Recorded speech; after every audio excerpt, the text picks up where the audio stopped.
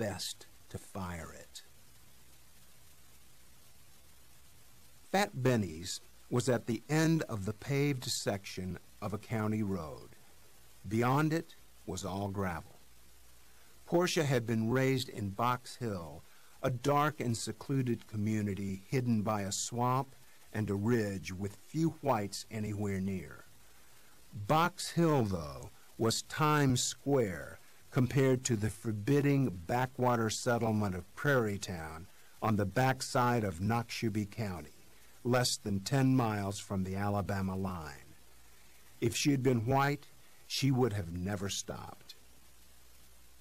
There were 2 gas pumps in the front and a few dirty cars parked on the gravel. A screen door slammed behind her as she nodded to a teenage boy behind the front counter. There were a few groceries, soft drink and beer coolers, and in the rear, a dozen neat tables, all covered with red and white checkerboard tablecloths. The smell of thick grease hung heavy in the air, and hamburger patties sizzled and popped on a grill. A large man with an enormous belly held a spatula like a weapon and talked to 2 men sitting on stools. There was little doubt as to who was Fat Benny. A sign said, "Order here." "What can I do for you?" the cook said with a friendly smile. She gave him her best smile and said softly, "I'd like a hot dog, a Coke, and I'm looking for Benny Rhines." "That's me," he said. "And you are?" "My name is Portia Lang, from Clanton, but there's a chance I might be a Rhines. I'm not sure, but I'm looking for information." He nodded to a table. 10 minutes later, he placed the hot dog and the Coke in front of her and sat across the table. "I'm working on the family tree," she said, "and I'm finding a lot of bad apples." Benny laughed and said, "You should have come here and asked me before you started." Without touching the hot dog, she told him about her mother and her mother's mother. He had never heard of them. His people were from NxzHTa and Lauderdale counties, more to the south than the north. He'd never known a Rhines from Ford County, not a single one.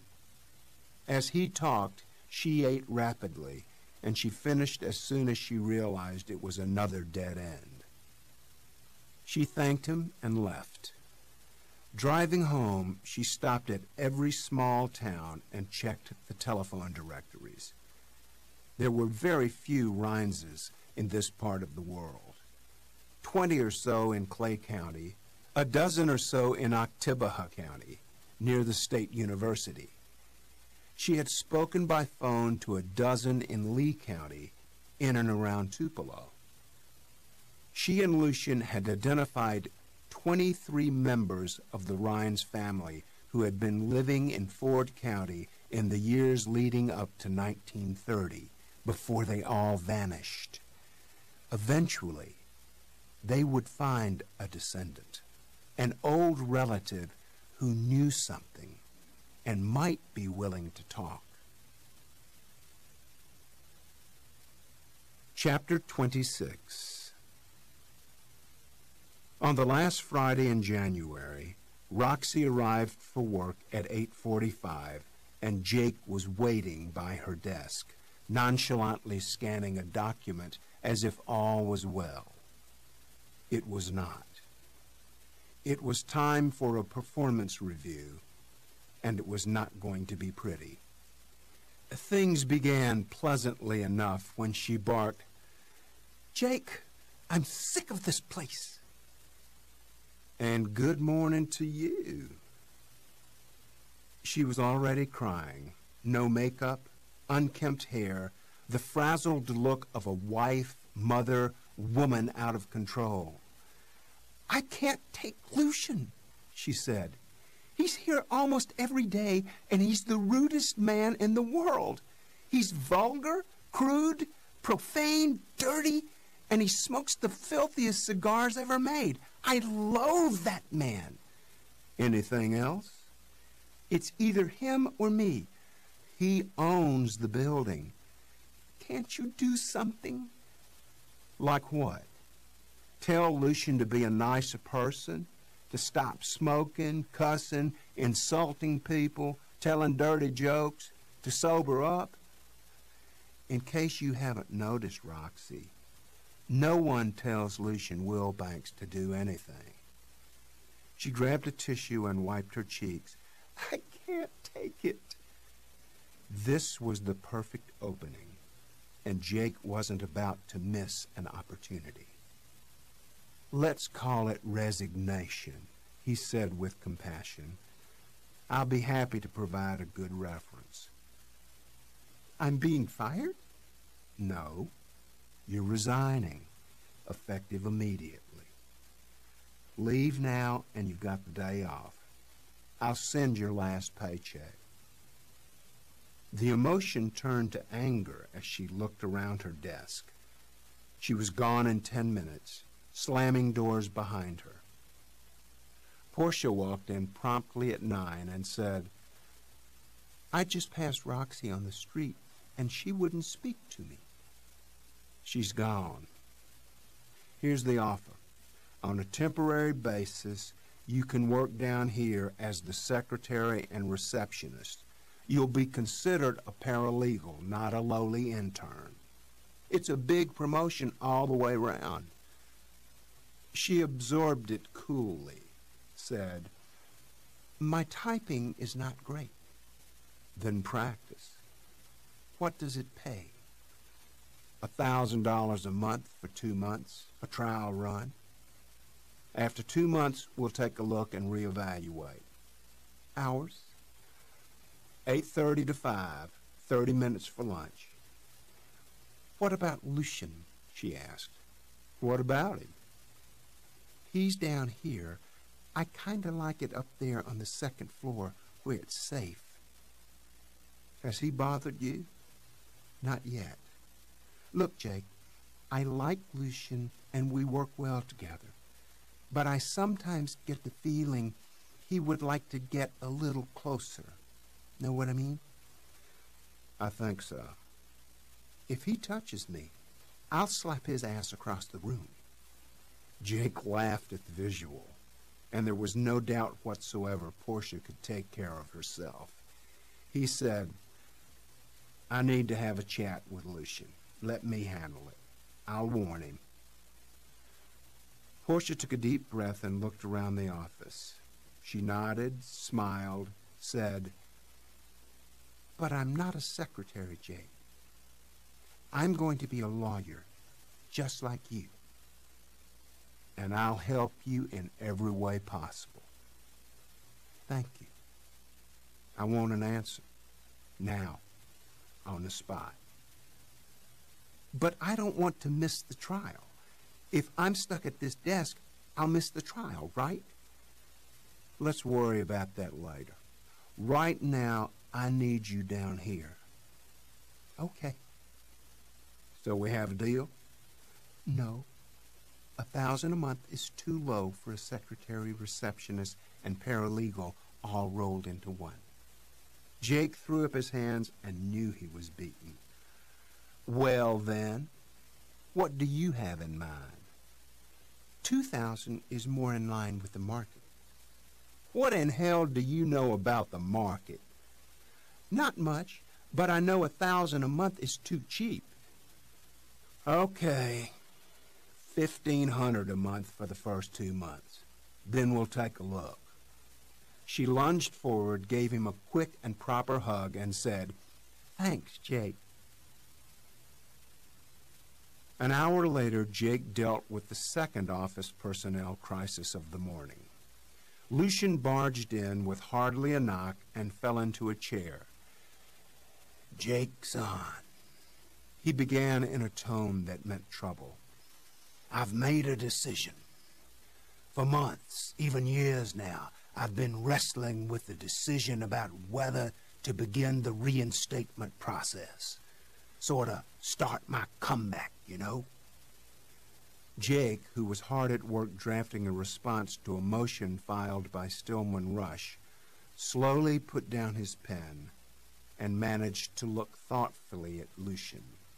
The word comeback had not been used until that point.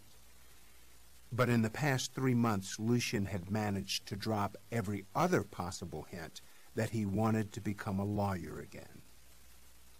Though he feared it was coming, this news still put Jake on a tightrope.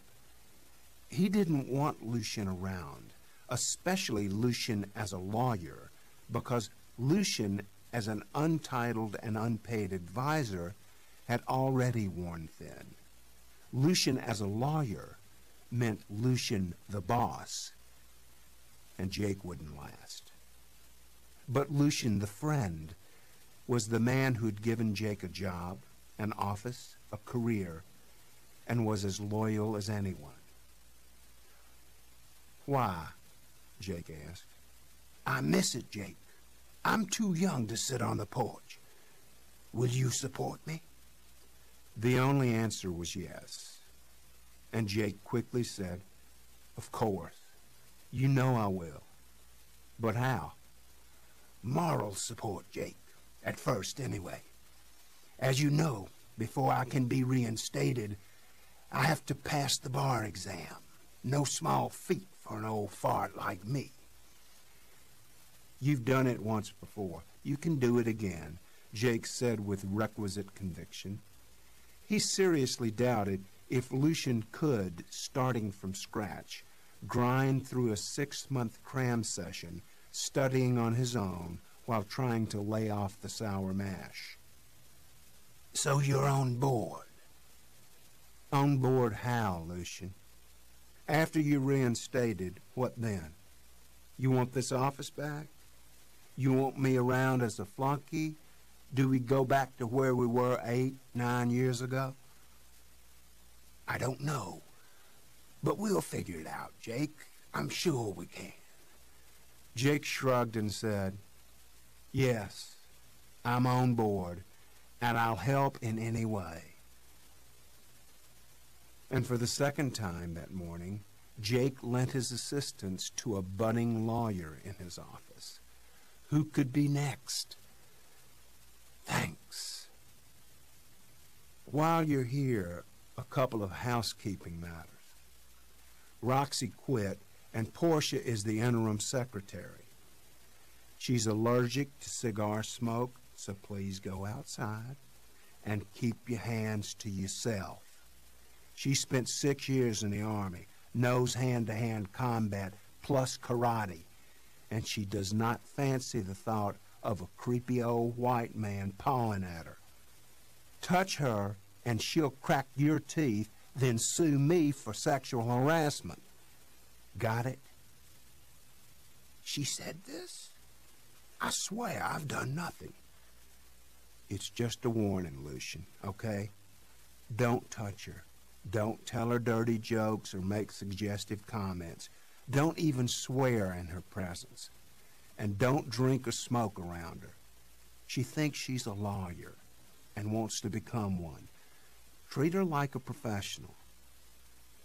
"I thought we were getting on just fine." "Perhaps, but I know you. Keep it straight and clean." "I'll try." "Do more than try. Now, if you'll excuse me, I'll get back to work." Leaving, Lucian mumbled just loud enough for Jake to hear, "She does have a nice ass." "Drop it, Lucian." On a typical Friday afternoon, it was almost impossible to find a judge in the courthouse or a lawyer in his office. The weekend began early as they all sneaked away in various modes. A lot of fish were caught, a lot of beer consumed, a lot of legal business got delayed until Monday. And on dreary Friday afternoons in January, lawyers and non-lawyers alike quietly closed their offices early and left the square. Judge Atlee was on the front porch under a quilt when Jake arrived around 4 o'clock. The wind was still, and a cloud of pipe smoke hung over the front steps.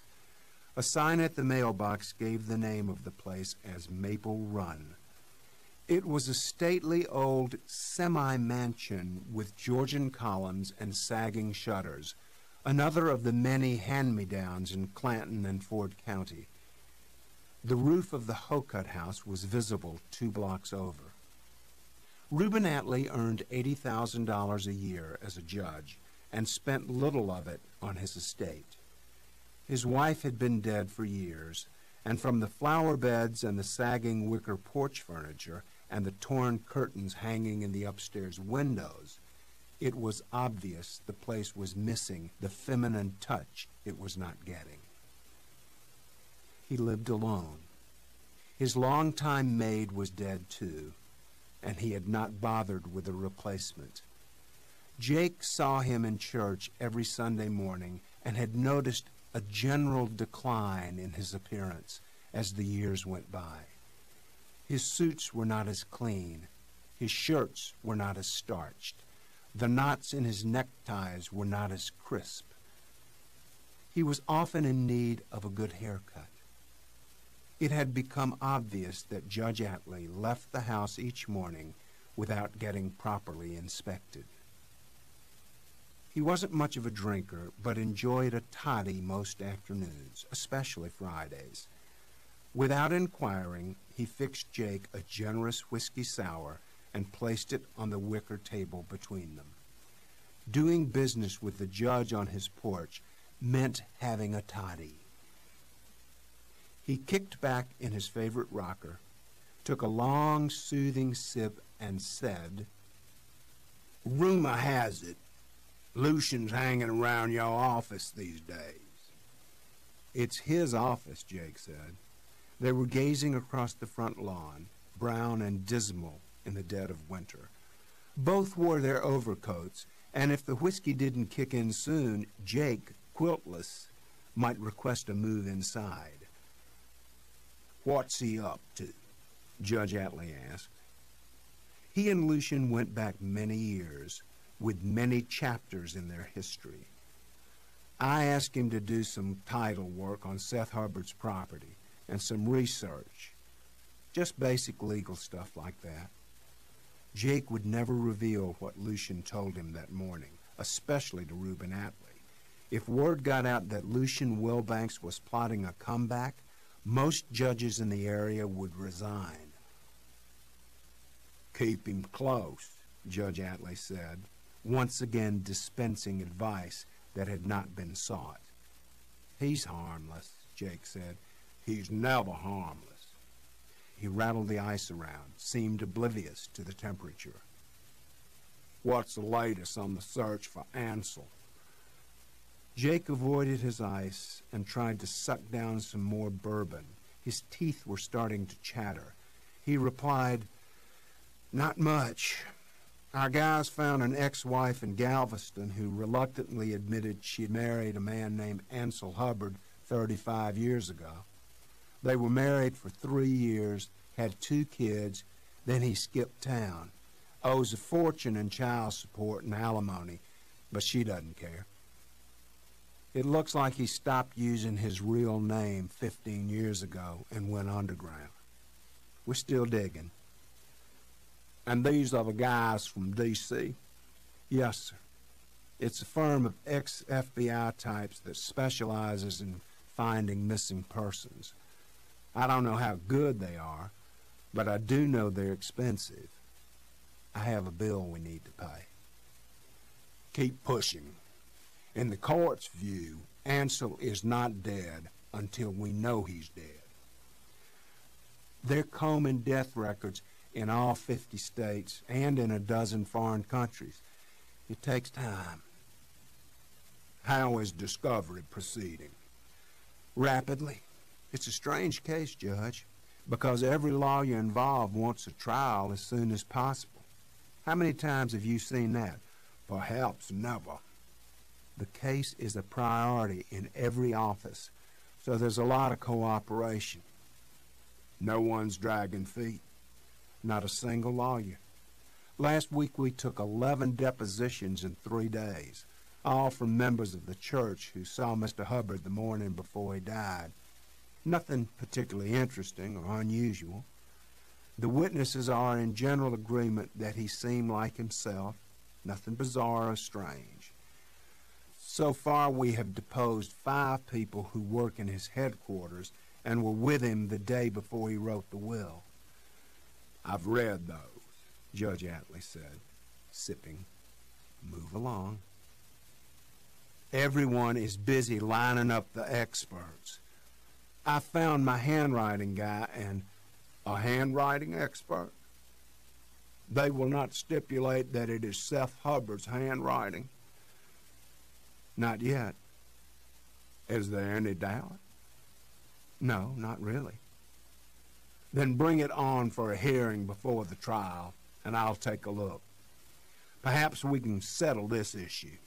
My goal is to streamline the issues and try the case as smoothly as possible. Reuben Atlee wrote the book on streamlining a case. He hated wasting time as much as he loathed windy lawyers. Fresh out of law school, Jake had witnessed the mauling of an ill-prepared lawyer who was presenting a lame argument to Judge Atlee. When he repeated himself for the 3rd time, the judge stopped him cold with, "Do you think I'm stupid or deaf?" Stunned and wisely avoiding a response, the lawyer could only look up in disbelief. Judge Atlee then said, "My hearing aids are working just fine, and I'm not stupid. If you repeat yourself again, I'll rule in favor of the other side. Now move along, sir." Are you stupid or deaf? It was a common question in Clanton legal circles. The bourbon was finally warming things up, and Jake told himself to slow down. 1 drink would be enough. Arriving home buzzed on Friday afternoon would not sit well with Carla. He said, "As expected, there will be a fair amount of medical testimony. Mr. Hubbard was in severe pain and taking a lot of meds.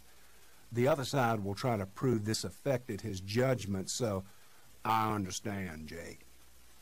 How many medical experts will the jury listen to?" "I'm not sure at this point." "How much medical testimony can a jury in this town understand?" "Out of 12, we'll have 2 college graduates at most, a couple of dropouts, and the rest will have high school diplomas." "Seth Hubbard was a dropout," Jake said. "True, and I'll bet he was never asked to evaluate conflicting medical testimony. My point is, Jake, we must guard against overwhelming our jury with too much expert opinion." "I understand, and if I were on the other side, I would call plenty of experts in an effort to plant doubt, confuse the jurors, give them a reason to suspect Seth was not thinking clearly. Wouldn't you, Judge?" "Let's not discuss trial strategy, Jake. I don't like to be earwigged. It is against the rules, you know." He said this with a smile, but his point was well made. There was a long, heavy pause in the conversation as they sipped their drinks and savored the quiet. Finally, the judge said, "You haven't been paid in 6 weeks. I brought the paperwork. How many hours?" 210. So, something north of 30,000. "Yes, sir." "Sounds reasonable. I know you're working very hard, Jake, and I'm happy to approve your fees. But I do have a slight concern if you'll allow me to meddle in your business." At this point, nothing Jake could say would stop the meddling. If the judge liked you, then he felt it necessary to offer unsolicited advice on a wide range of subjects. You were expected to consider yourself lucky to be so favored. Go right ahead, Jake said as he braced himself.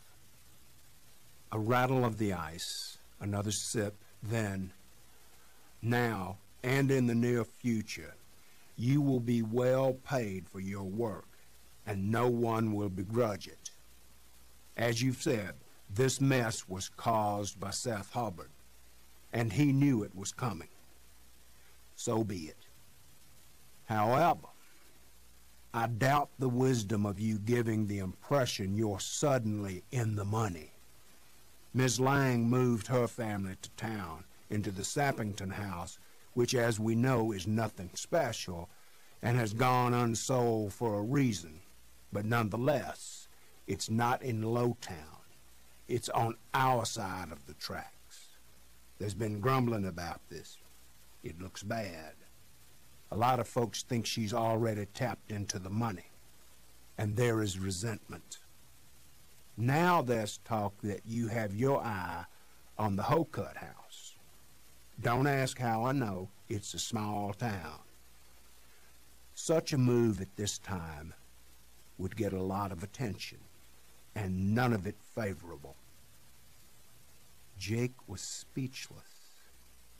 As he gazed at the highest gable of the Hocut house in the distance, he tried in vain to think of who told whom and how the word leaked. Willie Traynor swore him to secrecy because he, Willie, did not want to be pestered by other buyers.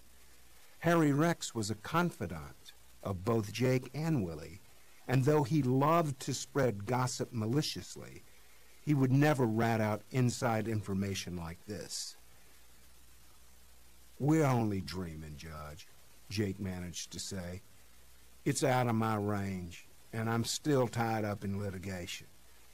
But thanks. Thanks for meddling once again, Judge. Though as Jake breathed deeply and let the anger pass, he admitted to himself that he and Carla had had the same conversation. Such a conspicuous purchase would naturally lead many to suspect Jake was moving up at the expense of a dead man. Has the topic of a settlement been broached? The judge asked. Yes, briefly, Jake answered quickly, eager to move away from real estate. And it went nowhere. In his letter to me, Seth Hubbard was explicit in his instructions. I believe his exact words were, "Fight them, Mr. Brigance, to the bitter end. We must prevail." That doesn't leave much room for settlement negotiations.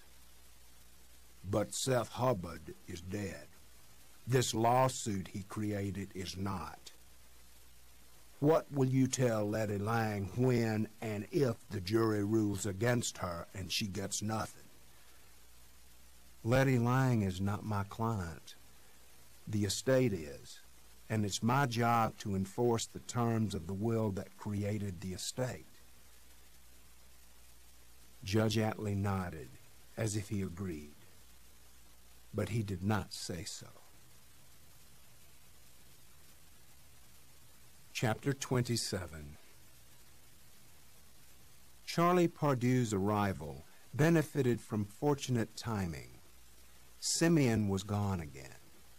Had he been around the house on that late Saturday morning, he and Charlie would have locked horns immediately, and the fight would have been nasty. As it was, though, Charlie knocked on the door of the old Sappington place and found a house full of women and children. The kids were eating cereal out of boxes and watching television, while the women loitered around a dirty kitchen, drinking coffee and talking in bathrobes and pajamas. Phaedra answered the door and managed to get him situated in the living room, then ran to the kitchen and gushed, "Mama, there's a man here to see you, and he's so fine." "Who is he?" "Charlie Pardieu, and he says he thinks he's a cousin." "Never heard of no Charlie Pardieu," Letty said, suddenly on the defensive. Well, he's here, and he's really cute. Is he worth talking to? Oh, yes. The women scrambled upstairs and changed quickly. Phaedra sneaked out the back door and eased around to the front. Yellow Cadillac, late model, spotless, with Illinois plates. Charlie himself was just as presentable. Dark suit, white shirt, silk tie, a diamond tie clasp, and at least 2 small, tasteful diamonds on his fingers. No wedding band. A gold chain on his right wrist and a Sirius watch on his left. He exuded big city slickness, and Phaedra knew he was from Chicago before he got through the front door. She insisted on sitting with her mother when Letty came back down to meet him. Portia and Clarice would join them later. Cypress stayed in the kitchen. Charlie began by dropping a few names, none of which meant much. He said he was from Chicago, where he worked as an entrepreneur, whatever that meant. He had a wide, easy grin, a glib manner, and his eyes twinkled when he laughed. The women warmed up considerably. In the past 4 months, many people had come to see Letty. Many of them, like Charlie, claimed blood kinship. Given the bareness of her family tree, it was easy to be cynical and to dismiss a lot of potential relatives. The truth was that Letty had been unofficially adopted by Clyde and Cypress Tabor, after she had been abandoned more than once. She had no idea who her grandparents were. Portia had spent hours sifting through the sparse history of their ancestry, with little to show for her efforts. Charlie rattled them when he said, "My maternal grandmother was a Rhines, and I think you are too, Letty." He produced some paperwork, and they moved to a dining room table where they huddled over him. He unfolded a flowchart that, from a distance, more closely resembled a pile of scrub brush than a properly developed tree. Crooked lines ran in all directions, with notes wedged into the margins. Whatever it was, someone had spent hours trying to decipher it. "My mother helped me with this," Charlie was saying. "Her mother was a Rhines." "Where did Pardue come from?" Portia asked. "My dad's side. They're from Kansas City, settled in Chicago a long time ago. That's where my parents met." He was pointing at his chart with an ink pen. "It goes back to a man named Jeremiah Rhines, a slave who was born around 1841 near Holly Springs. He had 5 or 6 kids, one of whom was Solomon Rhines, and Solomon had at least 6 kids, one of whom was Mary Bell Rhines, my grandmother. She gave birth to my mother, Effie Rhines, in 1920, who was born in this county.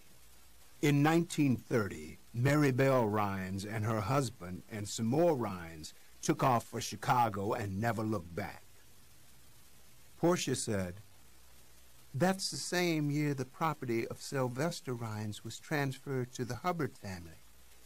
The others heard this, but it meant little. Portia was not even sure of the connection. There were too many missing details. "Don't know about that," Charlie said, "but my mother remembers a cousin who she thinks was the only child of Sylvester Rhines.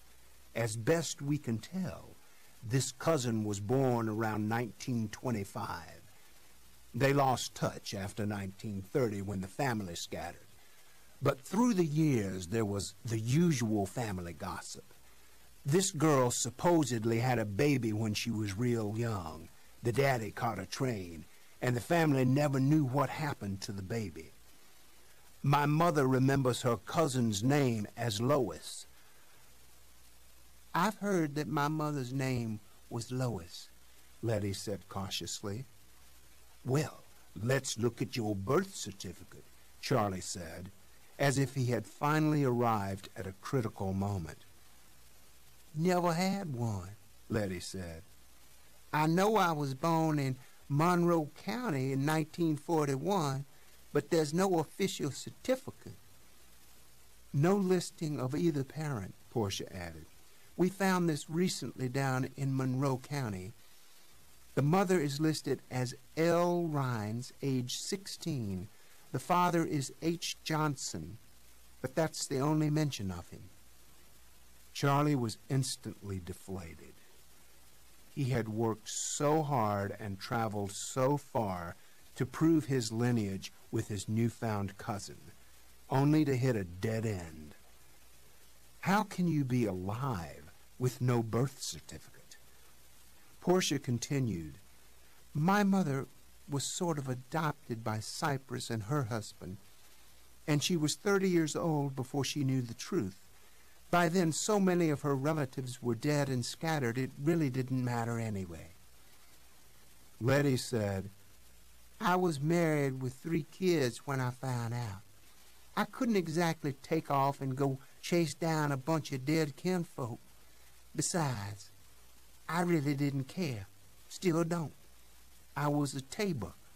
Clyde and Cypress were my parents. I had 6 brothers and sisters." She was sounding a bit defensive, and this irritated her. She owed no explanation to this stranger, cousin or not. Portia said, "So, under your theory, it looks like my mother might be a Rhines from Ford County, but there's no way to prove it." "Oh, I think she's definitely a Rhines," Charlie said, hanging on in desperation. He thumped his paperwork as if it held the unquestioned truth. "We're probably 7th or 8th cousins." "Same as every other black person in North Mississippi," Letty said, almost under her breath. The women backed away from the table. Shirley, a sister and one of Cypress's daughters, arrived with the coffee pot and topped off their cups. Charlie seemed undaunted and kept up his barrage of chatter as the conversation drifted away from bloodlines and shaky family histories. He was there looking for money, and he had done his homework. His sleuthing had brought Letty as close to her true ancestors as any effort so far, but there was simply not enough hard evidence to tie up the loose ends. There were still too many gaps, too many questions that could never be answered. Portia eased into the background and just listened. She was tiring of his diamonds and slickness, but she was enthralled by his research.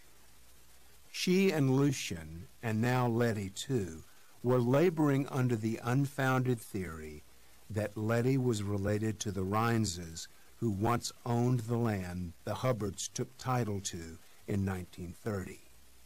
If proven, this might help explain why Seth did what he did. And it might not. It might also raise 100 other questions, some of which could prove detrimental. Was any of it admissible in court? Probably not, in Lucien's opinion. But it was worth their determined pursuit. "Where's the best place for lunch?" Charlie asked boldly. "I'm taking you ladies out for lunch. My treat." Such a Chicago idea. Black folks in Clanton rarely ate out, and to do so on a Saturday for lunch with such a charming young man, and one picking up the tab, was irresistible. They quickly decided on Claude's, the black-owned cafe on the square. Jake ate there every Friday and had even taken Portia. On Saturdays, Claude grilled pork chops, and the place was packed. The last time Letty rode in a late-model Cadillac was the morning she drove Seth to his office, the day before he killed himself. He'd made her drive, and she had been a wreck. She remembered it well as she sat up front with Charlie. Her 3 daughters sank into the lush leather of the rear seat and admired the well-appointed interior as they headed for the square. Charlie talked nonstop, drove slowly so the locals could admire his car, and within minutes brought up the idea of a wildly profitable funeral home he wanted to buy on the south side of Chicago. Portia glanced at Phaedra, who glanced at Clarice. Charlie caught them in the rearview mirror, but never stopped talking. According to his mother, who was now 68 and in good health with a fine memory, her branch of the Rhines family lived near the rest of them and at one time made up a sizable community. With time, though, they joined the Great Migration and headed north in search of jobs and a better life. Once they left Mississippi, they had no desire to return. Those in Chicago sent money back to retrieve the ones left behind, and over time, all the Rhineses had either fled or died. The funeral home could be a gold mine. The little restaurant was almost full at noon. In a spotless white apron, Claude worked the front while his sister handled the kitchen. Menus were not needed. Daily specials were sometimes scrawled on a chalkboard, but for the most part, you ate whatever the sister was cooking.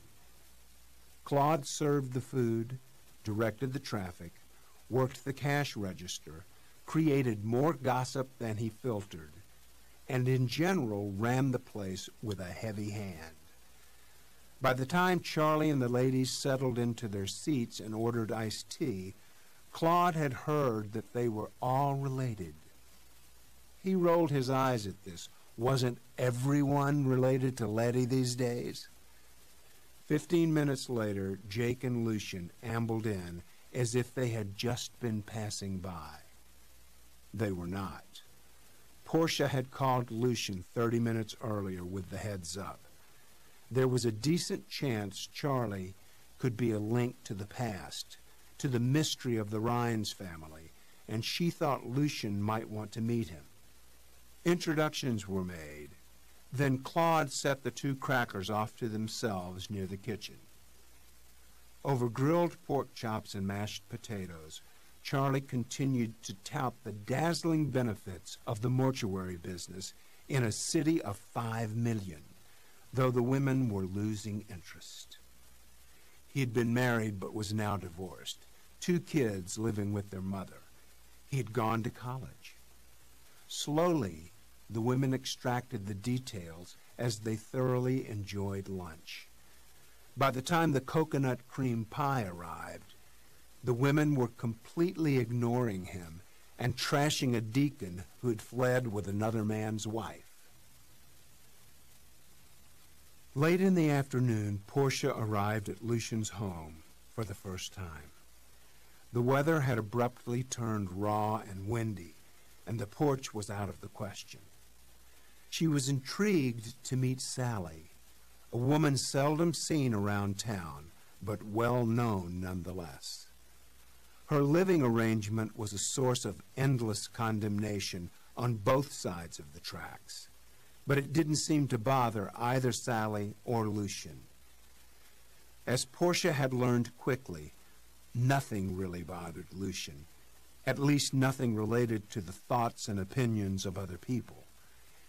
He ranted about injustice or history or the problems of the world, but was happily oblivious to the observations of others. Sally was about 10 years older than Portia. She had not been raised in Clanton, and no one was quite certain where her people were from. Portia found her to be polite, gracious, and seemingly comfortable with another black female in the house. Lucian had a fire going in his study, and Sally served them hot cocoa there. Lucian spiked his with cognac, but Portia declined. The thought of adding alcohol to such a comfort beverage seemed almost bizarre. But then Portia had long since realized that Lucian had never seen a drink that could not be improved with a shot or two of booze. With Sally in the room and commenting occasionally, they spent an hour updating the family tree. Portia had taken notes of things Charlie had said, important things like names and dates, and throwaways like deaths and disappearances of people who were not related to them. There were several strains of Reinz's in the Chicago area, and another bunch in Gary. Charlie had mentioned a distant cousin named Boaz who lived near Birmingham, but he had no contact information. He also had mentioned a cousin who had moved to Texas, and so on. Sitting by the fire in a fine old home, one with a history, and sipping hot cocoa made by someone else, and talking to such a noted rogue as Lucian Wilbanks, Portia at times couldn't believe herself. She was an equal. She had to constantly remind herself of this. But it was true, because Lucian treated her as one. There was an excellent chance they were wasting their time chasing the past. But what a fascinating search. Lucian was obsessed with the puzzle. He was convinced Seth Hubbard did what he did for a reason. And the reason wasn't sex or companionship. Portia had gently confronted her mother and, with all the trust and respect and love she could humanly muster, had asked her the big question. No, Letty had said, never. It was never considered, not on her part anyway. It was never discussed, never a possibility, never. Randall Clapp slid the envelope into a drop box outside the main post office in downtown Oxford. It was plain, white, legal-sized, no return info, and it was addressed to Fritz Pickering in Shreveport, Louisiana. Inside were 2 sheets of paper, a full copy of the will handwritten by Irene Pickering and signed by her on March 11th, 1980. The other copy was locked away in Wade Lanier's law office. The original was in the file stolen from the Freeman law firm, 2 blocks down the street. The plan was for Fritz Pickering to receive the anonymous letter, notice it postmarked in Oxford, open it, recognize the old will, and wonder who in the world had sent it to him. He would probably have a hunch, but he would never know for sure. It was late Saturday night. The college bars were rocking, and the police were more concerned with that activity than with the petty break-in of a small law office.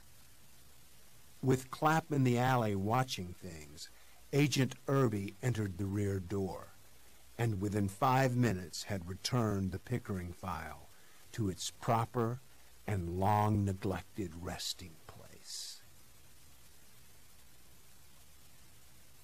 Chapter 28. On Monday, February 20th, Judge Atlee assembled the players for a progress report. Since it was not an official hearing of any variety, he locked the courtroom to keep reporters and spectators away. Most of the litigants were present, the Hubbards on one side, Letty and Phaedra on the other. Still no sign of Ansel, though Judge Atlee was not quite ready to declare him dead. He assumed the bench in his robe, managed a gruff, "Good morning," and called the roll of lawyers, all present. It was soon obvious the judge was not in a good mood and probably felt bad. In a tired voice he said, Gentlemen, this matter is scheduled for a jury trial 6 weeks from today. I am monitoring discovery, and I see no reason why we can't be ready to go on as planned on April 3rd. Am I missing something here? Any reason to delay the trial? Serious head shaking followed. No, sir. No reason at all. As Jake had said, it was indeed a strange case in that every lawyer was eager for a trial. If anyone wanted to stall, it might be Jake. He had every reason to drag things along at $150 an hour, but he had Judge Atlee breathing down his neck, too. The case officially known as In Re, Estate of Henry Seth Hubbard, was barreling down the docket at record speed. The judge continued, "Now, Mr. Brigance has copies of the first inventory for your perusal. As I have instructed in writing, this is to be kept as confidential as possible."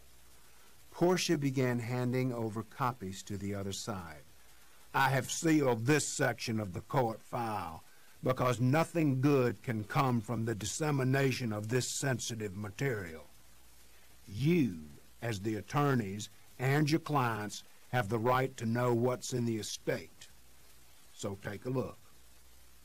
The lawyers snatched the copies of the inventory and flipped through the pages. Some had heard the alleged value, but they still wanted to see it in black and white. 24 million and change. It validated what they were doing, why they were fighting.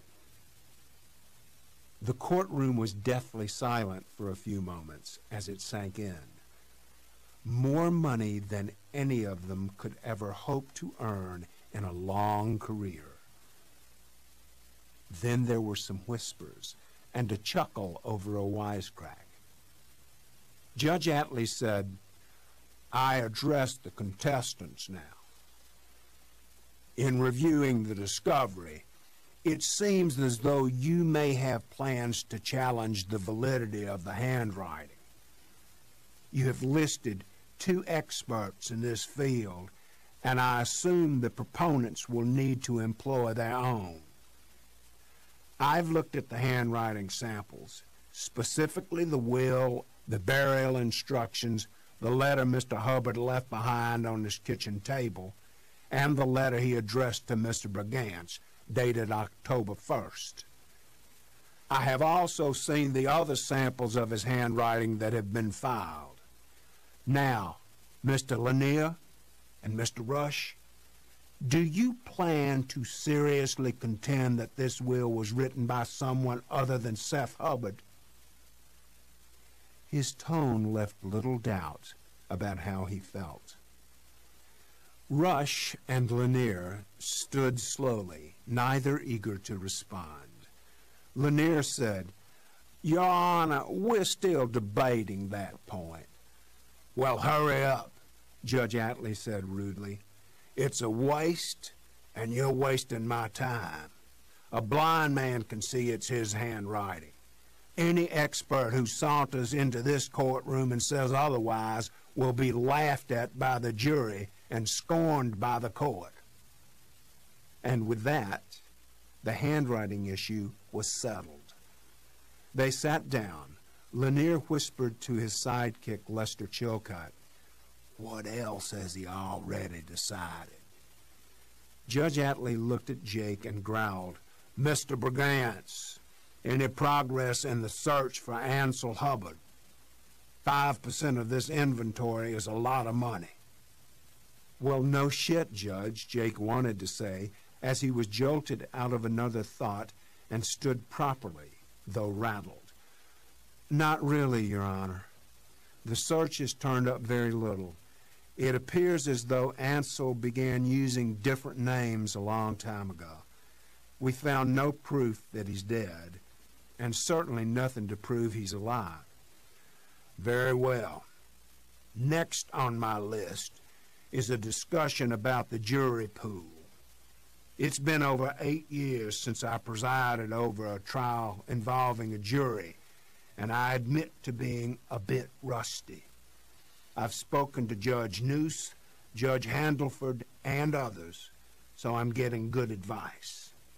They seem to think a pool of 100 will be sufficient. Gentlemen? Nothing. Good. I'll instruct the clerk to pull that many names at random from the voter registration rolls, and I'll make the list available 2 weeks before trial, the same procedure as in circuit court. There will be the standard precautions and warnings against unauthorized contact with the potential jurors. This is a high-profile case, gentlemen, and at times I'm almost convinced every person in this county already has an opinion. Jake stood and said, "In that case, Your Honor, perhaps we should consider a change of venue. Requesting one is up to you, Mr. Brigance. I've seen nothing in writing." I haven't done so. I'm just speculating here. If most of our prospective jurors know about the case, then it seems like moving the case might be the proper thing to do. Mr. Lanier, Judge Atlee said, looking at the other lawyers. Mr. Rush, Mr. Zeitler, anybody? Wade Lanier straightened himself up with great frustration. There's never been a change of venue in a will contest in Mississippi. Not a single case. We've done the research. Lester Chilcott was suddenly clawing his way through a thick briefcase. And it seems a bit broad to declare that everyone in this county has formed an opinion before we presented the evidence. Chilcott handed him a thick brief. Here it is, if the court would like to take a look. Not a single case. Jake was impressed with the research. Judge Atlee less so. He said, "I'll take your word for it, for now. I'll review the research later." Jake wasn't serious about moving the case because he wanted it to stay in his courtroom. But there were advantages to having the trial in another county. These included, 1, the possibility of more black jurors, 2, avoiding the lingering damage caused by Booker Sistrunk, his mouth, his race baiting, and his black Rolls Royce, 3, finding jurors who hadn't gossiped about Letty and her family, their problems, and their new rental home outside Lowtown, and 4, selecting a jury untainted with endless speculation about Letty and Seth Hubbard and what they were really up to. These factors and issues had been debated by Jake, Lucian, and increasingly Portia as the weeks passed. They could debate all they wanted, but it was a waste of time. Judge Atlee was not moving the case, and he had said as much to Jake. So Jake was bluffing and enjoying the sight of his opponent scrambling in opposition. He said, "Judge, if you think every person in Ford County has an opinion, then I'll file a motion to change venue." Judge Atlee said, "I have a better idea, Mr. Brigance.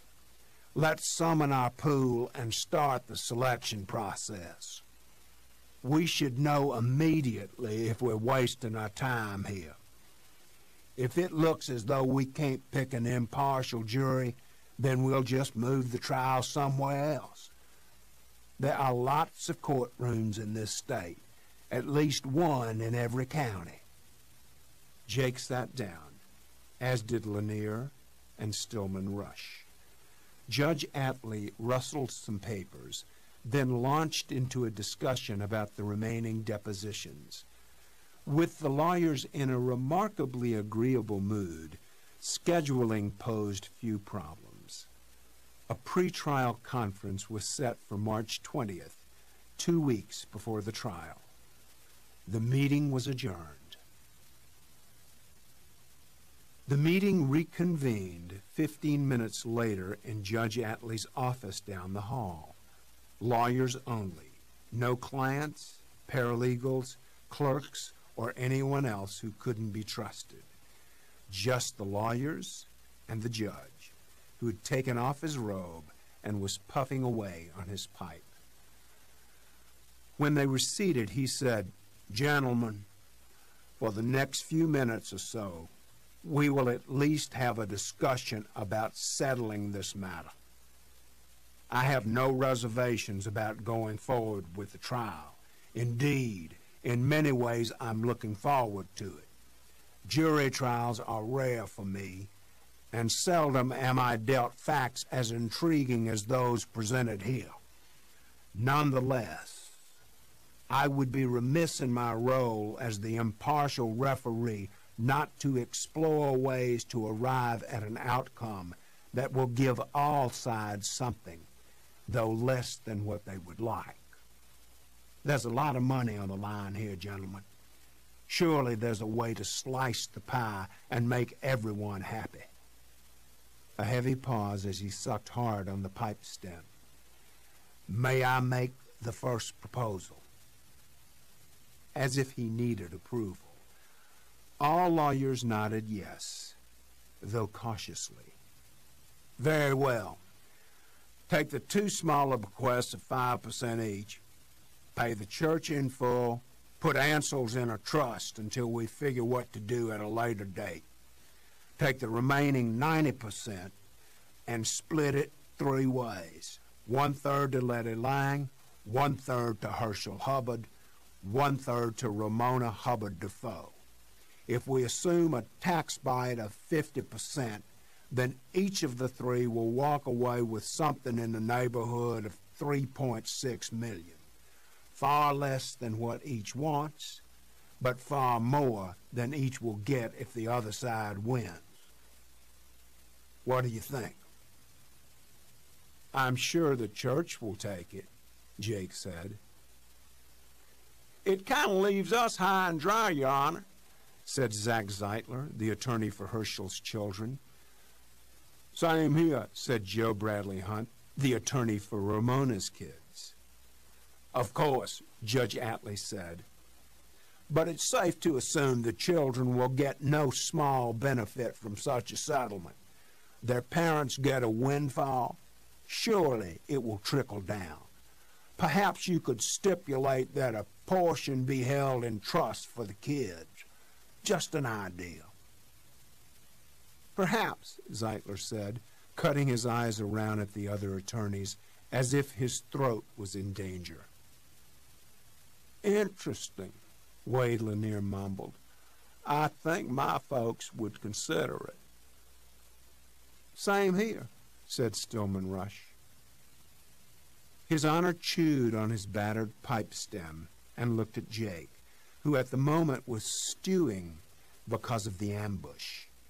He had not been forewarned of this impromptu settlement conference, and he certainly had no clue that his old pal was planning to throw some numbers on the table. Judge Atlee said, "Jake?" Jake said, "You all have copies of the letter Seth Hubbard wrote to me when he mailed along his last will and testament. His instructions to me are rather explicit. His wishes and desires regarding his 2 adult children could not be clearer. I suggest you all read the letter again and the will. I represent the estate, and I have my marching orders. My job is to uphold Mr. Hubbard's will and see to it that his children get nothing. I have no choice.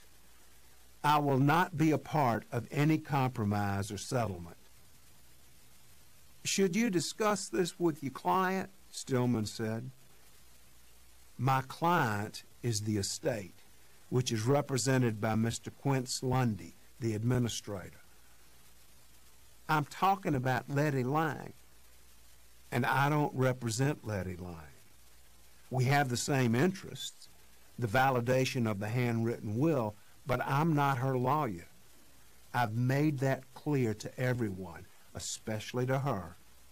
As an interested party, she has the right to hire a lawyer, which she tried once, but he wound up in jail. I kind of miss old Booker, Wade Lanier said, and again got a few laughs. Jake pressed on. My point is that I'm not her lawyer. Stillman said, sure, Jake, technically, but right now you have more influence with her than anyone else. Hell, her daughter is your paralegal or secretary or whatever. I have quite a staff. Wade Lanier said, you can't tell us, Jake, that if you went to Letty and told her she could walk away with over $3 million in 2 months, hell, 2 weeks, she wouldn't grab the deal and run. I don't know what she would do. She's a proud woman who feels scorned by the community. She wants her day in court. $3 million might ease some of the scorn, Lanier said. Perhaps, but I will not be a part of a compromise. If the court wishes, I will resign as the attorney for the estate. But as long as I'm here, I'm not authorized to settle. Judge Atlee relit his pipe with a match and blew some more smoke. He leaned forward on his elbows and said, Gentlemen, I think he's right.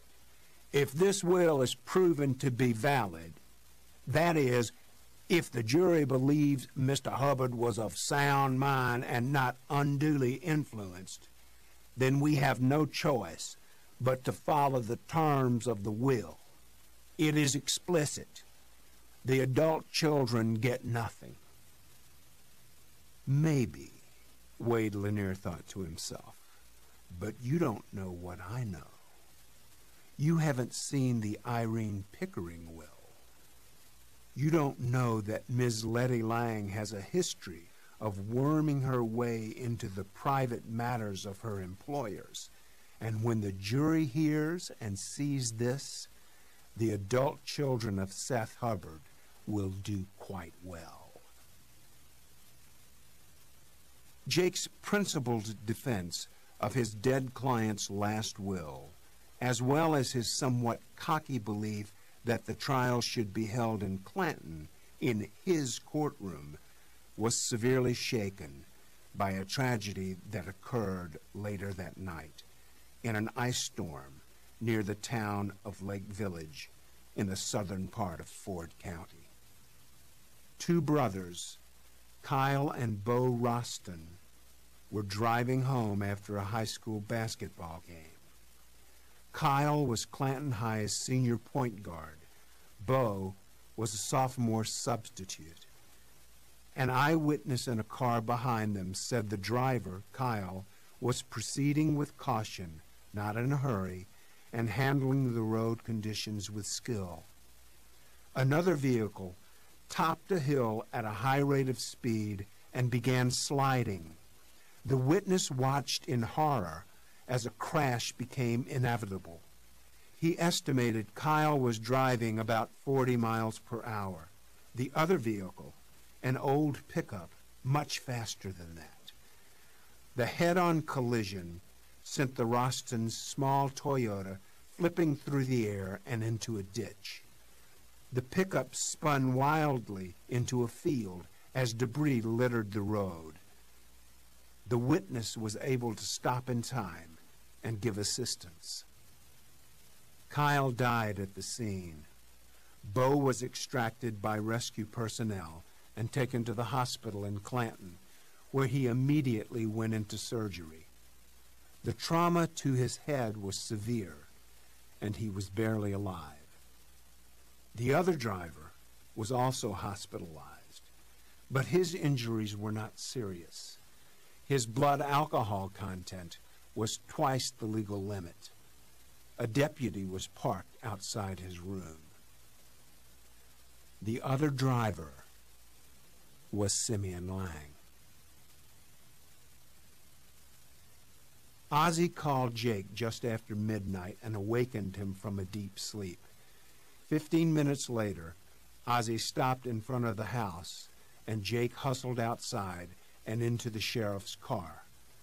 The ice was worse, and the streets were slick, and as they crept through town, Ozzie gave an update. The second boy was still in surgery, but things looked grim. As far as Ozzie could tell at that point, Simeon had not been drinking in a local honky-tonk.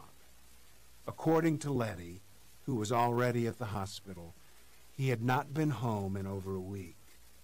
She thought he was returning from a long haul, though he was not carrying cash or a paycheck. He had a broken nose, but was otherwise unhurt. The drunks always walk away from their wrecks, Ozzie said. They found Letty and Portia hiding at the end of a long hallway, not far from Simeon's room. Both were crying, distraught, almost inconsolable. Jake sat with them while Ozzie left to check on other matters. After a few minutes with little conversation, Letty walked away to find a restroom. As soon as she was gone, Portia said, 10 years ago, I was 14 and in the 9th grade, and I begged her to leave him. He was hitting her back then. I saw it. I said, please, Mama, let's get away from him, go somewhere else. I think maybe she tried, but she's always been afraid of him. Now look what he's done. What'll happen to him, Jake? She raked tears off her cheeks with the back of her hand. Barely above a whisper, Jake said, nothing good. Assuming everything is his fault and that he was drunk, he's looking at vehicular homicide.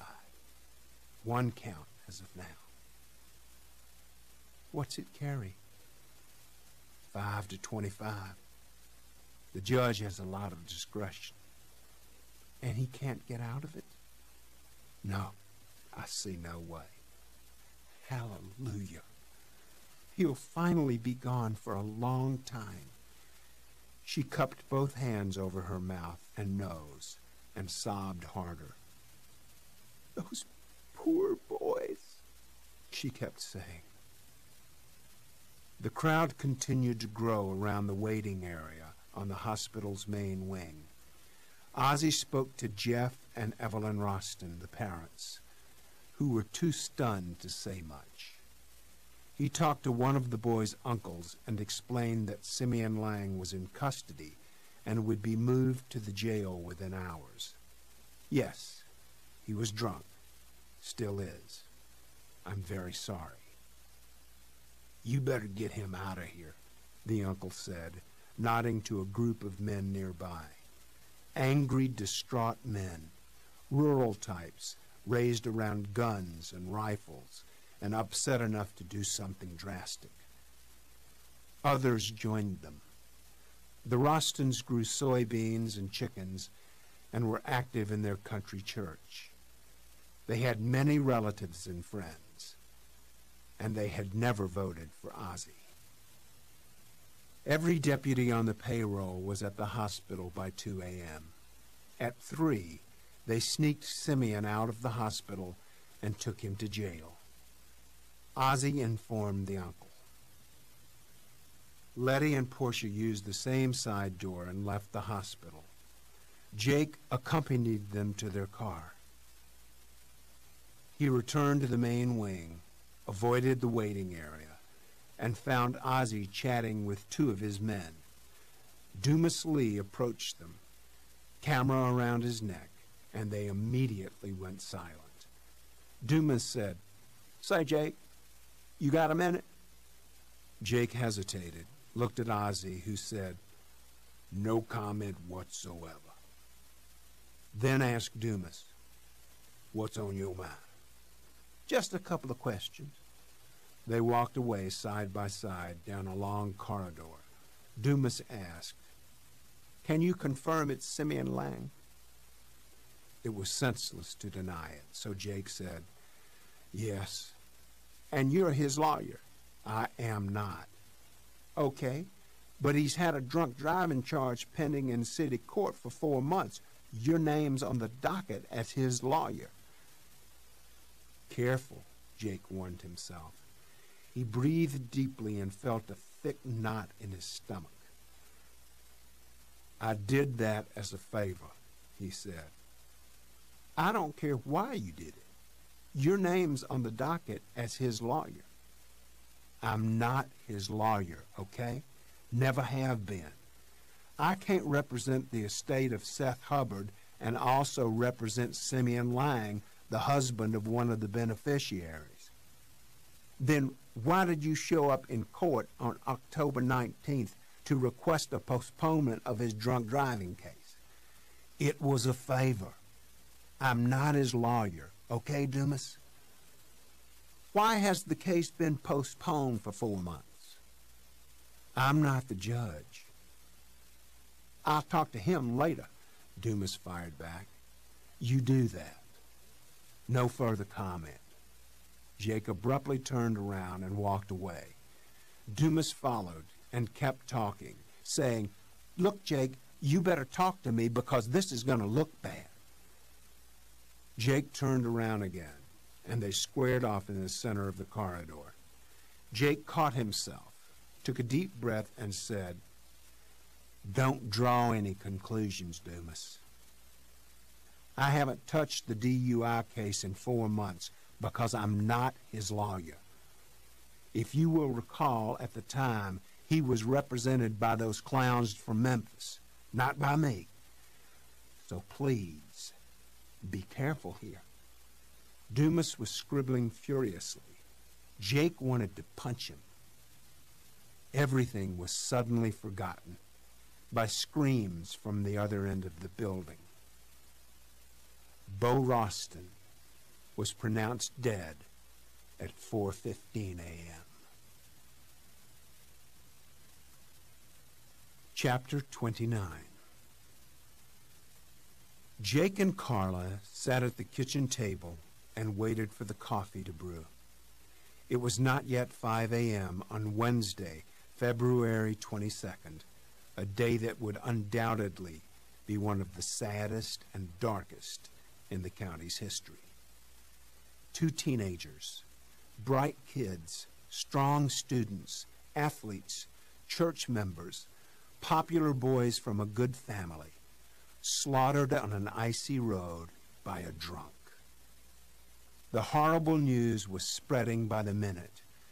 The cafes would be packed as the early risers hurried in for the latest word. The churches would open for prayer. Clanton High School would be the worst place to be. Those poor kids. Carla poured coffee, and they spoke softly, in hushed tones, so Hannah wouldn't be awakened. Jake was saying, "I never opened a file.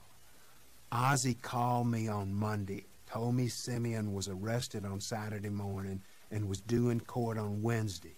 When he sobered up, Ozzy drove him home and along the way told him to get rid of the Memphis lawyers. I thanked Ozzy and we agreed to meet later. He called back and asked if I would show up in court Wednesday to get the case continued. Ozzy thought he could use the DUI to pressure Simeon to get in line. I went to court that Wednesday, did the paperwork, asked for a continuance, got one, and forgot about it, for the most part. At the time, Simeon was still represented by Booker Sistrunk, and I told Simeon in court that I would not help him with the DUI. I didn't like the guy. In fact, I despised him." "Did you see a conflict?" Carla asked. "I thought about it. In fact, I even mentioned it to Ozzy. The truth was, there was no conflict. I'm the attorney for the estate. Simeon is not an interested party in the estate. His wife is, but he's not." "That's not real clear, Jake." No, it's not. And I should not have gotten involved. It was a huge mistake. I didn't trust my instincts. But no one can blame you for Simeon's drunk driving. Sure they can. If the case had been handled properly, he would have been convicted before now and his license pulled. He would not have been driving last night, in theory anyway. The truth is, half the blacks and rednecks in this county do not have valid licenses. It's only 4 months, Jake. These cases drag on for longer, don't they? Sometimes. What was that guy's name? The roofer. You did a DUI for his son, and the case lasted a year. Chuck Bennett. But I didn't want the boy in jail until they finished with our roof. My point is that these cases can drag on. Sure. But there's always finger-pointing after a tragedy. The blame game. And since I'm in the lying camp, I'll get my share. It's always easy to blame the lawyers. Ozzie will get hammered too. He'll be seen as the black sheriff trying to protect one of his own, and now 2 white kids are dead. It could be brutal. Maybe not, Jake. I'm not optimistic. How will it affect the will contest? Jake slowly sipped his coffee and stared through a window into the blackness of his backyard. Softly he said, "It's devastating. Simeon Lang will be the most reviled person in this county for months to come. He'll have his day in court, then get sent away to prison. Over time, he'll be forgotten by most folks. But our trial is only 6 weeks away. The Lang name is toxic. Imagine trying to pick a jury with that baggage." He took another sip, then rubbed his eyes. Letty has no choice but to file for divorce, and quickly. She has to cut all ties to Simeon. Will she? Why not? He'll spend the next 20 or 30 years in Parchman, where he belongs. I'm sure the Rostons will be pleased with that. Those poor people. Are you seeing her today, Letty? I'm sure I will. I'll call Harry Rex first thing this morning and try to arrange a meeting. He'll know what to do. Will this make the Times? No. The Times will be on the street in an hour. I'm sure Dumas will give it the entire front page next week, with photos of the wrecked vehicles, as much gore as possible, and he'd love to grind me up too. What's the worst he can say about you, Jake? Well, first he can label me as Simeon's lawyer. Then he can slant and twist and imply that I've somehow stalled the October DUI case, and that if I had not done so, then Simeon's driver's license would have been yanked by the court and he wouldn't be driving. Thus, the Roston boys wouldn't be dead. He can't do that. That's assuming far too much. He can and he will. Then talk to him. Damage control here, Jake. Today is Wednesday, so the funerals will probably be over the weekend. Wait until Monday and file the divorce. What do you call that restraining thing? TRO, temporary restraining order. That's it. Get the judge to sign one of those so Simeon can't get near Letty. Sure, he's in jail, but if she wants a TRO, it makes her look good. A clean break. She's running from the guy. In the meantime, talk to Dumas and make sure he gets the facts straight. Do some research and show him that some DUI cases drag on for more than 4 months. You never opened a file, and you certainly weren't paid a dime. See if you can convince Ozzie to take some heat. If I recall correctly, He got about 70% of the vote the last time he ran. He's bulletproof. Plus, he wants Letty to win the will contest. If you're getting hit with baggage, get Ozzie to shoulder some. He can handle it. Jake was nodding along, even smiling. Go, girl. She said, look, dear, right now you're shell-shocked and you're scared. Shake it off. You've done nothing wrong, so don't get blamed for anything. Control the damage, then control the spin. Can I hire you? My office needs some help. You can't afford me. I'm a school teacher. Hannah was coughing. Carla went to check on her. The real damage control began about an hour later, when Jake stormed into the coffee shop, ready to convince one and all that he was not the lawyer for Simeon Lang, and never had been. So many rumors began there, over eggs and bacon. In the shower, Jake decided to go straight to the source. Marshal Prather was there in uniform, behind a stack of pancakes, waiting, it seemed. He'd been up all night, too, and looked as bleary-eyed as Jake. During the lull that was caused by Jake's entry, Marshal said, "Hey, Jake, saw you at the hospital a few hours ago." This was a deliberate effort to start the spin because Ozzie was also controlling damage. "Yeah, just awful," Jake said somberly. At full volume, he asked, "Did y'all take Lang to jail?" "Yep, he's still sobering up." "You his lawyer, Jake?" asked Ken Nugent from 3 tables over. Nugent drove the Pepsi truck and spent his days hauling cases of beverages into country stores. Dell had once said, in his absence, that no one spread more gossip than Nugent. "Never have been," Jake said. "I don't represent him, nor do I represent his wife." "What the hell you doing in the case then?" Nugent fired back. Dell poured coffee into Jake's cup and bumped him with her rear end, part of the routine. "Morning, sweetie," she whispered. Jake smiled at her, then looked back at Nugent. Things were mute as all other conversations stopped. Jake said, "Under the law, I actually represent Mr. Seth Hubbard, who's no longer with us, of course. But just before he died, he selected me as the attorney for his estate. My job is to follow his wishes, present his last will, and protect his estate. My contract of representation is with the administrator of the estate, and no one else. Not Letty Lang, and certainly not her husband. Frankly, I can't stand the guy. Don't forget, he hired those Memphis clowns who tried to steal the case." Dell, always loyal, piped in, "That's what I tried to tell him." She placed Jake's toast and grits in front of him. "So who's his lawyer?" Nugent asked, ignoring her. "I have no idea. Probably one appointed by the court. I doubt if he can afford his own."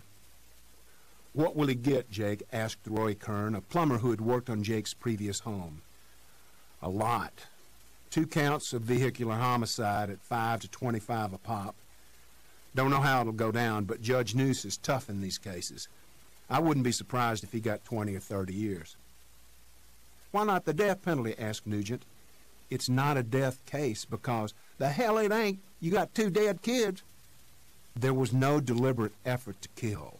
Nothing premeditated. A death penalty case requires murder plus something else. Murder plus rape. Murder plus robbery. Murder plus kidnapping. This could never be a death case. This was not well received by the crowd.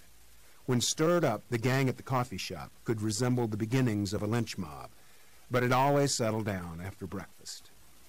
Jake sprinkled Tabasco on his grits and began buttering his toast. Nugent asked, "Can the Rossens get any of the money?" The money? As if Seth's estate were now available and thus vulnerable. Jake laid down his fork and looked at Nugent. He reminded himself that these were his people, his clients and friends, and they just needed reassuring. They did not understand the ins and outs of the law and of probate, and they were concerned that an injustice might be in the works. "No," Jake said pleasantly. "There's no way. It will be months, probably years, before Mr. Hubbard's money is finally disbursed. And as of right now, we really don't know who'll get it. The trial will help settle things, but its verdict will certainly be appealed. And even if Letty Lang eventually gets all the money, or 90% of it, her husband doesn't get a dime. He'll be locked away anyway. The Rostons will not have the right to make a claim against Letty." He took a bite of toast and chewed quickly. He wanted to control the spin and not waste time with his mouth full. "He won't get out on bond, will he, Jake?" asked Bill West. "I doubt it. A bond will be set, but it'll probably be too high. My guess is he'll stay in jail until he either pleads under an agreement or goes to trial." "What kind of defense could he use?" Jake shook his head as if there could be no defense. "He was drunk, and there's an eyewitness. Right, Marshal?" "Yep. Guy saw it all." Jake continued. "I see a plea bargain and a long sentence." "Ain't he got a boy in prison?" asked Nugent. "He does. Marvis. Maybe he can bunk with his boy, join the same gang, have all sorts of fun at Parchman," Nugent said, and got some laughs. Jake laughed too, then attacked his breakfast. He was relieved. The conversation had moved away from any connection he might have to Simeon Lang. They would leave the coffee shop and go to their jobs, where all day long they would talk about nothing but the Roston tragedy.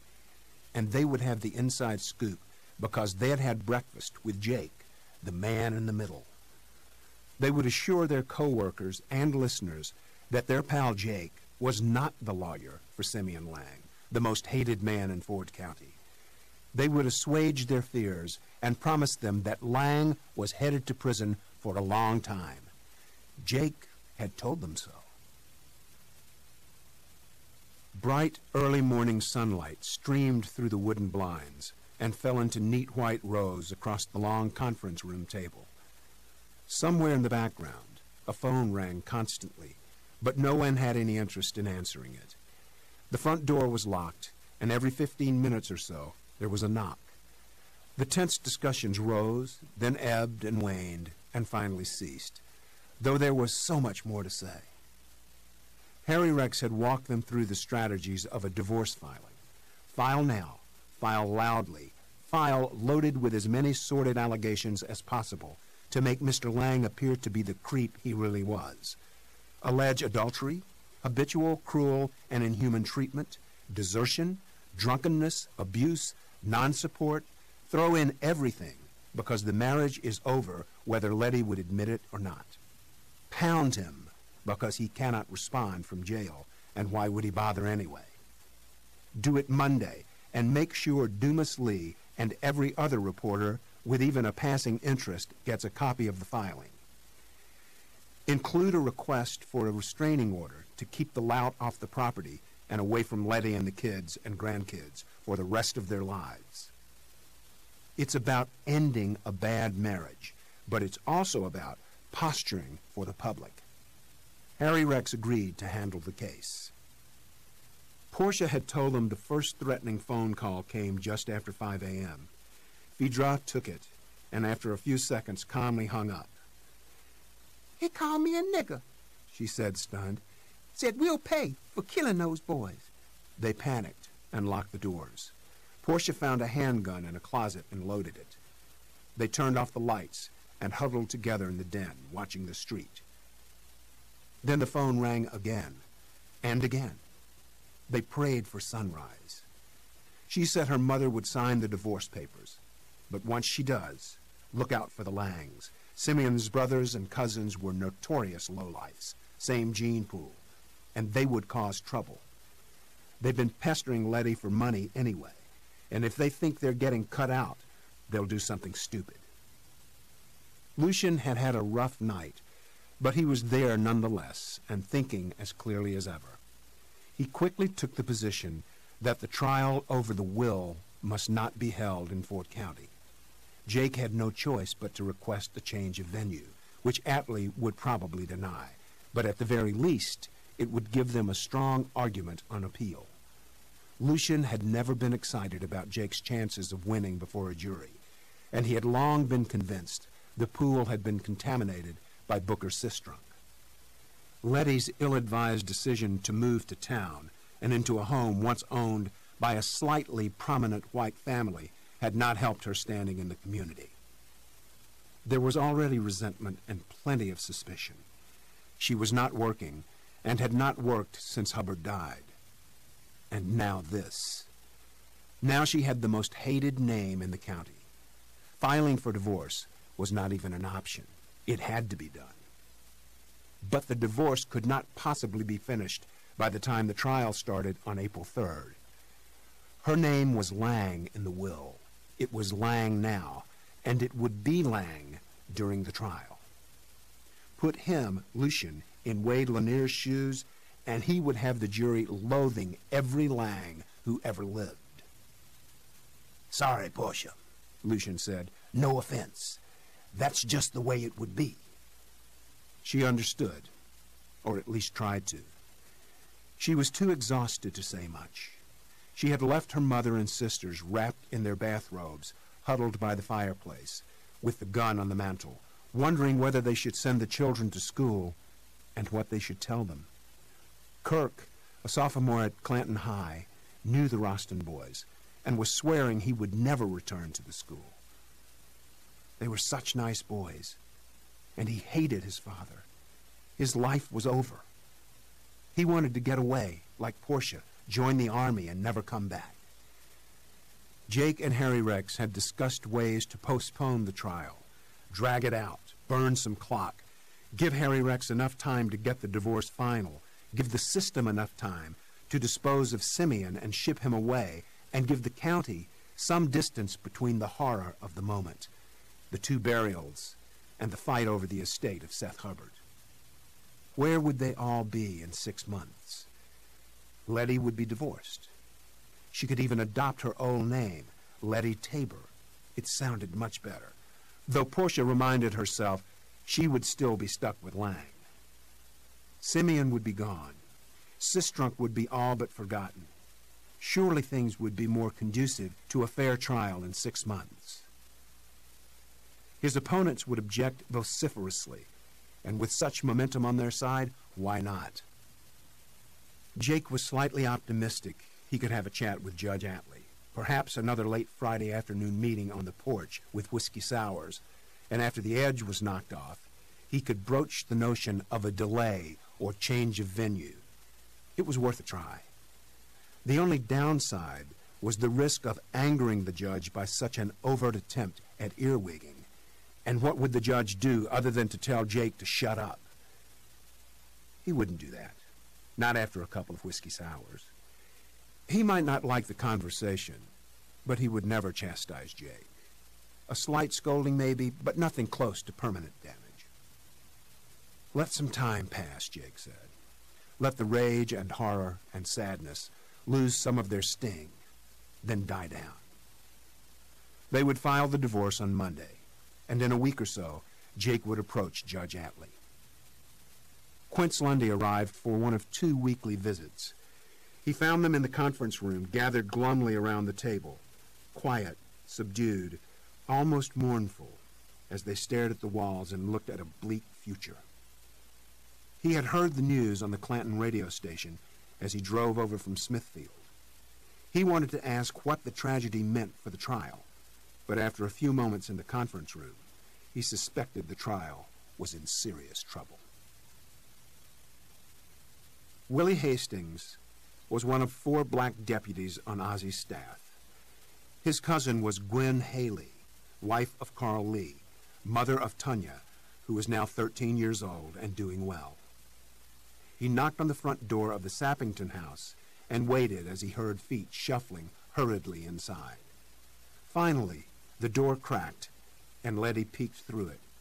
Willie said, "Morning, Miss Lang. Sheriff Walls sent me over." The door opened wider, and she managed to smile. "That you, Willie?" she said. "Would you like to come in?" He entered and found the children in the den, watching television, obviously skipping school. He followed Letty to the kitchen, where Phaedra fixed him a cup of coffee. He chatted with the women, made some notes about the threatening calls, noticed the phone was now off the hook, and said he would hang around for a while. He was parked in the driveway and would stay there in case they needed him, and to show a presence. Sheriff Wall sends his regrets. Simeon was in a cell by himself, pretty banged up, and still sleeping off his booze. Hastings did not know the Rostons, and had not spoken with them, but he understood they were at home, surrounded by family and friends. Letty handed him a letter she had written during the early morning, and asked if he could make sure it was delivered to the Rostons. Just our way of saying how awful we feel, she said. Willie promised to have it in their hands before noon. They topped off his coffee, and he went outside. The temperature was still below freezing, but the heater worked well in his patrol car. Throughout the morning, he sipped coffee, watched the street, saw nothing, and tried to stay awake. An early news show on the Tupelo station ran the story at 7 a.m. Stillman Rush was in the shower and missed it, but an associate did not. Phone calls were made, details verified, and an hour later, Stillman called Wade Lanier in Jackson with the tragic but also promising news. Lightning had struck. No juror in Ford County would ever have a shot at Simeon Lang, but his wife had just become an easy target. Chapter 30. Early Thursday morning, Simeon Lang was awakened, fed, handcuffed, and escorted out of his cell and down a hallway to a cramped meeting room where a stranger was waiting. He sat in a folding chair, still handcuffed, and listened as the stranger said, "My name is Arthur Welch, and I'm a lawyer from Clarksdale, over in the Delta." "I know where Clarksdale is," Simeon said. He had a large bandage taped across his nose. His left eye was shut with stitches around the edge. "Good for you," Welch said. "I'm here to represent you because no one else will take the case. You have a first appearance and bail hearing this morning at 9, and you'll need a lawyer." "Why are you here?" "A friend asked me to be here, okay? That's all you need to know. Right now, you need a lawyer, and I'm the only son of a bitch willing to stand beside you." Simeon nodded slightly. At 8:30, he was transferred to the courthouse and hustled up the rear stairs to the main courtroom, where he entered the temporary domain of the Honorable Percy Bullard, county court judge. His own courtroom was down the hall and quite small, so he preferred to use the big room when it was vacant, which was at least half the time. He had spent most of his 16 years on the bench handling minor civil disputes and lighter felonies, but occasionally he was called upon to process and speed along a more serious case. With the county in mourning and tensions high, he decided to haul in Lang, rough him up a bit, and let folks know that the wheels of justice were turning. Word had spread quickly, and there were spectators in the courtroom.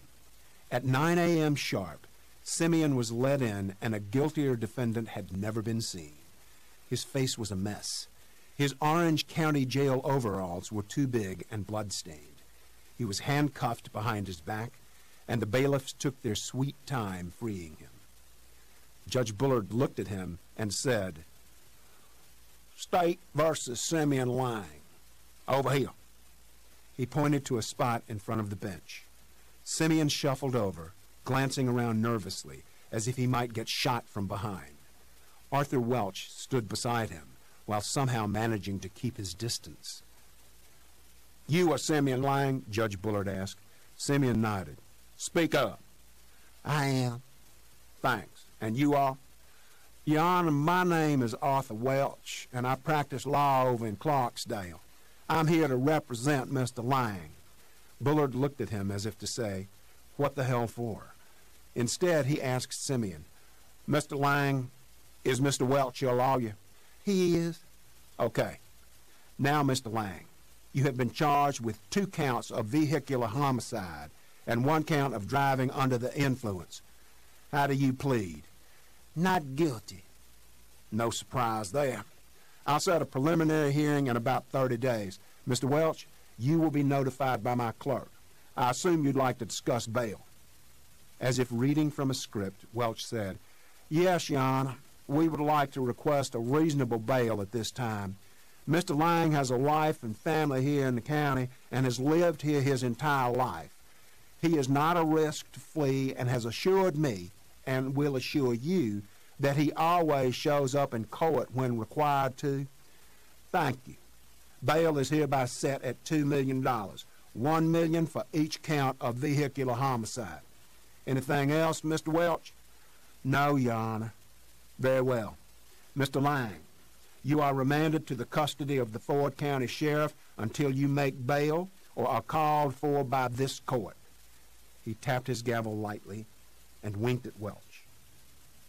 Simeon was re-handcuffed and taken from the courtroom.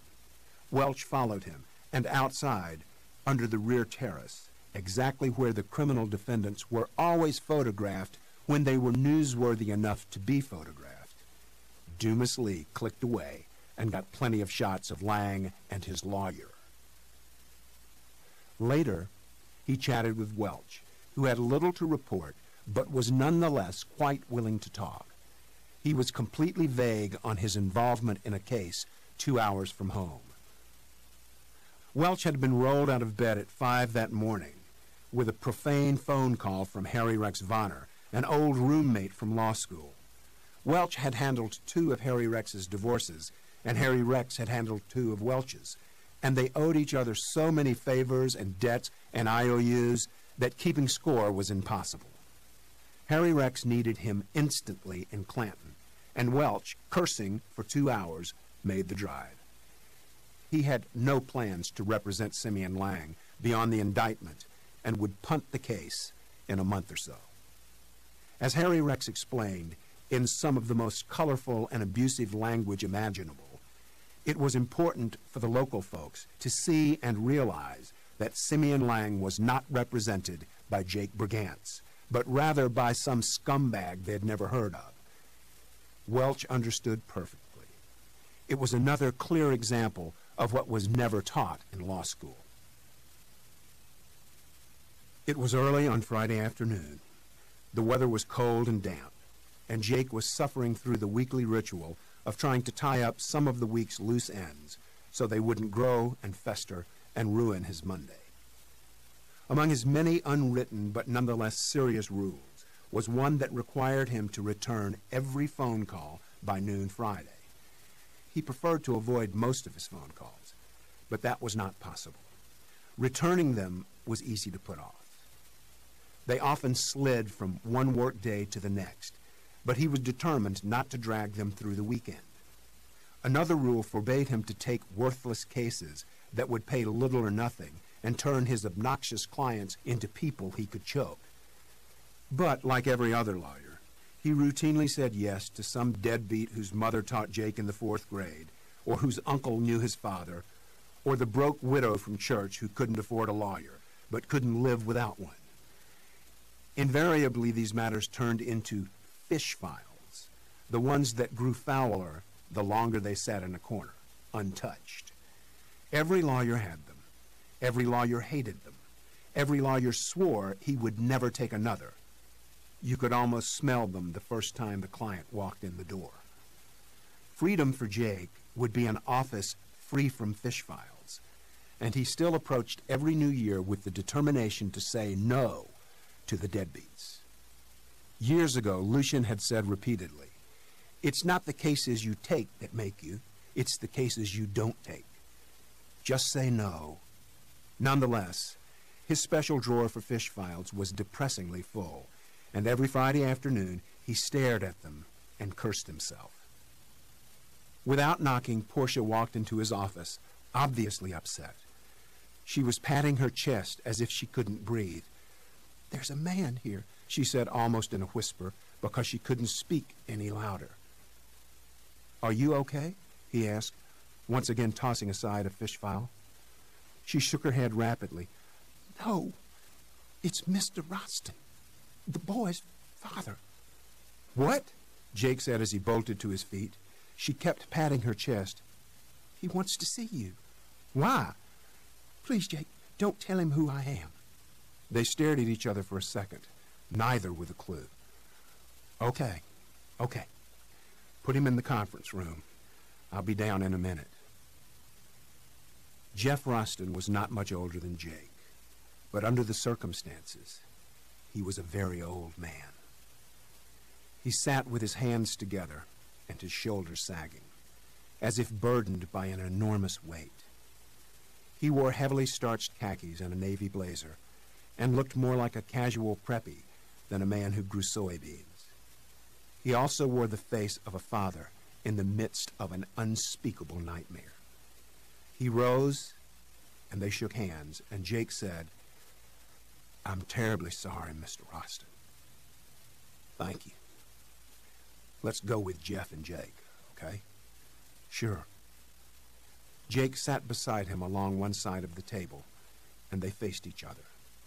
After an awkward pause, Jake said, "I can't imagine what you're going through." "No, you can't," he said softly and slowly, each word laden with grief. "I can't either. I think we're just sort of sleepwalking, just going through the motions, trying to survive this hour so we can deal with the next one. We're praying for time, praying for the days to turn into weeks and then months, and then maybe one day, years from now, the nightmare will be over and we can manage the pain and the sorrow. But at the same time, we know that'll never happen. You're not supposed to bury your kids, Jake. It's just not the natural course of things." Jake nodded along, unable to add anything thoughtful or intelligent or helpful. What do you say to a father whose two sons were now lying in caskets waiting for their funeral? "I can't begin to comprehend," Jake said. His initial reaction was, what does he want? And now, minutes later, Jake was still wondering. "The service is tomorrow," Jake said after a long, heavy pause. "That's right. Another nightmare." Jeff's eyes were red and weary, and proof he had not slept in days. He could not maintain a direct stare, but chose instead to look down at his knees. He gently tapped all 10 fingers together, as if in deep meditation. He finally said, "We received a very nice note from Letty Lang. It was hand-delivered by Sheriff Walls, who, I must say, has been wonderful. He said the two of you are friends." Jake nodded, listened, offered nothing. Jeff continued. "The note was heartfelt and conveyed the family's sense of grief and guilt. It meant a lot to Evelyn and me. We could tell that Letty is a fine Christian lady who's horrified at what her husband did. Could you please thank her for us?" "Of course." He again stared at his knees, tapped his fingertips, breathed slowly, as if even that was painful. Then he said, "I want you to tell him something else, Jake, if you don't mind. Something I'd like for you to pass along to Letty and her family, even to her husband." "Sure, anything. What would Jake not do for such a grief-stricken father?" "Are you a Christian, Jake?" "I am. Sometimes more of one than others, but I'm trying." "I thought so. In the 6th chapter of the Gospel of Luke, Jesus teaches the importance of forgiveness. He knows we're human, and our natural tendency is to seek revenge, to strike back, to condemn those who hurt us. But this is wrong. We're supposed to forgive, always. So I'd like for you to tell Letty and her family, and especially her husband, that Evelyn and I forgive Simeon for what he did. We've prayed about this. We've spent time with our minister. And we cannot allow ourselves to live the rest of our days filled with hatred and ill will. We forgive him, Jake. Can you tell them? Jake was too stunned to respond. He was aware that his jaw had dropped slightly, that his mouth was open, and that he was looking at Jeff Roston in disbelief. But for a few seconds, he couldn't adjust. How could you possibly humanly forgive a drunk who slaughtered your 2 sons less than 72 hours earlier? He thought of Hannah and the almost incomprehensible visual of her in a coffin. He would scream for bloody revenge. Finally, he managed to nod. Yes, I will tell them. Roston said,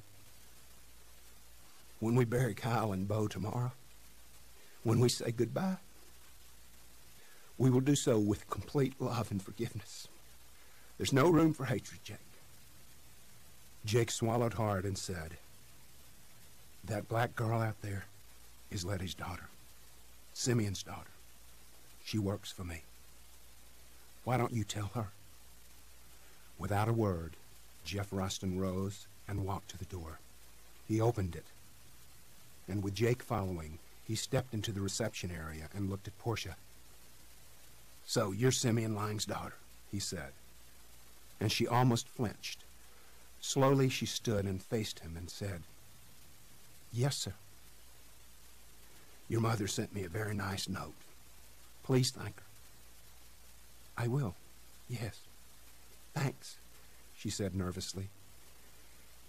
And will you tell your father that my wife Evelyn and I forgive him for what happened? Portia cupped her right hand over her mouth as her eyes suddenly moistened. Roston took a step closer and gently hugged her. Then he abruptly stepped back, said again, we forgive him, and walked out the front door without another word. They stared at the door long after he left. They were speechless, overwhelmed. Finally, Jake said, let's lock up and go home. Chapter 31. The effort to validate the handwritten will of Seth Hubbard continued to unravel late Sunday morning, though Jake and its proponents had no way of knowing it. Randall Clapp was sniffing around the town of Dillwyn in extreme South Georgia, some 6 miles from the Florida line, when he finally found a black woman he had been tracking for a week. Her name was Julina Kidd, aged 39, a divorced mother of 2. 5 years earlier, Julina worked in a large furniture factory near Thomasville, Georgia. She was a clerk in payroll, earned $15,000 a year, and was surprised to hear one day that the company had been bought by a faceless corporation with an Alabama domicile. Not long afterward, the new owner, a Mr. Hubbard, showed up and said hello. 1 month later, Julina was fired. 1 week after that, she filed a sexual harassment complaint with Equal Employment. The complaint was dismissed 3 weeks after it was filed.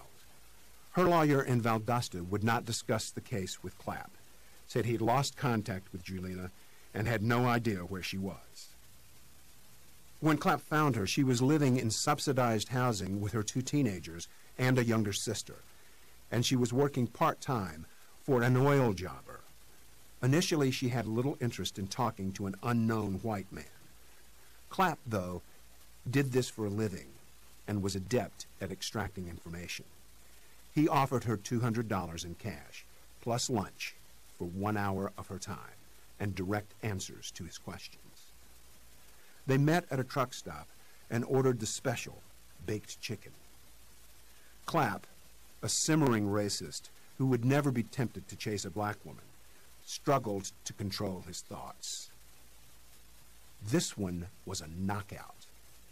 Beautiful dark skin with a touch of cream, hazel eyes that penetrated to the core, high African cheekbones, perfect teeth that revealed an easy, seductive smile. She was reserved, and her eyebrows were perpetually arched, as if she suspected every word he uttered. He didn't tell her much, not at first anyway. He said he was involved in some high-powered litigation with Seth Hubbard on the other side, and he knew they had a history. Yes, he was digging for dirt. She had it. Seth had come on to her like an 18-year-old sailor on shore leave. At the time, she was 34 and in the late stages of a bad divorce. She was fragile and frightened about her future. She had no interest in a 66-year-old white man who smelled like an ashtray, regardless of how many companies he owned. But he was persistent and spent a lot of his time at the Thomasville factory. He gave her a substantial raise and moved her to a desk near his office. He fired the old secretary and appointed Julina as his executive assistant. She could not type. He owned 2 furniture factories in Mexico and needed to visit them. He arranged for Julina to obtain a passport and asked her if she wanted to accompany him. She took it more as a demand than an invitation. But she had never left the country and was mildly intrigued by the notion of seeing a bit of the world, even though she knew a compromise would be involved. I doubt if Seth was the first white man to chase you, Clapp said. She smiled slightly, nodded her head, and said, No, it does happen. Again, Clapp tried to control his thoughts. Why was she still single and living in a subsidized apartment? Any woman, black or white, with her looks and figure, could parlay them into a much better life. Her first trip on an airplane was to Mexico City. They checked into a luxury hotel, 2 adjoining rooms. The dreaded knock on her door came that night, and she opened it. Afterward, lying in bed with him, she was disgusted by what she had done. Sex for money. At the moment, she was nothing but a prostitute. She bit her tongue, though, and as soon as he disappeared the next day, she took a cab to the airport. When he returned a week later, she was fired on the spot and escorted out of the office by an armed guard. She hired a lawyer who slapped a sexual harassment claim on Seth, whose own lawyer was horrified by the facts. They quickly capitulated and wanted to settle. After some haggling, Seth agreed to a lump sum payment of $125,000 in a confidential deal. Her lawyer kept $25,000, and she had been living off the rest. She wasn't supposed to reveal that to anyone, but what the hell? It had been 5 years. Don't worry, Seth's dead, Clapp said, then told her the rest of the story. She listened as she chewed the elastic chicken and washed it down with sugared iced tea. She had no feelings for Seth and did not pretend to. She had practically forgotten about the old man. Did he ever say anything about preferring black women? He said he didn't discriminate, she said, slower now. He said I wasn't the first black one. When did he say these things? Pillow talk, you know. I'm not getting involved in a lawsuit. Didn't say you were, Clapp tried to reassure her. But she was even more careful. Clapp knew he had once again stumbled onto something huge, but played it cool.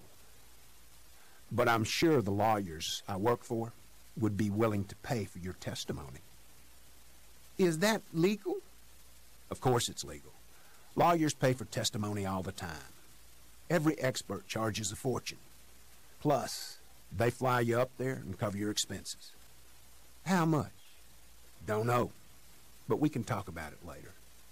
Can I ask you something that's, well, rather delicate? Oh, why not? What have we not discussed? When you were with Seth, how was he? Know what I mean? He was 66 then, and he hired this black housekeeper a couple of years later. This was long before he got sick. The old boy was getting on in years, but sounds like he was fairly frisky, you know? He was all right. I mean, for a man his age, he was pretty good. She said this as though she had had many, and of all ages. I got the impression he just wanted to hole up in the room and screw for a week. That's kind of impressive for an old guy, black or white. Wade Lanier was having a beer in the men's grill at the country club when Clapp tracked him down. He teed off every Sunday morning at precisely 7:45 with the same three pals, played 18 holes, usually won more money than he lost, then drank beer for a couple of hours over poker. He quickly forgot about the cards and the beer and made Clapp repeat every word of his conversation with Julina Kidd. Most of what she said would not be admissible in court. However, the fact that she could take the stand, let the jury absorb her ethnicity, and chat about her claim for sexual harassment at the hands of Seth Hubbard would sway any white jury to believe the old guy and Letty were probably doing business. They would believe that Letty had gotten as close as humanly possible, and she had influenced him. She had used her body to work her way into his will. Lanier couldn't prove it by a preponderance of evidence, but he could certainly imply it in a powerful way. He left the country club and drove to his office. Early Monday morning, Ian and Ramona Defoe drove 3 hours from Jackson to Memphis and had a late breakfast with Herschel. Their relationship had deteriorated, and it was time to patch things up, or that's what Ramona said anyway. They were on the same side. It was foolish for them to bicker and distrust one another. They met at a pancake house, and after the usual efforts at reconciliation, Ian launched into a strong-armed plea for Herschel to ditch Stillman Rush and his firm. His lawyer, Wade Lanier, was far more experienced and, frankly, was worried that Rush would be a hindrance at trial. He was a pretty boy, too showy, cocky, and likely to alienate the jury. Lanier had watched him closely now for over 4 months and did not like what he saw. There was a big ego and not much talent. Trials can be won or lost by the arrogance of a lawyer, and Wade Lanier was worried sick. He was even threatening to bail out. And there was more. As evidence of the inequality of their lawyers, Ian revealed the story of the other will and its attempted bequest of $50,000 to Letty. He did not name names because he didn't want Stillman Rush to screw up things. Herschel was stunned, but also thrilled. But wait, it gets better. Now Wade Lanier had found a black woman who sued Seth for sexual harassment. Look at what my lawyer is doing and compare it to yours. Your boy is not in the game, Herschel. Lanier understands guerrilla warfare. Your lawyer is a Boy Scout. Let's join forces here. Lanier even has a deal to offer. If we come together, get rid of Rush, and allow Lanier to represent both of us, he'll cut his fee to 25% of any settlement. He has a strategy to force a settlement, especially in light of what his chief investigator is digging up. He'll pick the right moment and spring it all on Jake Brigance, who'll crack under the pressure. We can have the money within a few months. Herschel held his ground for a while, but eventually agreed to drive to Jackson and meet with Lanier in secret. Simeon Lang was finishing Monday's dinner of pork and beans from a can and 4 slices of stale white bread when the jailer appeared and stuck a package through the bars. "Happy reading," he said, and walked away. It was from the law offices of Harry Rex Vonner. Inside was a letter from the lawyer addressed to Simeon, care of the Ford County Jail, and the letter tersely announced to Simeon that what followed was a complaint for divorce. He had 30 days to respond. He read it slowly. What was the hurry? Habitual, cruel, and inhuman treatment. Adultery, desertion, physical abuse, page after page of allegations, some of them wild, some of them true. What difference did it make? He had killed 2 boys and was headed to Parchman for a long time. His life was over. Letty needed someone else. She hadn't been to see him since they locked him up, and he doubted she would ever visit. Not here, not in Parchman. Portia had stopped by to say hello, but didn't hang around too long. "What are you reading?" asked Denny from the top bunk. Denny was his new cellmate, who had been caught driving a stolen car. Simeon was already tired of him. He preferred living alone, though at times it was almost pleasant having someone to talk to. "My wife just filed for divorce," he said. "Lucky you. I've had 2 of them already. They get kind of crazy when you're in jail." "If you say so." "You ever had a restraining order?" "No, but my brother did. Bitch convinced a judge he was dangerous, which he was, and a judge told him to stay away from the house and keep his distance in public. Didn't bother him. Killed her anyway." "Your brother killed his wife?" "Yep, but she had it coming. It was justifiable homicide, but the jury didn't exactly see it that way. Found him guilty of 2nd degree. Where is he?" "Angola, Louisiana, 20 years. "That's about what you'll get, according to my lawyer." "Your lawyer?" "Yeah. I asked him this afternoon when I saw him. He knows about your case. Said the whole town is talking about it. Said folks are really upset. Said your wife's about to get rich from this big wheel contest, but your ass will be locked away for the next 20 years. By the time you get out, all the money will be gone, what with all the new friends she's got. That true? Ask your lawyer." "How'd your wife get herself into that old man's will like that?" "Said he left behind $20 million or so. That true?" "Ask your lawyer." "I'll do that. Didn't mean to piss you off or anything." "I ain't pissed. Just don't want to talk about it, okay? You got it, man." Denny picked up his paperback and started reading. Simeon stretched out on the bottom bunk and went back to page 1. In 20 years, he would be 66. Letty would have another husband and a much better life. She would have the children and grandchildren and probably great-grandchildren, and he would have nothing. He wouldn't fight the divorce. She could have it all. Maybe he could see Marvis in prison. Chapter 32.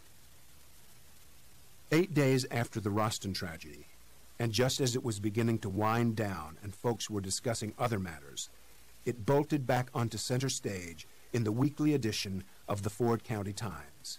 On the front page, under a bold headline, "County Mourns Loss of Roston Brothers," were large class photos of Kyle and Bo.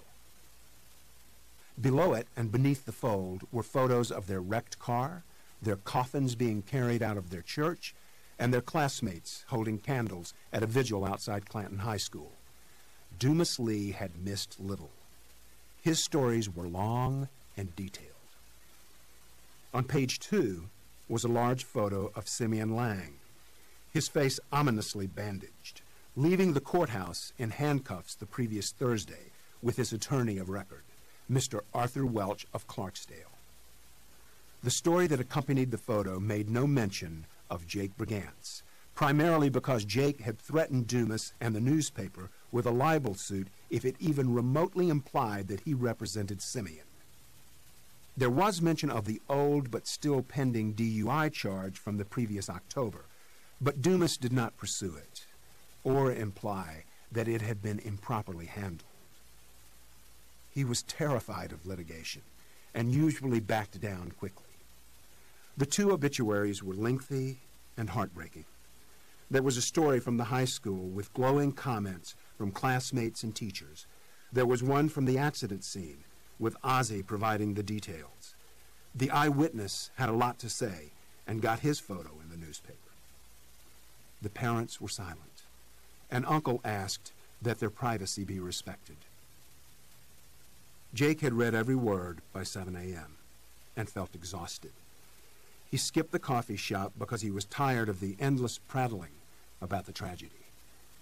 He kissed Carla goodbye at 7:30 and went to the office, hoping for a return to his normal routine.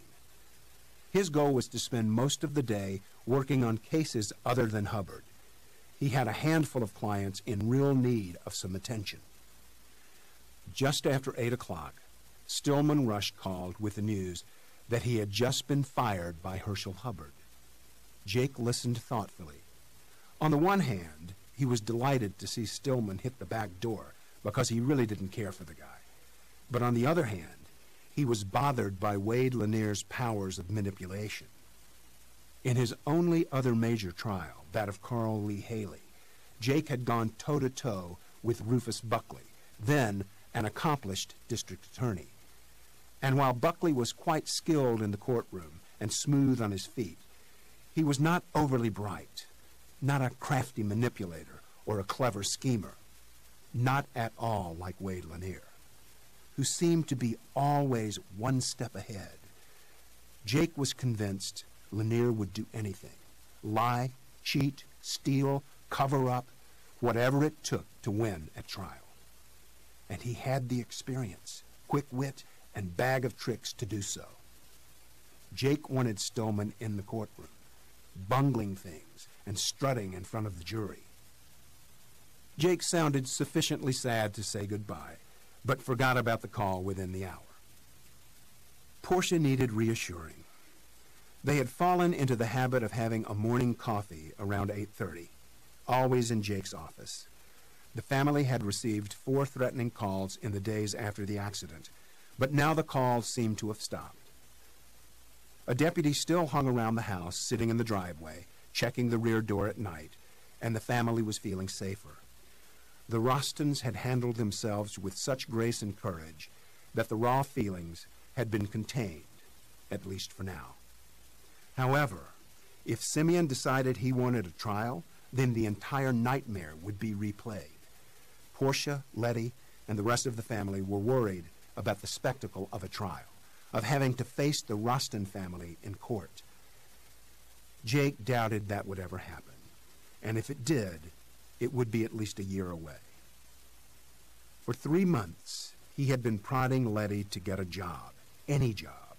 It would be important at trial for the jurors to know she was working and trying to support her family, not retired at 47 and expecting the windfall. But no white homemaker would hire her as a housekeeper, not with her baggage and controversies. She was too old for the fast food joints, too black for anyone's office staff. "Mama got a job," Portia said proudly. "Excellent. Where?" "The Methodist Church. She'll clean their preschool 3 days a week. Minimum wage, but that's all she can find right now." "Is she happy?" "She filed for divorce 2 days ago, Jake.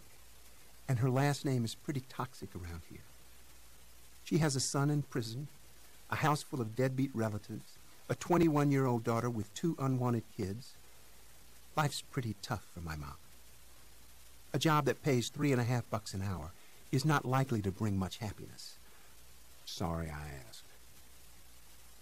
They were on his balcony, outside where the air was brisk but not too cold. Jake had a million things on his mind, and he had already had a gallon of coffee. "You remember Charlie Pardue, my so-called cousin from Chicago?" she asked. "Met him at Claude's a couple of months ago." "Sure. You called him a shyster who wants money for a new funeral home." "Yep. We've been talking on the phone. And he's found a relative over near Birmingham, an old guy in a nursing home, last name of Rhines. He thinks this guy could be the link." "But Pardue is after money, right?" "They're all after money. Anyway, I'm thinking about driving over this Saturday to find the old guy and ask him some questions." "Is he a Rhines?" "Yes, Boaz Rhines." "Okay. Have you told Lucian?" "I have, and he thinks it's worth the effort." "Saturday's your day off. I'm not in charge." "Just wanted you to know. And there's something else, Jake. Lucian told me the county keeps some of the ancient courthouse records at Burley, the old black school." "Yes, that's true. I went there once looking for an old file. Didn't find it. The county stores a lot of junk there." "How far back do the records go?" Jake thought for a moment. His phone rang in the distance. Finally, he said, "The land records are still in the courthouse because they get used, but a lot of stuff is basically worthless. Marriage and divorce records, birth and death records, lawsuits, judgments, and so on. Most of it should be tossed out, but no one wants to destroy court documents, not even from 100 years ago. I heard once there are trial transcripts dating back to before the Civil War, all handwritten. Interesting, but of little value today. Too bad the fire didn't destroy it all. When was the fire? Every courthouse burns at one time or another. Ours was severely damaged in 1948. A lot of records were lost. Can I dig through the old files? Why? It's a waste. Because I love the legal history, Jake. I've spent hours in the courthouse reading old court files and land records. You can learn a ton about a place and its people. Did you know that in 1915 they hung a man in front of the courthouse 1 month after his trial? He robbed Security Bank, shot a man but didn't really hurt him, made off with $200, then got caught.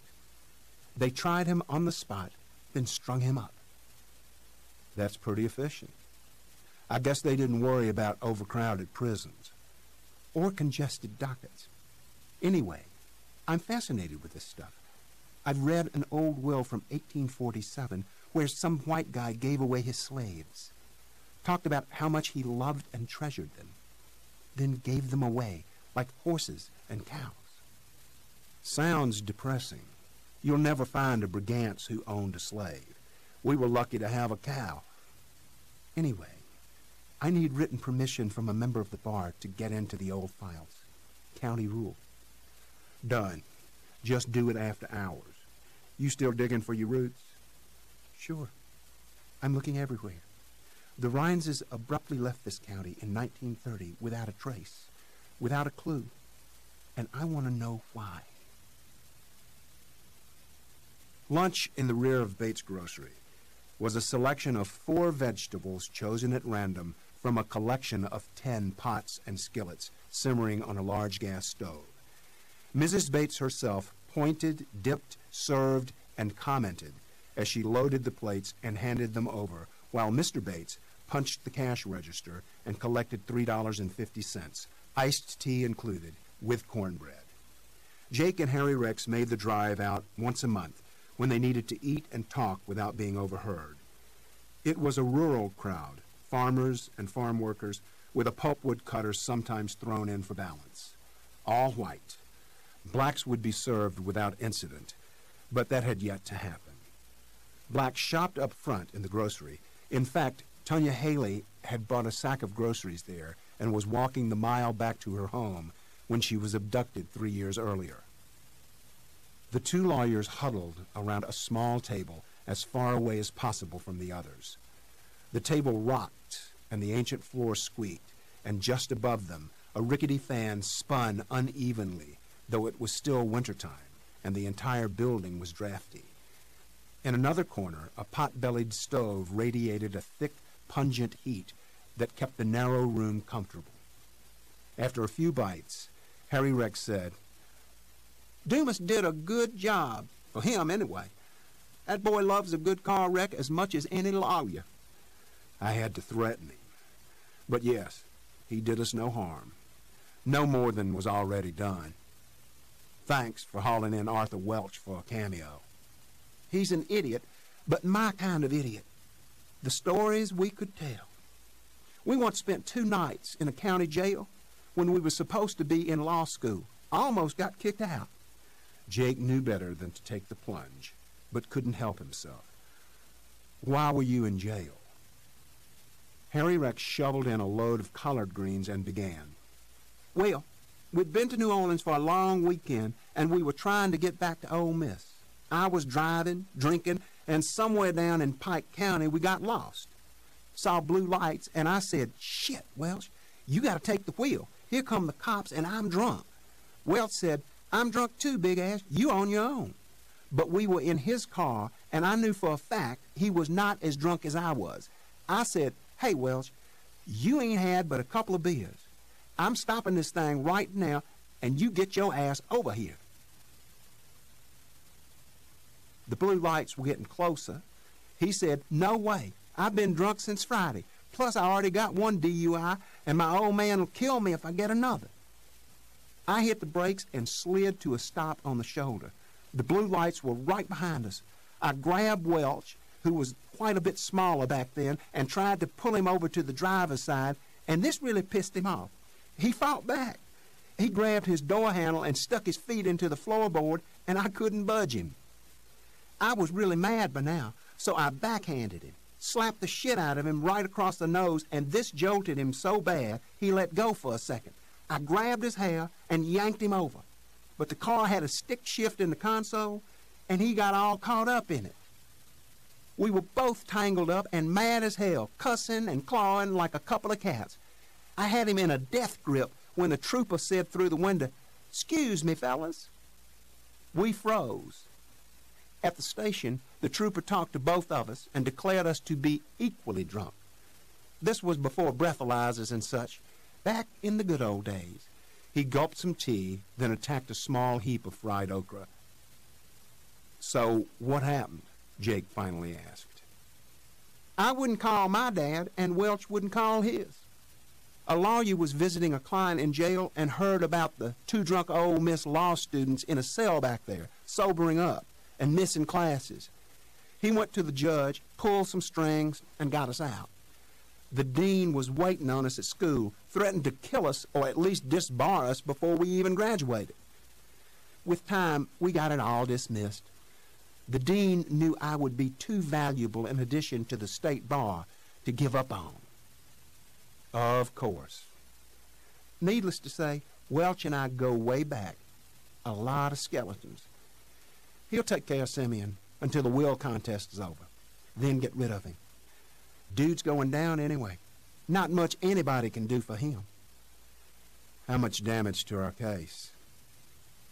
Lucian the pessimist was convinced the damage was irreparable, but Jake wasn't so sure.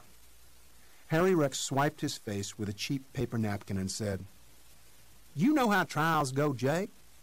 Once they start, the judge and lawyers and witnesses and jurors are all locked in the same room, all within spitting distance of each other. They hear everything, see everything, even feel everything. They tend to forget what's on the outside, what happened last week, last year. They're consumed with what's happening before their eyes and with the decisions they'll have to make. My hunch is that they won't be thinking about Simeon Lang and the Roston boys. Letty certainly had nothing to do with that tragedy. She's doing her best to get rid of Simeon, who's about to leave the county for a long time." A swig of tea, a bite of cornbread. "Right now, it looks worrisome, but in a month or so, it will be less so. I believe the jury will be so riveted by Seth Hubbard's will, they won't spend much time thinking about a car wreck." I don't think they'll forget that easily. Wade Lanier will be there to remind them. "You still plan to lobby Atlee for a change of venue?" That's the plan. We're meeting this Friday on his front porch, at my request. "That's a bad sign. If he wants you to come over, fine. But if you have to ask, then it probably won't go so well." I don't know. I saw him at church Sunday, and he asked how I was handling the situation. He seemed genuinely concerned and even willing to talk about the case after the sermon. Very unusual. "Let me tell you something, Jake, about Atlee. I know you're close to him, or as close as any lawyer can get, but there's a darker side there. He's from the old school, the old South, old family ties and traditions. I'd bet that deep inside, he's appalled at the notion of a white man taking the family money and leaving it to a black woman. We may one day understand why Seth Hubbard did what he did, or we may not. But regardless of why, Reuben Atlee doesn't like it at all. He's got what he's got because his ancestors passed it down. His family owned slaves, Jake. 1,000 years ago. So did Lucian's. Yes, but Lucian's crazy. He wandered off the reservation a long time ago. He doesn't count. Atlee does. And don't expect him to do you any favors. He'll run a fair trial, but I'll bet his heart is with the other side. All we can ask for is a fair trial. Sure, but a fair trial in another county sounds better right now than a fair trial here." Jake took a drink and spoke to a gentleman who passed by. He leaned in lower and said, "I still have to file a motion to change venue. It gives us something to argue on appeal." "Oh, sure, file it, but Atlee is not moving the case." "Why are you so sure?" "Because he's an old man in bad health, and he doesn't want to drive 100 miles every day. He's still the presiding judge, Jake, regardless of where the trial takes place. Atlee's lazy, like most judges, and he wants this spectacle of a case right here in his courtroom." "So do I, to be perfectly honest." "His days are filled with no-fault divorces, and who gets the pots and pans? Like any other judge, he wants this case, and he wants it at home. We can pick a jury here, Jake. I'm confident." "We?" "Of course.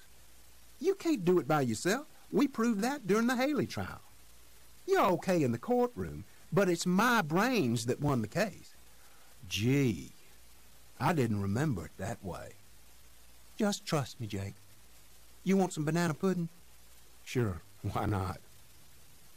Harry Rex lumbered over to the counter and paid for 2 hefty servings of dessert in paper cups. The floor shook as he waddled back to their table and sat violently into his chair. With a mouthful, he said, "Willie Traynor called last night. Wants to know what you thinking about that house." "Judge Atlee told me not to buy it. Not now, anyway." "Beg your pardon?" "You heard me." "Didn't know His Honor was in the real estate business." "He thinks it might look bad. Thinks the gossip will be that I'm clipping the estate for a chunk of money, so I'm suddenly in the market for a fine old home." "Tell Atlee to kiss your ass. Since when is he in charge of your personal affairs?" "Oh, he's very much in charge. He's approving my legal fees these days." "Bullshit. Look, Jake, tell that old fart to take a hike, to mind his own business. You're going to screw around and lose this house, and then for the rest of your life, and dear Carla's too, y'all will kick yourselves for not buying it." "We cannot afford it." "You cannot afford not to buy it. They don't build them like that anymore, Jake. Plus, Willie wants you to have it." "Then tell him to cut the price." "It's already below market." "Not enough." "Look, Jake, here's the deal. Willie needs the money. I don't know what he's up to, but evidently he's stretched pretty thin. He'll cut it from $250 to $225. It's a steal, Jake. Hell, I'd buy it if my wife would move." "Get another wife." "I'm thinking about it. Look, dumbass, here's what I'll do for you. You got your arson case so screwed up, it'll never get settled. Why? Because your client is yourself, and they taught us in law school that a lawyer who represents himself has a fool for a client. Right?" "Something like that." "So, I'll take the case at no charge and get it settled. Who's the insurance company?" "Land, Fire, and Casualty." "Crooked son of a bitches. Why'd you buy a policy from them?" "Is that really helpful at this point?" "No. What was their last offer?" "It's a replacement value policy for $150.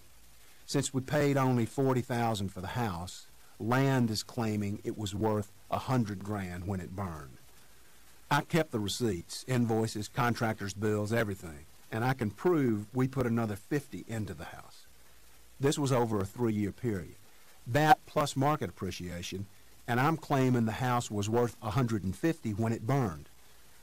They won't budge. And they totally discount the sweat Carla and I poured into the house." "And that pisses you off?" "Damn right it does." "See? You're too emotionally attached to the case to do any good. You have a fool for a client." "Thanks." "Don't mention it. How much is the mortgage?" "Mortgages, plural. I refinanced it when the renovation was complete. The first mortgage is $80,000. The second is just under $15,000. "So Land is offering you just enough to pay off both mortgages?" "Basically, yes. And we'd walk away with nothing." "Okay. I'll make some phone calls." "What kind of phone calls?" "Settlement calls, Jake. It's the art of negotiation. And you got a lot to learn. I'll have them crooks on the run by 5 o'clock this afternoon. We'll settle the case, walk away with some cash for you, nothing for me. Then we'll put together a deal with Willie for the Hocut house, and in the meantime, you'll tell the Honorable Reuben Atlee to kiss your ass. I will. Damn right you will. Chapter 33. Instead, Jake uttered not a single word that could have been considered even remotely disrespectful. They gathered on the porch on a windy but warm March afternoon and spent the first half hour talking about Judge Atlee's 2 sons. Ray was a law professor at the University of Virginia and had managed to live a peaceful, productive life so far. Forrest, the younger, had not. Both had been shipped back east for boarding school and thus were not well known in Clanton. Forrest was battling addictions, and this weighed heavily on his father, who knocked back 2 whiskey sours in the first 20 minutes. Jake paced himself. When the timing was right, he said, "I think our jury pool is contaminated, Judge. The Lang name is toxic around here, and I don't think Letty can get a fair trial." That convict should have had his license yanked anyway, Jake. I hear you and Ozzie were stalling his DUI. I don't like that at all. Jake felt stung and took a deep breath. As a chancellor, Reuben Atlee had absolutely no jurisdiction over drunk driving cases in the county, though, as always, he assumed they were his business. Jake said, "That's not true, Judge. But even if Simeon Lang had no license, he would have been driving anyway. A valid license is not important to those people. Ozzie set up a roadblock 3 months ago on a Friday night. 60% of the blacks had no driver's license and 40% of the whites." "I fail to see the relevance," Judge Atlee replied, and Jake was not about to enlighten him. "He was caught driving drunk in October. If his case had been processed in an orderly manner through the courts, he would not have had a driver's license. There's a reasonable chance to believe he would not have been driving on Tuesday night of last week." "I'm not his lawyer, Judge. Not now, not then."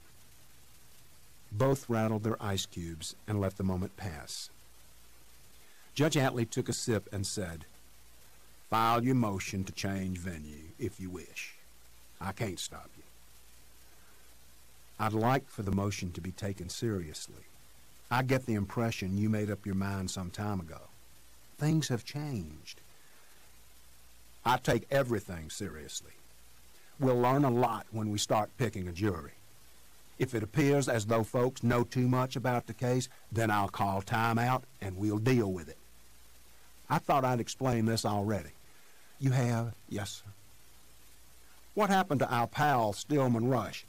He sent over a fax Monday and informed me he was no longer counsel of record for Herschel Hubbard." "He got fired.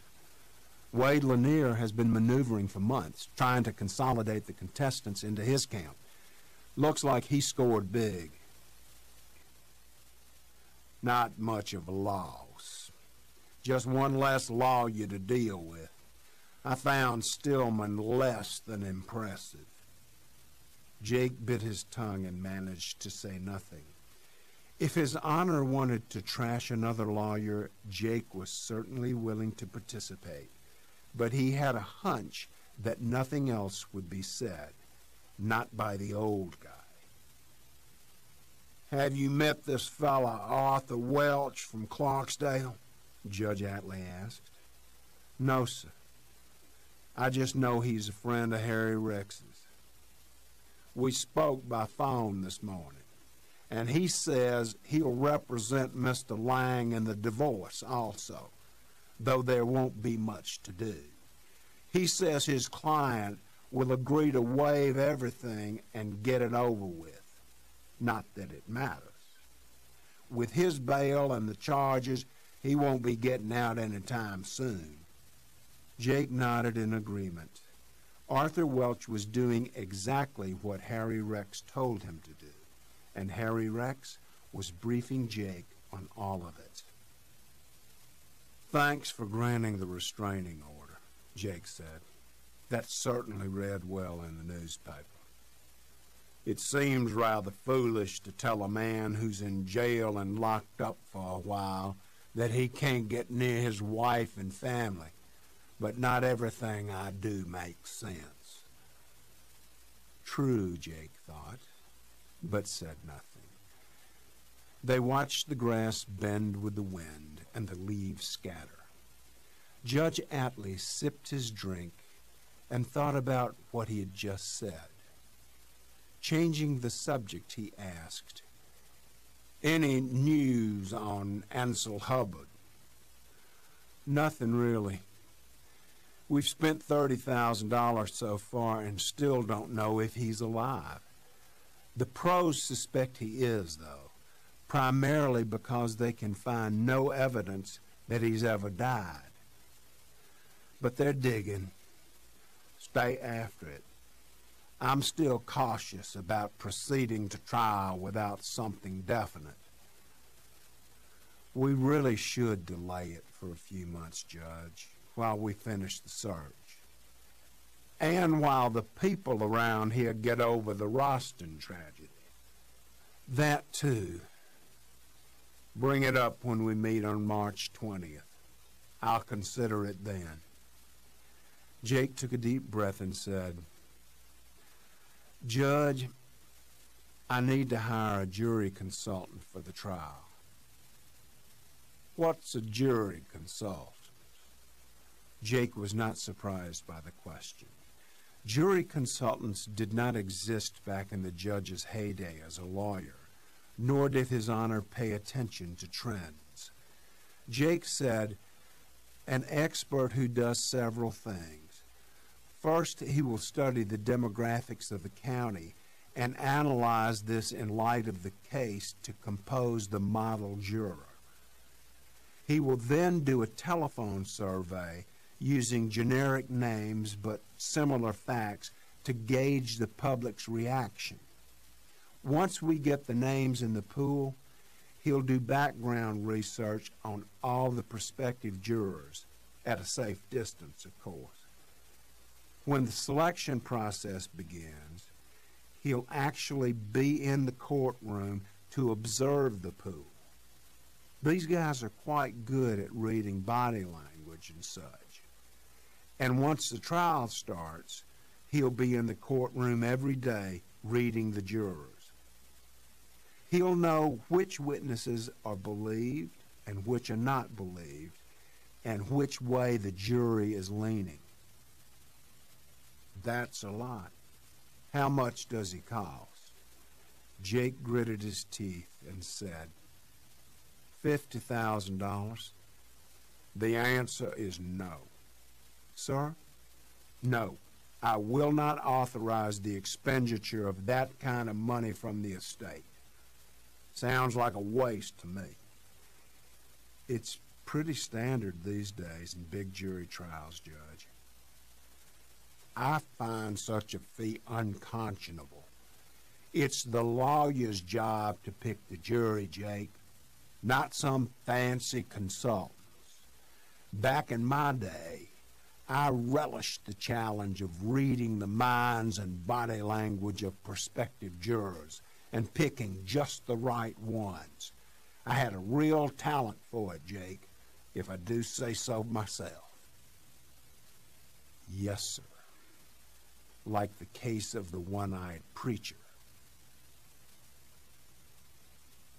Back in his day, some 30 years earlier, young Reuben Atlee was hired by the First United Methodist Church of Clanton to defend it in a lawsuit brought by a Pentecostal evangelist who was in town whipping up the devotees in the annual fall revival.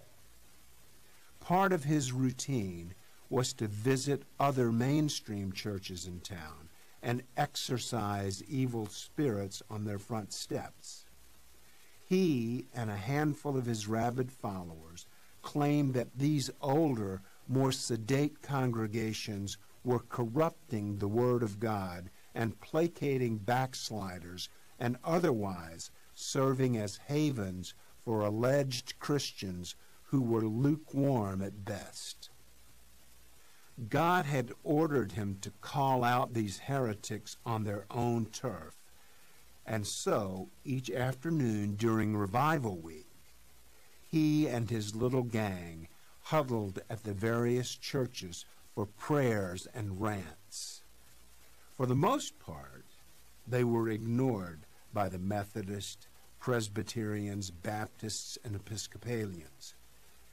At the Methodist Church, the evangelist, while praying at full throttle and with his eyes fiercely closed, lost his balance and fell down 8 marble steps. He was grievously wounded and suffered brain damage. He lost his right eye. A year later, 1957, he filed suit, claiming negligence on the part of the church.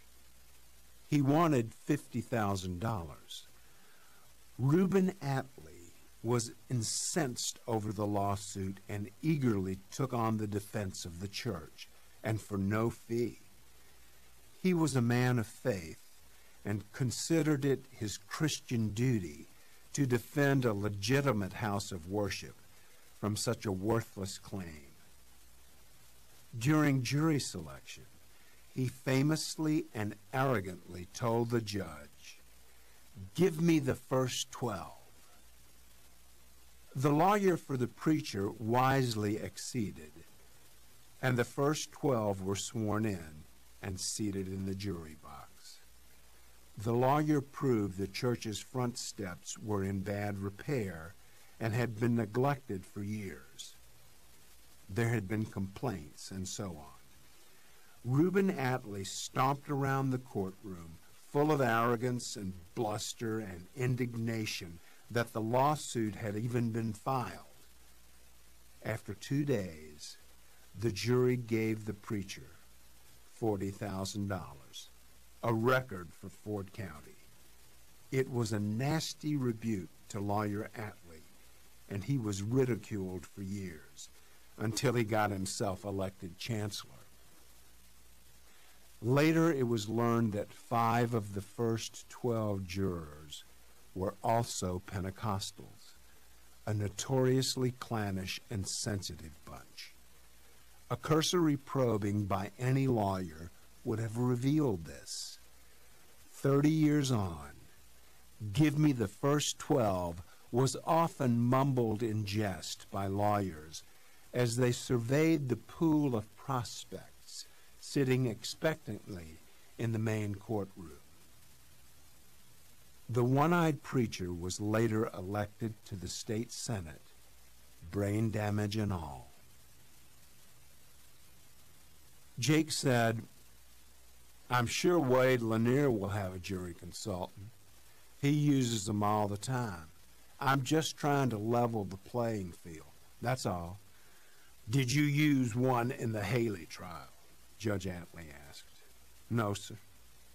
I got paid $900 for that trial, Judge.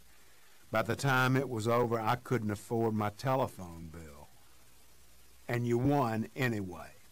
I'm getting concerned over the costs of this administration and litigation." "The estate's worth $24 million, Judge. We haven't spent 1% of that." "Yes, but at the rate you're going, it won't be long." "I'm not exactly padding the file. I'm not questioning your fees, Jake. But we've paid accountants, appraisers, Quince Lundy, you, investigators, court reporters, and now we're paying experts to testify at trial. I realize we're doing this because Seth Hubbard was foolish enough to make such a will, and he knew there would be a nasty fight over it. But, nonetheless, we have a duty to protect his estate." He made it sound as though the money was coming out of his own pocket. His tone was clearly unsympathetic, and Jake was reminded of Harry Rex's warnings. He took a deep breath and let it pass. With 2 strikes, no change of venue, no jury consultant, Jake decided to leave things alone. He would try again another day. Not that it mattered. Judge Atlee was suddenly snoring. Boaz Rhines lived in a sad, run-down nursing home on the edge of the north-south highway leading to and from the small town of Pell City, Alabama. After a 4-hour drive with some detours, wrong turns, and dead ends, Portia and Letty found the place just after lunch on a Saturday. Talking to distant kinfolk in Chicago, Charlie Pardue had been able to track down Boaz. Charlie was working hard to keep in touch with his newest and favorite cousin. The profit outlook for the funeral home was looking stronger each week, and it would soon be time to strike. Boaz was in poor health and could barely hear. He was in a wheelchair but unable to maneuver it himself. They rolled him outside onto a concrete deck and left him there for the two ladies to interrogate. Boaz was just happy to have a visitor. There appeared to be no others on that Saturday. He said he was born around 1920 to Rebecca and Monroe Rhines, somewhere near Tupelo. That would mean he was around 68 years old, which they found shocking. He looked much older, with snow-white hair and layers of wrinkles around his glassy eyes. He said he had a bad heart and had once smoked heavily. Portia explained that she and her mother were trying to put together their family tree, and there was a chance they might be related to him. This made him smile, a jagged one with missing teeth. Portia knew there was no birth record of a Boaz Rhines in Ford County, but by then she knew perfectly well how spotty the record-keeping had been. He said he had 2 sons, both dead, and his wife had died years earlier. If he had grandkids, he didn't know it. No one ever came to visit him. From the looks of the place, Boaz was not the only resident who had been abandoned. He spoke slowly, stopping occasionally to scratch his forehead while he tried to remember. After 10 minutes, it was obvious he was suffering from some type of dementia. He had had a harsh, almost brutal life. His parents were farm workers who drifted throughout Mississippi and Alabama, dragging their large family, 7 kids, from one cotton field to the next. He remembered picking cotton when he was 5 years old. He never went to school, and the family never stayed in one place. They lived in shacks and tents, and hunger was not uncommon. His father died young and was buried behind a black church near Selma. His mother took up with a man who beat the kids. Boaz and a brother ran away and never went back. Portia took notes as Letty prodded with soft questions. Boaz loved the attention. An orderly brought them iced tea. He could not remember the names of his grandparents and did not remember anything about them. He thought they lived in Mississippi. Letty asked about several names, all in the Rhines family. Boaz would grin, nod, then admit he didn't know the person. But when she said Sylvester Rhines, he kept nodding and nodding, and finally he said, "He was my uncle, Sylvester Rhines. He and my daddy were cousins." Sylvester was born in 1898 and died in 1930. He owned the 80 acres that was deeded by his wife to Cleon Hubbard, father of Seth. If Monroe Rhines, father of Boaz, was a cousin to Sylvester, then he wasn't really an uncle of Boaz's. However, in light of the meandering nature of the Rhines tree, they were not about to correct him. They were too thrilled to get this information. Letty had come to believe her birth mother was Lois Rhines, the daughter of Sylvester, and she was anxious to prove it. She asked, "Sylvester owned some land, didn't he?" The usual nod, then a smile. "Seemed like he did. Believe so." "Did you and your family ever live on his land?" He scratched his forehead. "Believe so. Yeah. When I was a little boy. I remember it now. Picking cotton on my uncle's land. Remember now. And there was a fight over paying us for the cotton." He rubbed his lips and mumbled something. "So there was a disagreement. And what happened?" Letty asked gently. "We left there and went to another farm. Don't know where. We worked so many." "Do you remember if Sylvester had any children?" "Everybody had kids." "Do you remember any of Sylvester's?" Boaz scratched and thought so hard he eventually nodded off. When they realized he was napping, Letty gently shook his arm and said, "Boaz, do you remember any of Sylvester's kids?" "Pushing me over there in the sun," he said, pointing to a spot on the deck that wasn't shaded. They rolled him over and rearranged their lawn chairs. He sat as straight as possible, looked up at the sun, and closed his eyes. They waited. Finally, he said, "Don't know about that. Benson." "Who was Benson?"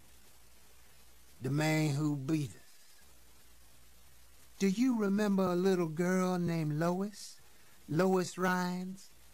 He jerked his head toward Letty and said quickly and clearly, "I do. Now I remember her. She was Sylvester's little girl, and they owned the land.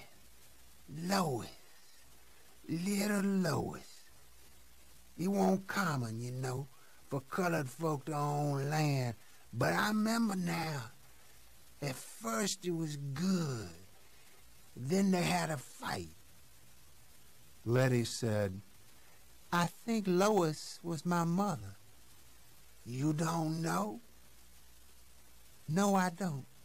She died when I was 3 and somebody else adopted me. But I'm a Rhines." "Me too. I always have been," he said, and they laughed. Then he looked sad and said, "Not much of a family now. Everybody's so scattered." "What happened to Sylvester?" Letty asked. He grimaced and shifted weight as if in great pain. He breathed heavily for a few minutes and seemed to forget the question. He looked at the two women as if he had never seen them before, and wiped his nose on a sleeve. Then he returned to the moment and said, "We left. Don't know. Heard later that something bad happened." "Any idea what?" Portia's pen was not moving. "They killed him." "Who killed him?" White men.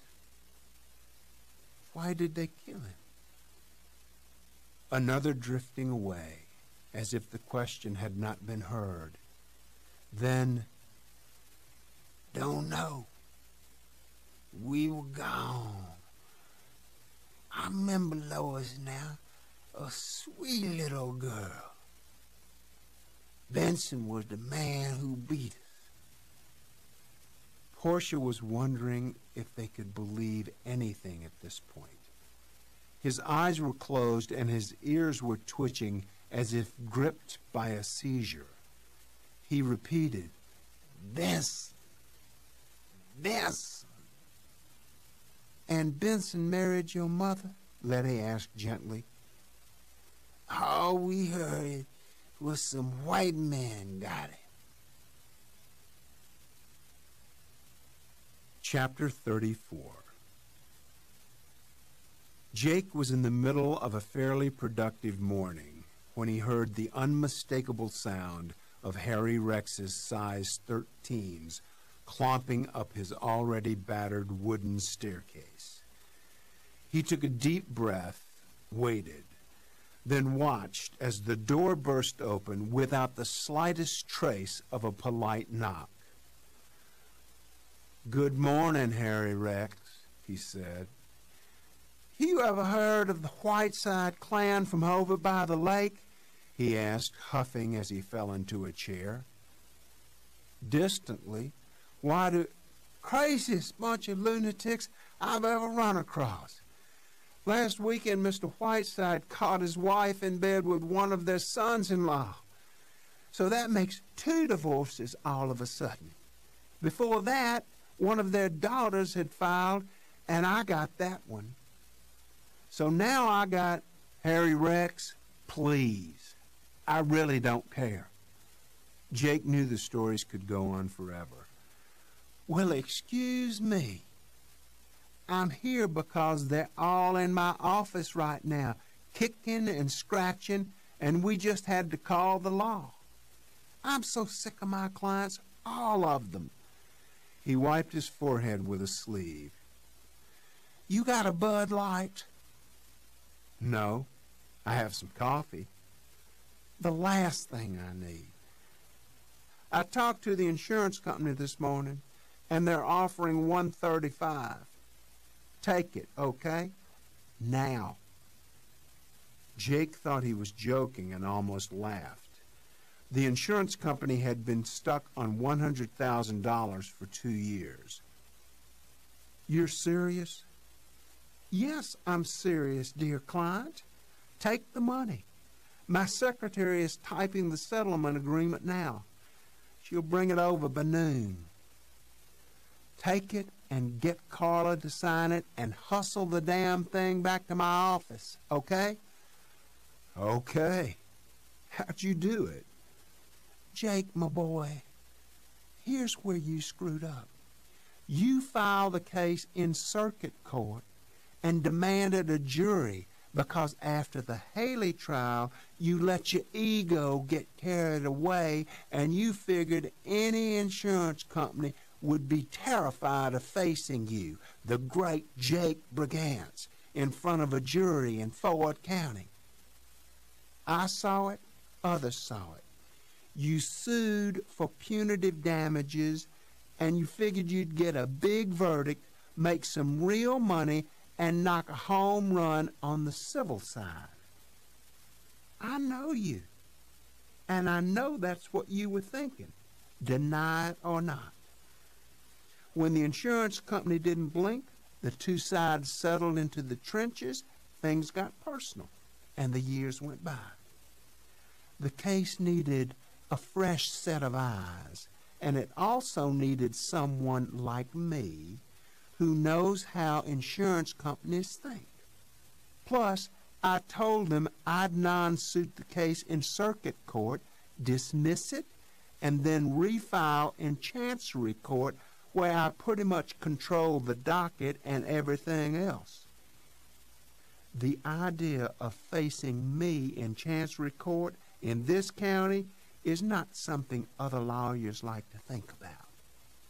So we pushed and shoved and bitched a little, and I finally got 'em up to 135. You'll clear about 40. No fee for me because that was the deal. And you're back on your feet. I'll call Willie and tell him you and Carla will pay $225 for the hoe cut place. Not so fast, Harry Rex. I'm hardly rich with 40 grand in my pocket. Don't bullshit me, Jake. You clipping the estate for $30,000 a month. Not quite. And the rest of my practice is disappearing in the process. It'll take me a year to get over this case, same as Haley.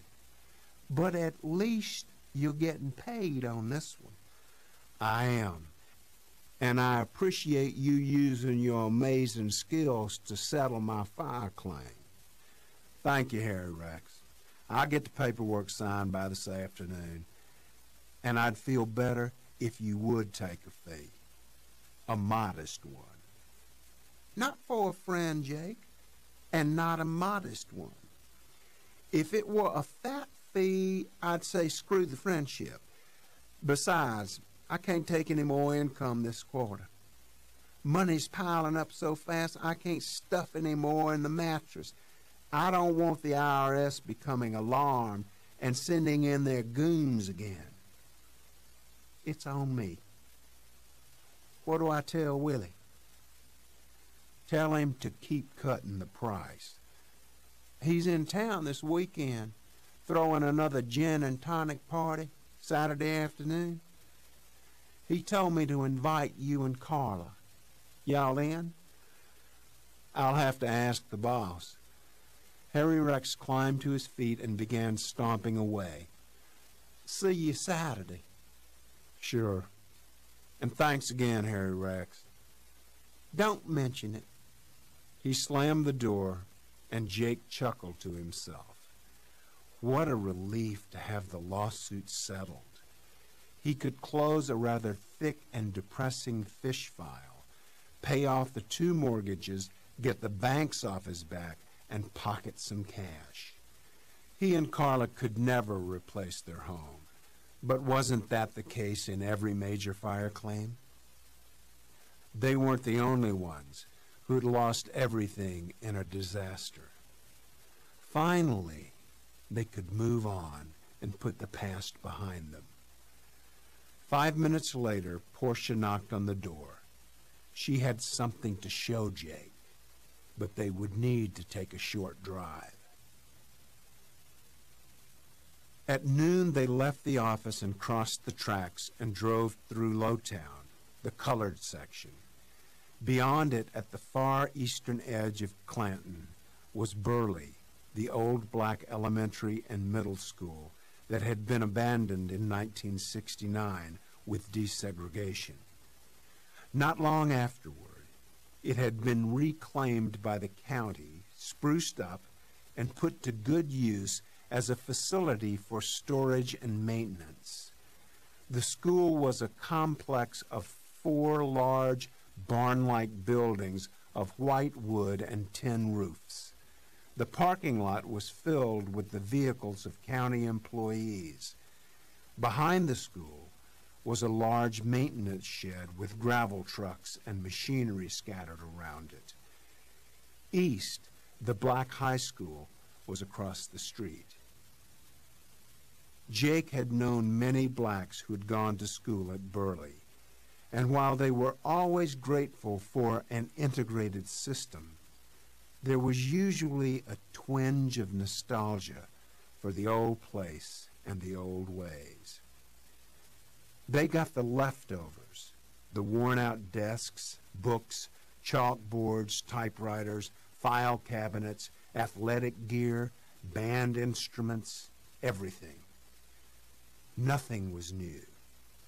It was all discarded from the white schools in Ford County. The white teachers earned less than those in any other state, and the black teachers earned only a fraction of that.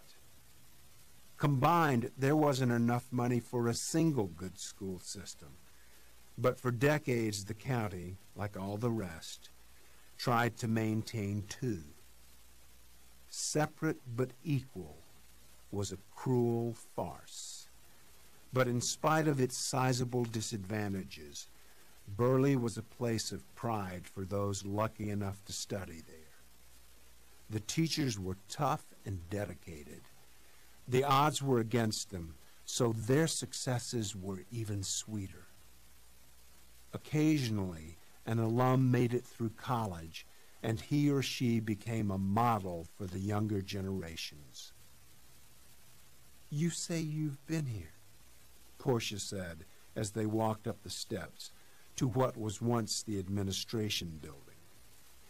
"Yes, once, during my rookie year with Lucian. He sent me on a goose chase to find some ancient court records. I struck out." They climbed the stairs to the second floor. Portia knew exactly where to go, and Jake followed along. The classrooms were now packed with recycled Army file cabinets filled with old tax records and property assessments. Nothing but junk, Jake thought to himself as he read the index placards on the doors. One room held car registration records.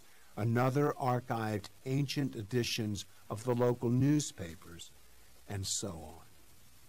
What a waste of space and manpower. Portia flipped on the light to a dark, windowless room, also lined with file cabinets. From a shelf, she carefully lifted a heavy tome and placed it gently on a table. It was bound in dark green leather, cracked now after decades of aging and neglect.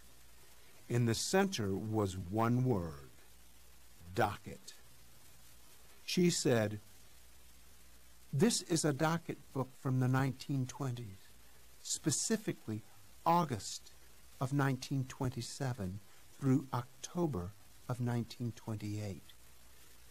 She opened it slowly and with great care began turning the yellow and fragile, almost flaky pages. "Chancery Court," she said, much like a curator in command of her subject matter. "How much time have you spent here?" Jake asked. "I don't know. Hours. I'm fascinated by this stuff, Jake. The history of the county is right here in the history of its legal system." She turned more pages, then stopped. "Here it is. June of 1928, 60 years ago."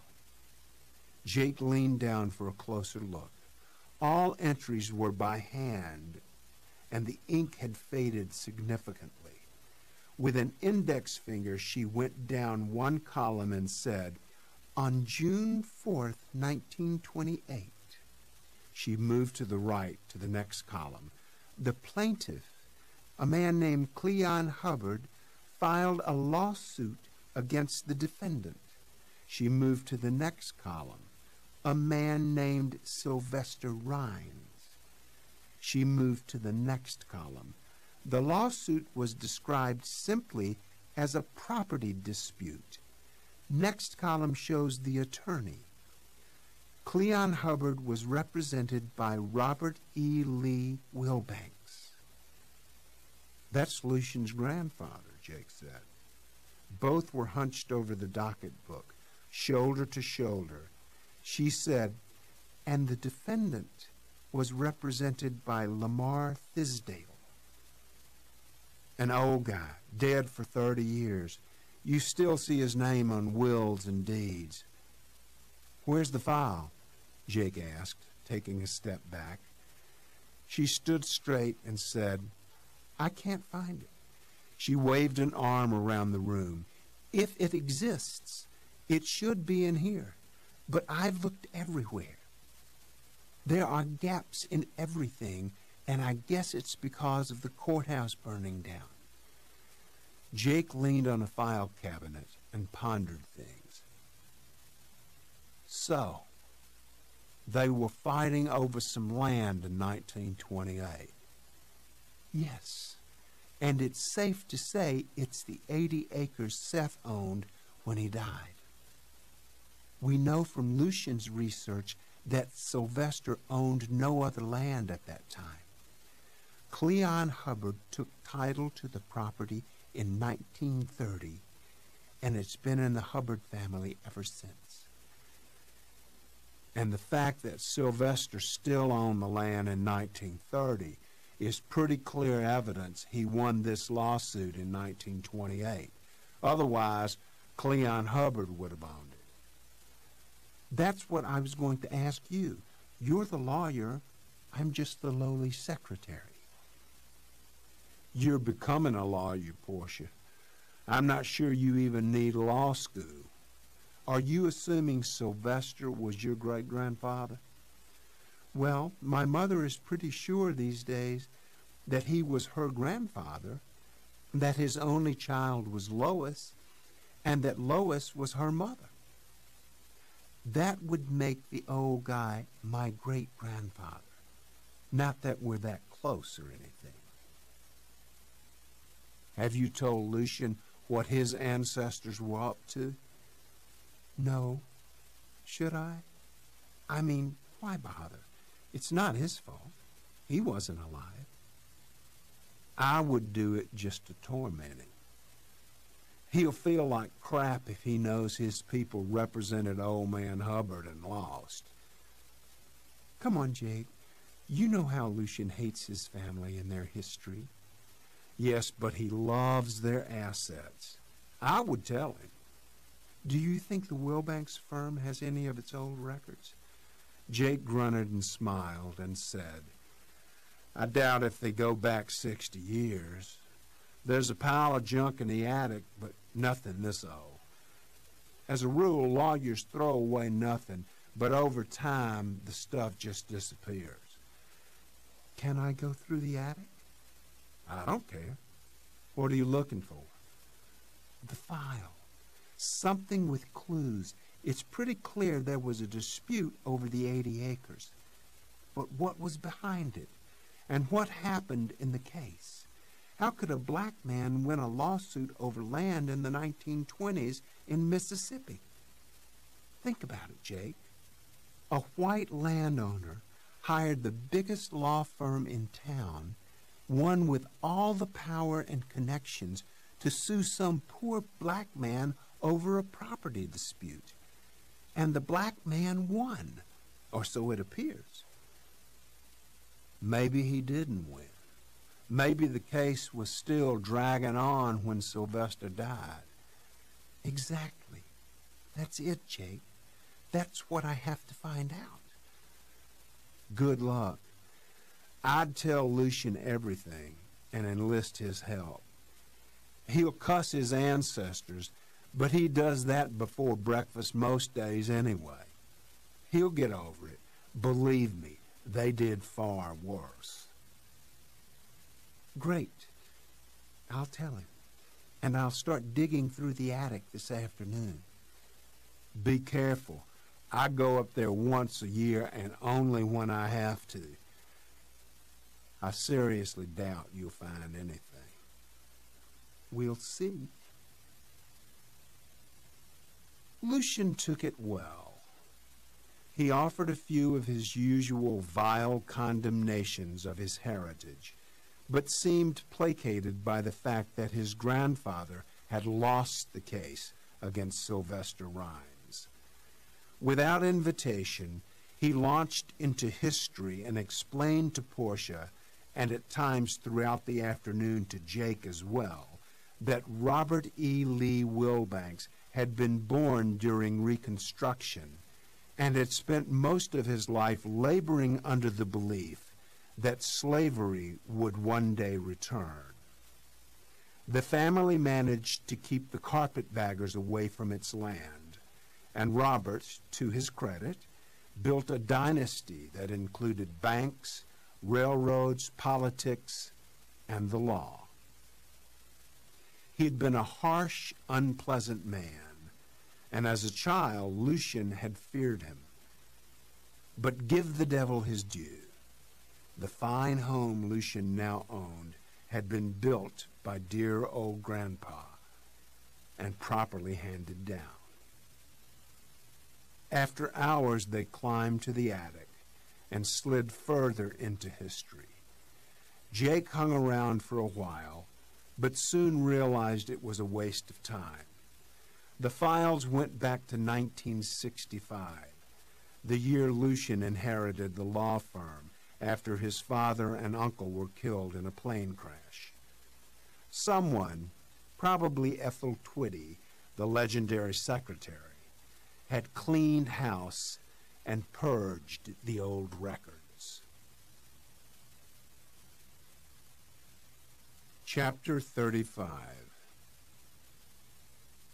2 weeks before the scheduled start of the war, the lawyers and their staffs met in the main courtroom for a pretrial conference.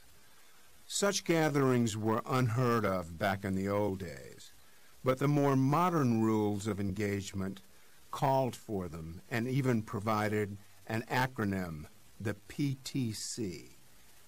Lawyers like Wade Lanier, who fought on the civil side, were well versed in the strategies and nuances of the PTC.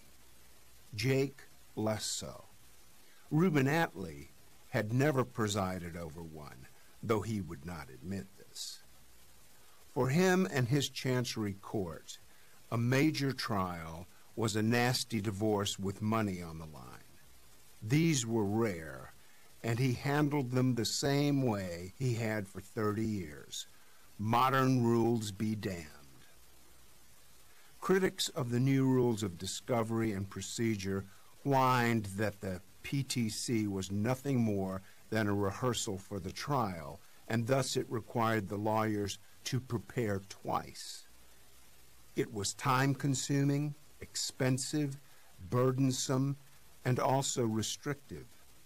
A document, an issue, or a witness not properly covered in the PTC could not be considered at trial.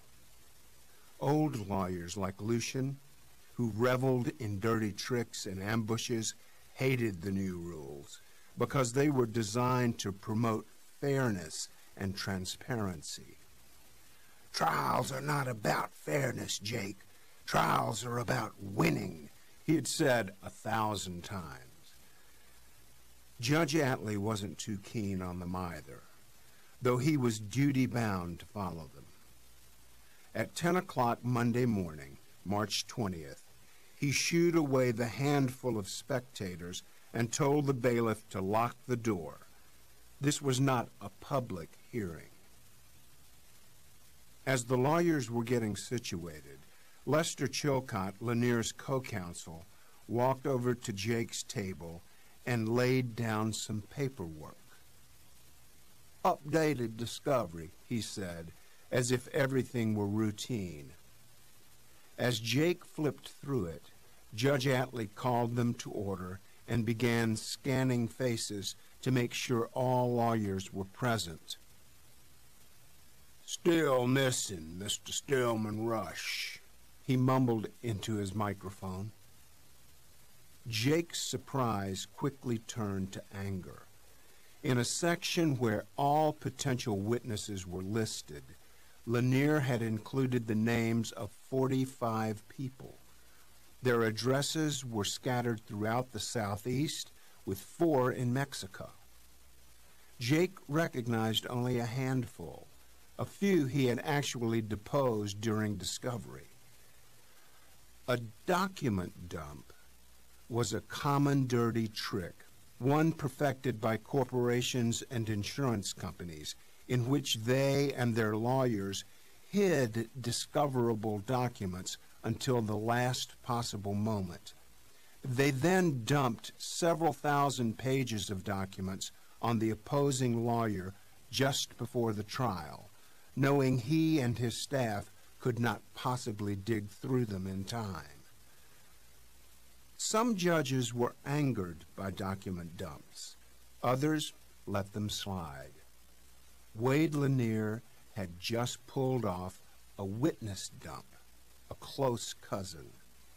Withhold the names of many of the potential witnesses until the last moment, then hand them over along with a bunch of surplus names to bewilder the opponent. The opponent seethed, but suddenly had more pressing matters. Judge Atlee said, "Now, Mr. Brigance, you have two motions pending. One to change venue, the other for continuance. I've read your briefs and the responses from the contestants, and I'm assuming you have nothing more to add to these motions." Jake rose and wisely said, "No, sir." "Just keep your seats, gentlemen. This is a pretrial conference, not a formal hearing. Now, is it also safe to assume there has been no progress in the search for Ansel Hubbard?" "Yes, sir. That's safe to assume, though with more time we may make some progress." Wade Lanier stood and said, "Your Honor, please, I'd like to respond. The presence or absence of Ansel Hubbard is of no importance here. The issues have been boiled down to what we expected, to those always in play in a will contest, to wit, testamentary capacity and undue influence. Ansel, if he's alive, did not see his brother Seth for decades prior to Seth's suicide. Ansel can't possibly testify to how or what his brother was thinking. So let's proceed as planned. If the jury finds in favor of the handwritten will, then Mr. Brigance and the estate will have plenty of time to keep searching for Ansel and hopefully give him his 5%.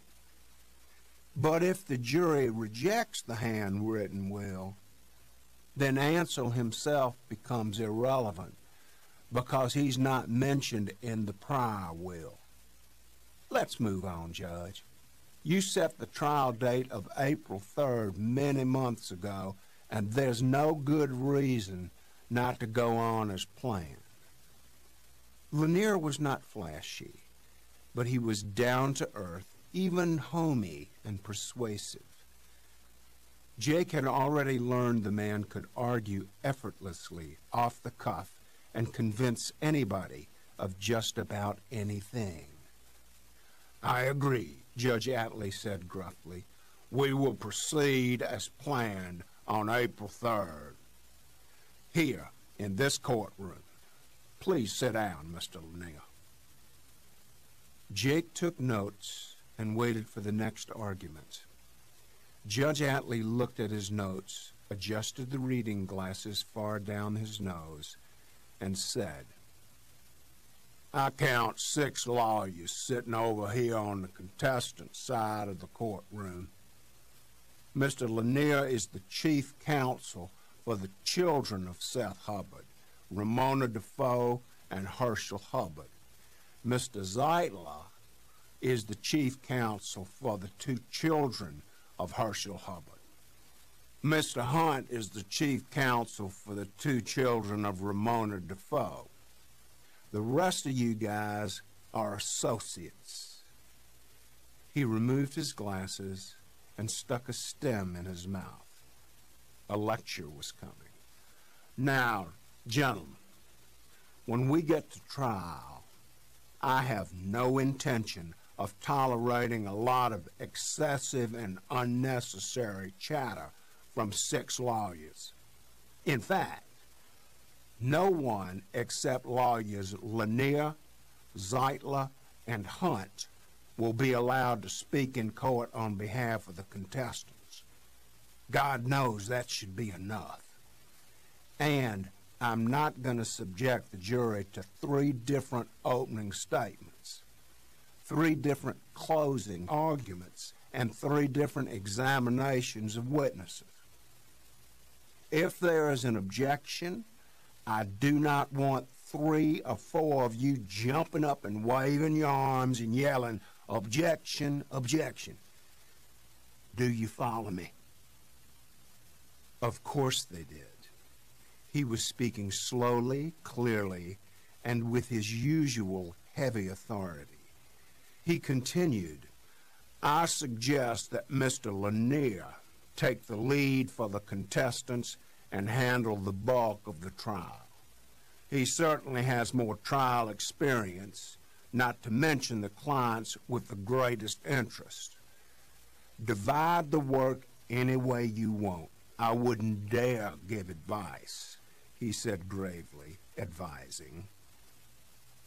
I'm not trying to muzzle anyone. You have the right to advocate for your client or clients. Each of you may call your own witnesses and cross-examine those called by the proponents. But the first time you start repeating what's already been said, as lawyers have a natural inclination to do, you can expect swift intervention from up here. I will not tolerate it. Are we on the same page? They certainly were, for the moment anyway. He jammed the reading glasses back onto his nose and looked at his notes. Let's talk about exhibits, he said. They spent an hour discussing the documents that would be admitted into evidence and shown to the jury. At Judge Atlee's heavy-handed insistence, the handwriting was stipulated to be that of Henry Seth Hubbard.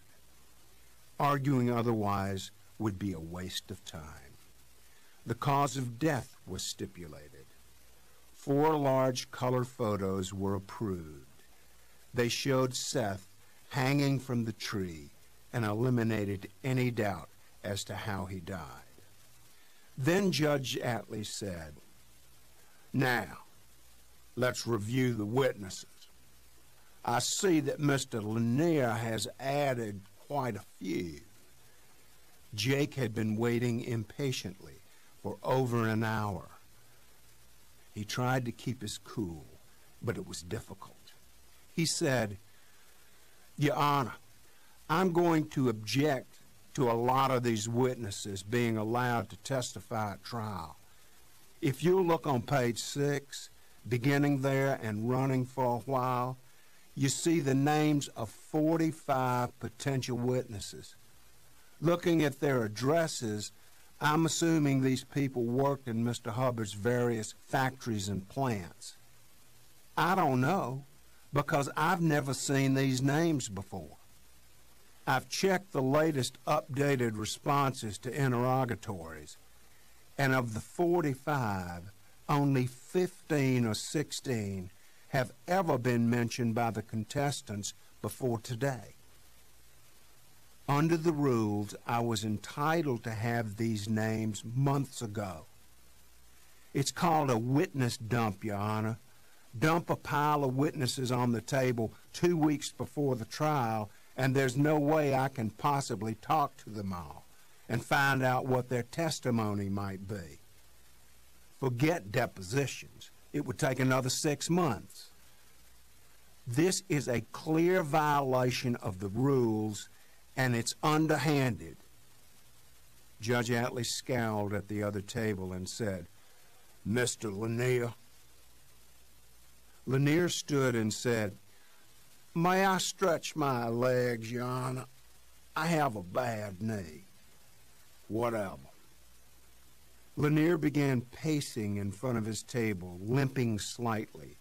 Probably a courtroom trick of some variety, Jake thought. Your Honor, this is not underhanded, and I resent the accusation. Discovery is always a work in progress. New names are always popping up. Reluctant witnesses sometimes come forward at the last minute. One witness remembers another one, or he remembers something else that happened. We've had investigators digging and digging for 5 months now, non-stop, and frankly, we've outworked the other side. We found more witnesses, and we're still looking for more. Mr. Brigance has 2 weeks to call or go see any witness on my list. 2 weeks? No, it's not a lot of time, but is there ever enough time? We know there is not. This is the way high-powered litigation goes, Your Honor. Both sides scramble until the very last moment. Pacing, limping, arguing quite effectively, Lanier inspired grudging admiration, though at the same time Jake wanted to throw a hatchet at him. Lanier did not play by the rules, but he was quite adept at legitimizing his cheating. For Wade Lanier, it was a crucial moment. Buried in the list of 45 was the name Julina Kidd, the only black woman Randall Clapp had found so far who was willing to testify and admit she had slept with Seth. For $5,000 plus expenses, she had agreed to travel to Clanton and testify. She had also agreed to ignore phone calls or any contact from any other lawyer, namely one Jake Brigance, who might show up desperately sniffing around for clues. Not buried in the list was Fritz Pickering. His name had not been mentioned, nor would it be, until a critical moment in the trial. Judge Atlee asked Jake, "How many depositions have you taken?" Jake replied, "Together, we've taken 30 depositions. Sounds like a lot to me. And they're not cheap. Mr. Lanier, surely you don't plan to call 45 witnesses." "Of course not, Your Honor, but the rules require us to list all potential witnesses. I may not know until we're in the middle of the trial who I need next on the stand. This is the flexibility the rules contemplate." "I understand that. Mr. Brigance, how many witnesses do you plan to call?" "Approximately 15, Your Honor." "Well, I can tell you fellas right now, I'm not going to subject the jury or myself to the testimony of 60 witnesses. At the same time, I'm not inclined to restrict who you may or may not call at trial. Just make sure all witnesses are disclosed to the other side. Mr. Brigance, you have all the names, and you have 2 weeks to dig." Jake shook his head in frustration. The old chancellor couldn't help but revert to his old ways. Jake asked, "Then would it be possible to require the attorneys to submit a brief overview of what each witness might say on the stand? This seems only fair, Your Honor." "Mr. Lanier, I'm not sure how fair it is, Your Honor. Just because we've hustled our butts off and found a bunch of witnesses Mr. Brigance has never heard of doesn't mean we should be required to tell him what they might say. Let him do the work." The tone was condescending, almost insulting, and for a split second, Jake felt like a slacker. "I agree," Judge Atlee said. Lanier shot Jake a look of contemptuous victory as he walked by him and sat down again. The PTC dragged on as they discussed the expert witnesses and what they might say. Jake was irritated at Judge Atlee and did not try to hide his feelings. The highlight of the meeting was the distribution of the jury list, and the judge saved it for last. It was almost noon when a clerk distributed it. "There are 97 names," Atlee said, "and they've been screened for everything but age. As you know, some folks over the age of 65 do not want to be exempted from service, so I'll let you gentlemen handle that during selection." The lawyer scanned the names, looking for friendly ones, sympathetic ones, smart folks who would instantly side with them and bring back the right verdict. Atlee went on, "Now, and listen to me. I will not tolerate contact with these people. As I understand the nature of big lawsuits these days, it's not unusual for the attorneys to investigate the jury pool as thoroughly as possible. Go right ahead, but do not contact them or follow them or frighten them or in any way harass them. I will deal harshly with anyone who does. Keep these lists close. I do not want the entire county knowing who's in the pool." Wade Lanier asked, "In what order will they be seated for selection, Your Honor?" "Entirely at random." The lawyers were silent as they rapidly read through the names.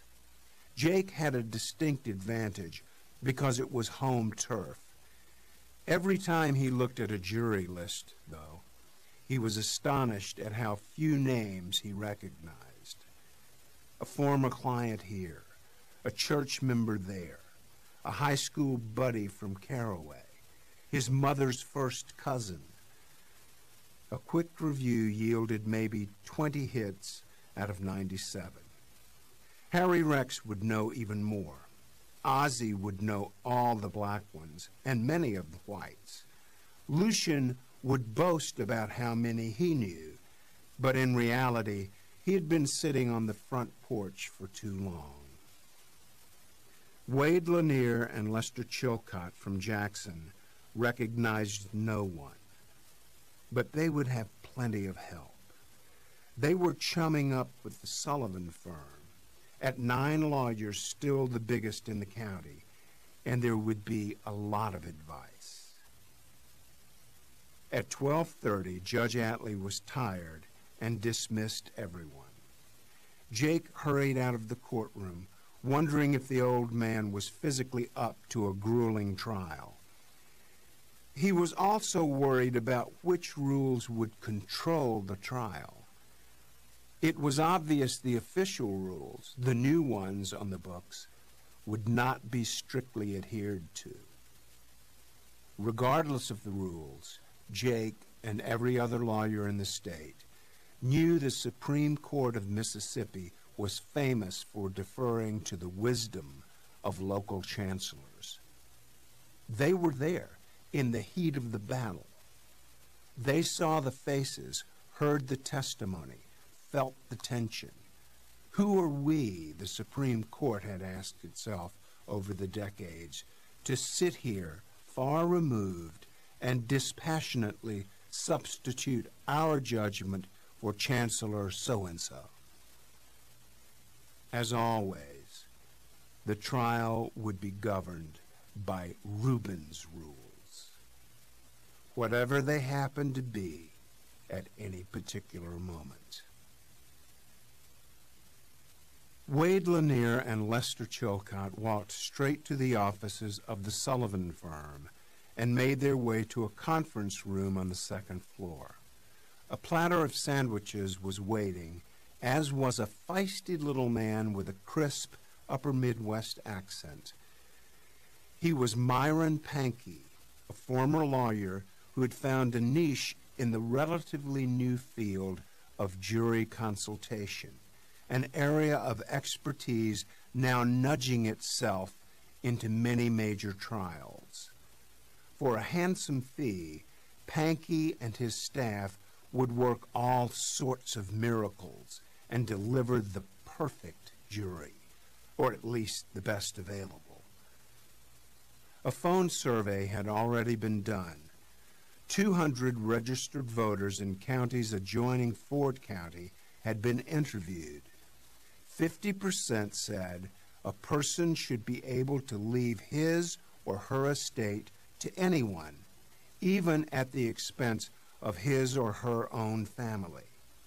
But 90% would be suspicious of a handwritten will that left everything to the last caregiver. The data had piled up and was still being analyzed at Pankey's home office in Cleveland. Race was not a factor in any part of the survey. Based on the preliminary numbers, Wade Lanier was optimistic. He ate a sandwich while standing and talking and sipping a Diet Coke through a straw. Copies of the jury lists were made and scattered across the conference table. Each of the 9 members of the Sullivan firm was given a copy and asked to review the names as soon as possible, though all were swamped as usual and just couldn't see how they could add 5 more minutes of work to their overloaded schedules. A greatly enlarged road map of Ford County was mounted along one wall.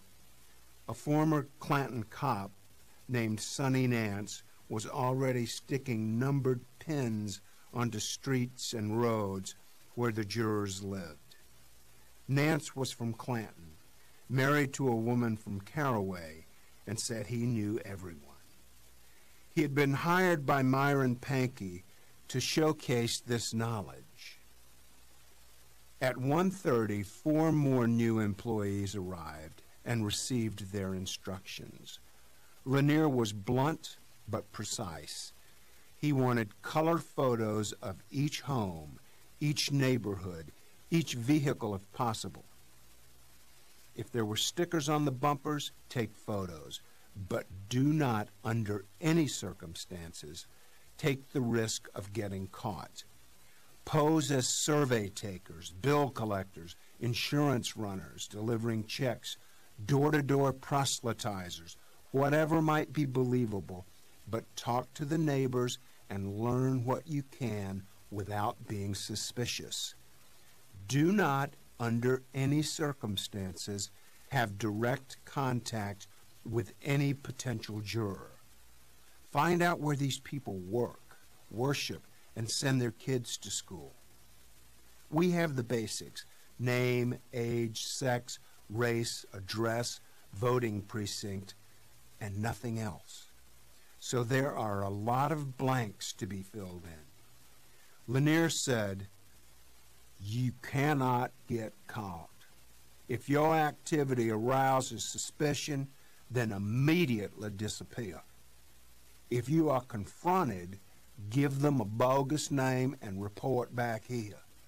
Even if you think you might be spotted, leave, disappear, and eventually call in." Questions? None of the 4 were from Ford County, so the chances of being recognized were 0. 2 were former cops. 2 were part-time investigators. They knew how to work the streets. "How much time do we have?" one asked. "The trial starts 2 weeks from today. Check in every other day and give us the info you've collected. Friday of next week is the deadline." "Let's go," one said, "and don't get caught." Jake's expert trial consultant was also his secretary paralegal, since Judge Atlee was now administering the estate as if all funds came directly from his own tight pocket. A real consultant was out of the question. Portia would be in charge of gathering the data, or rather, keeping up with all of it. At 4:30 Monday afternoon, she, Jake, Lucian, and Harry Rex gathered in a workroom on the 2nd floor, next to her old office. Present also was Nick Norton, a lawyer from across the square, who had represented Marvis Lang 2 years earlier. They went through all 97 names.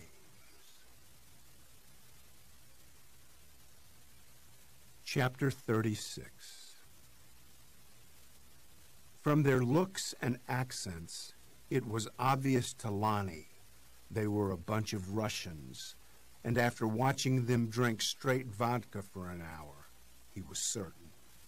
Crude, crass, loud, and looking for trouble, they would pick a night when only one bouncer was on duty. The owner of the bar had threatened to post a sign barring all Russians, but of course he could not. Lonnie figured they were crewing a cargo ship, probably one hauling grain from Canada. He called the other bouncer at home, but got no answer. The owner wasn't there, and at the moment, Lonnie was in charge.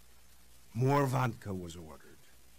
Lonnie thought about cutting it with water, but these guys would know it immediately.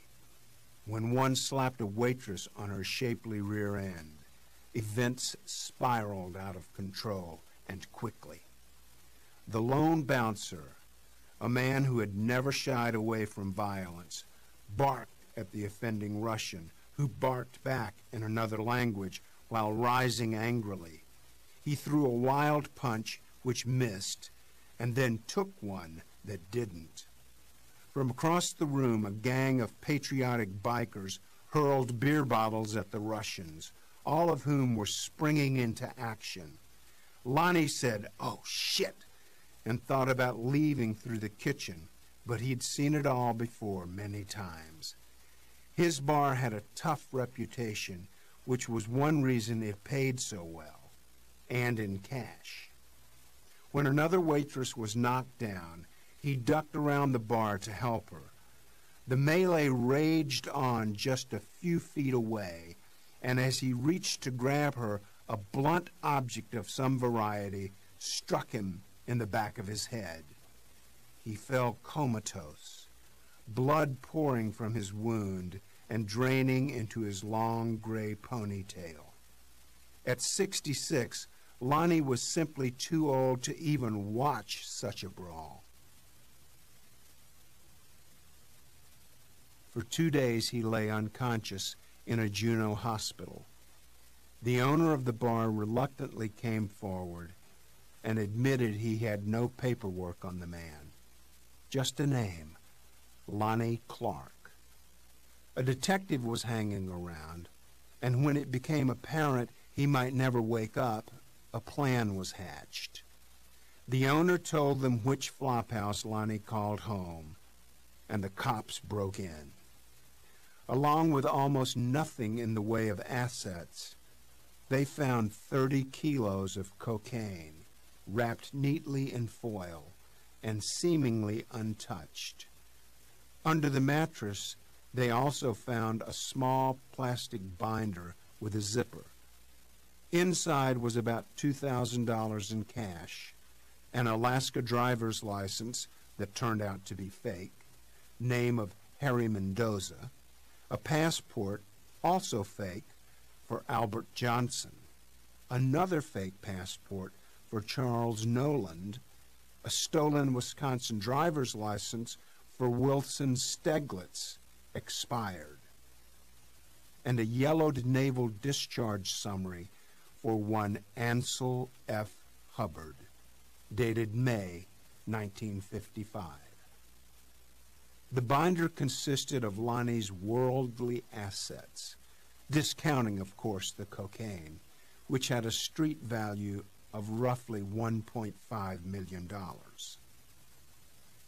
It took the police several days to verify records and such, and by then Lonnie was awake and feeling better. The police decided not to approach him about the coke until he was ready to be discharged. They kept an officer in street clothes outside his room. Since the only legitimate names in his arsenal appeared to be Ansel F. Hubbard and Wilson Steglitz, They entered them into the National Crime Computer System to see what, if anything, might turn up. The detective began chatting with Lonnie, stopping by and bringing him milkshakes, but there was no mention of the drugs. After a few visits, the detective said they could find no records of a man named Lonnie Clark. Birthplace and date, social security number, state of residence. Anything, Lonnie? Lonnie, who'd spent a lifetime running and ducking, grew suspicious and less talkative. The detective asked, "You ever know a man by the name of Harry Mendoza?" "Maybe," Lonnie replied. "Oh, really? From where and when? How? Under what circumstances?" "Nothing." "What about Albert Johnson or Charles Noland?" Lonnie said maybe he had met those men long ago, but wasn't sure. His memory was foggy, coming and going. He had, after all, a cracked skull and a bruised brain, and, well, he couldn't remember much before the fight. Why all the questions? By then, Lonnie knew they had been in his room, but he wasn't sure if they had found the cocaine. There was an excellent chance the man who owned it went to the flophouse not long after the fight and removed it himself. Lonnie was not a dealer. He was just doing a friend a favor, one for which he was to be paid nicely. So the question was whether the cops had found the cocaine. If so, Lonnie was in some serious trouble. The less he said, the better. As he had learned decades earlier, when the cops start asking serious questions, deny, deny, deny. Jake was at his desk when Portia rang through and said, "It's Albert Murray."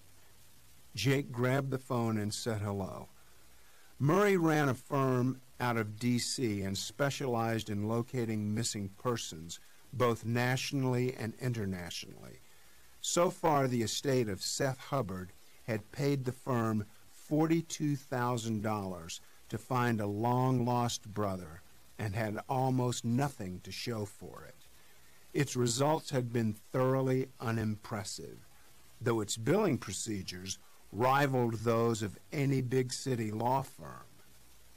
Murray, always skeptical, began with, "We have a soft hit on Ansel Hubbard, but don't get excited." He relayed the facts as he knew them: an assumed name of Lonnie, a bar brawl in Juneau, a cracked skull, lots of cocaine, and fake papers. "He's 66 years old and dealing drugs?" Jake asked. "There's no mandatory retirement age for drug dealers." "Thanks. Anyway," Murray continued, "this guy is pretty crafty and won't admit to anything." "How bad is he hurt?" "He's been in the hospital for a week. He'll go from there to the jail, so his doctors are in no hurry. A cracked skull is a cracked skull, if you say so. The locals there are curious about the discharge paperwork from the Navy. It appears to be authentic, and it doesn't really fit. A fake driver's license and a fake passport might take you places, but a discharge that's 30 years old? Why would a con man like this need it? Of course, it could be stolen." "So we're back to the same old question," Jake said. "How do we verify him if we find him?" "You got it." There were no helpful photos of Ansel Hubbard. In a box in Seth's closet, they had found several dozen family photos, mainly of Ramona, Herschel, and Seth's first wife. There were none from Seth's childhood, not a single photo of his parents or younger brother. Some school records tracked Ansel through the 9th grade, and his grainy, smiling face appeared in a group photo taken at the Palmyra Junior High School in 1934. That photo had been enlarged, along with several of Seth as an adult. Since Ansel had not been seen in Ford County in 50 years, there was not a single person who could offer an opinion as to whether he favored his older brother as a child or looked completely different. "Do you have someone in Juneau?" Jake asked. "No, not yet. I've talked to the police twice. I can have a man there within 24 hours. What's he going to do when he gets there? If Lonnie Clark is not talking to the locals, why would he talk to a complete stranger?" "I doubt if he would." "Let me think about it." Jake hung up and thought about nothing else for an hour. It was the first lead in months, and such a weak one at that. The trial started in 4 days, and there was no way he could race off to Alaska and somehow verify the identity of a man who did not want to be identified. Indeed, one who had apparently spent the past 30 years changing identities. He walked downstairs and found Lucian in the conference room, studying index cards with the jurors' names in bold letters. They were arranged neatly on the long table, alphabetized, all 97 of them. They were rated on a scale of 1 to 10, with 10 being the most attractive. Many of them had not yet been rated because nothing was known of the jurors. Jake replayed the conversation with Albert Murray. Lucian's first response was, "We're not telling Judge Atlee. Not yet, anyway. I know what you're thinking. If Ansel's alive, and we might know where he is, then let's scream for a continuance and buy some more time. That's a bad idea, Jake." "I wasn't thinking about that." "There's a good chance the old boy might be locked up for the rest of his life. He couldn't show up for a trial if he wanted to." "No, Lucian. I'm more concerned with verification. There's no way to do it unless we go talk to him. Keep in mind, he has a chunk of money on the line here. He might be more cooperative than we think." Lucian took a deep breath and began pacing around the table. Portia was too inexperienced, and she was also a young black female, not the type to pry secrets out of an old white man who was running from something or everything. That left him, the only available member of the firm. He walked to the door and said, "I'll go. Get me all the information you can." "Are you sure, Lucian?" There was no response as he closed the front door behind himself. Jake's only thought was, "I hope he can stay sober." Ozzie stopped by late Thursday afternoon for a quick visit. Harry, Rex, and Portia were in the war room, poring over juror names and addresses. Jake was upstairs at his desk, on the phone, wasting time, trying to track down a few more of Wade Lanier's 45 witnesses. So far, the task had been frustrating. "Want a beer?" Harry Rex asked the sheriff. A fresh Bud Light sat nearby. "I'm on duty, and I don't drink," Ozzie replied. "I hope you're not driving. I'd hate to see you busted for a DUI. I just hired Jake to postpone it forever. You got some names?" Ozzie handed him a sheet of paper and said, "A few. That Oscar Peltz guy we were talking about yesterday, from down near Lake Village, well, He goes to the same church with the Roston family. Portia picked up the card with Oscar Peltz written in a black marker across the top. I'd stay away from him, Ozzie said. Harry Rex looked at his notes and said, "We had him as a 5 anyway. Not too attractive." Mr. Raymond Griffiths lives down from Parker's Country Store, south of here. What do you have on him? Portia picked up another card and said, "White male, age 41, works for a fencing contractor." Harry Rex added, "Divorced, remarried, father died in a car wreck about 5 years ago." Ozzie said, "Stay away from him. I got a source says his brother was involved with the Klan 3 years ago during the Haley trial.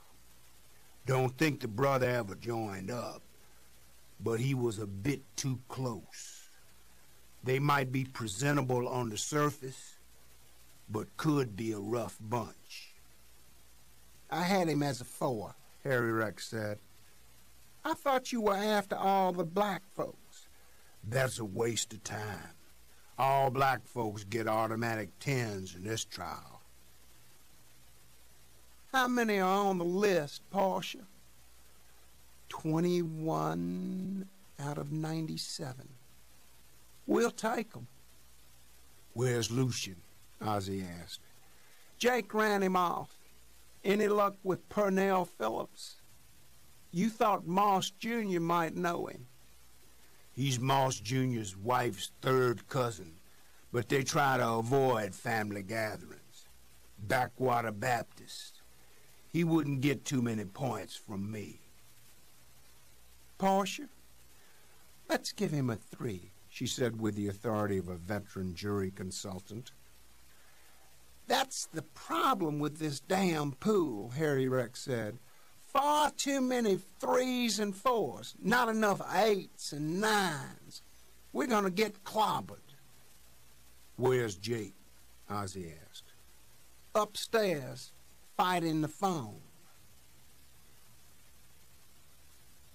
Lucian drove to Memphis, flew to Chicago, and from there flew all night to Seattle.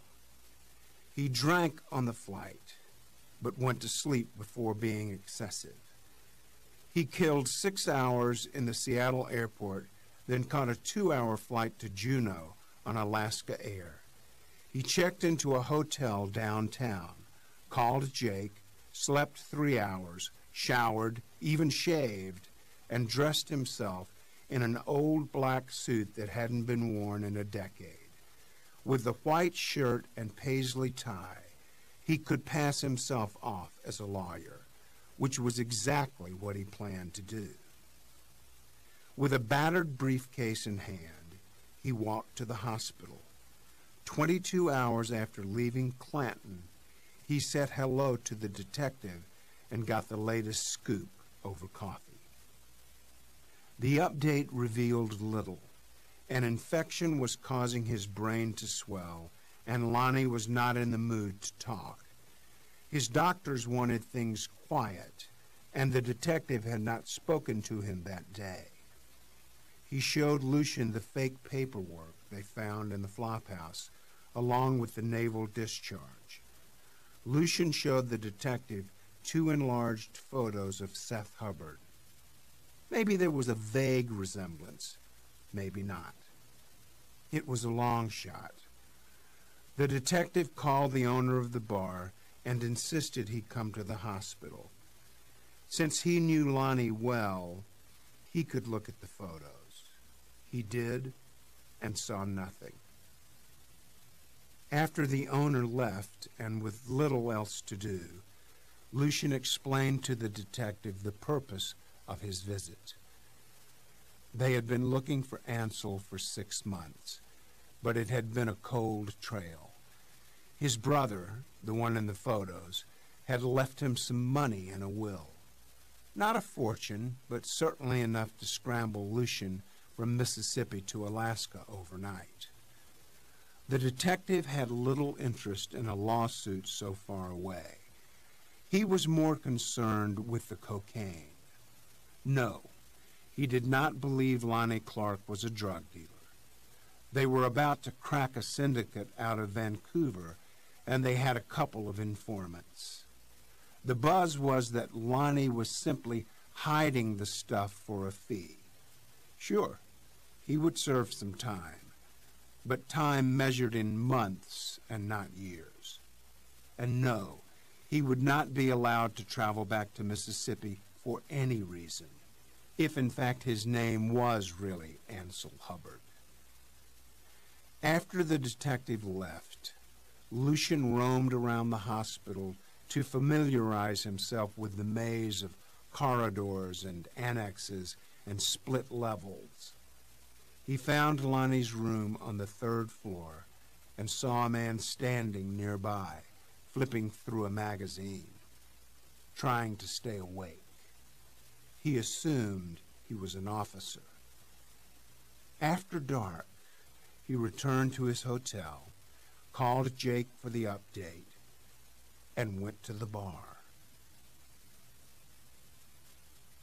It was either his 5th or 6th night in this damp, dark room with windows that never opened and somehow blocked out all light during the day.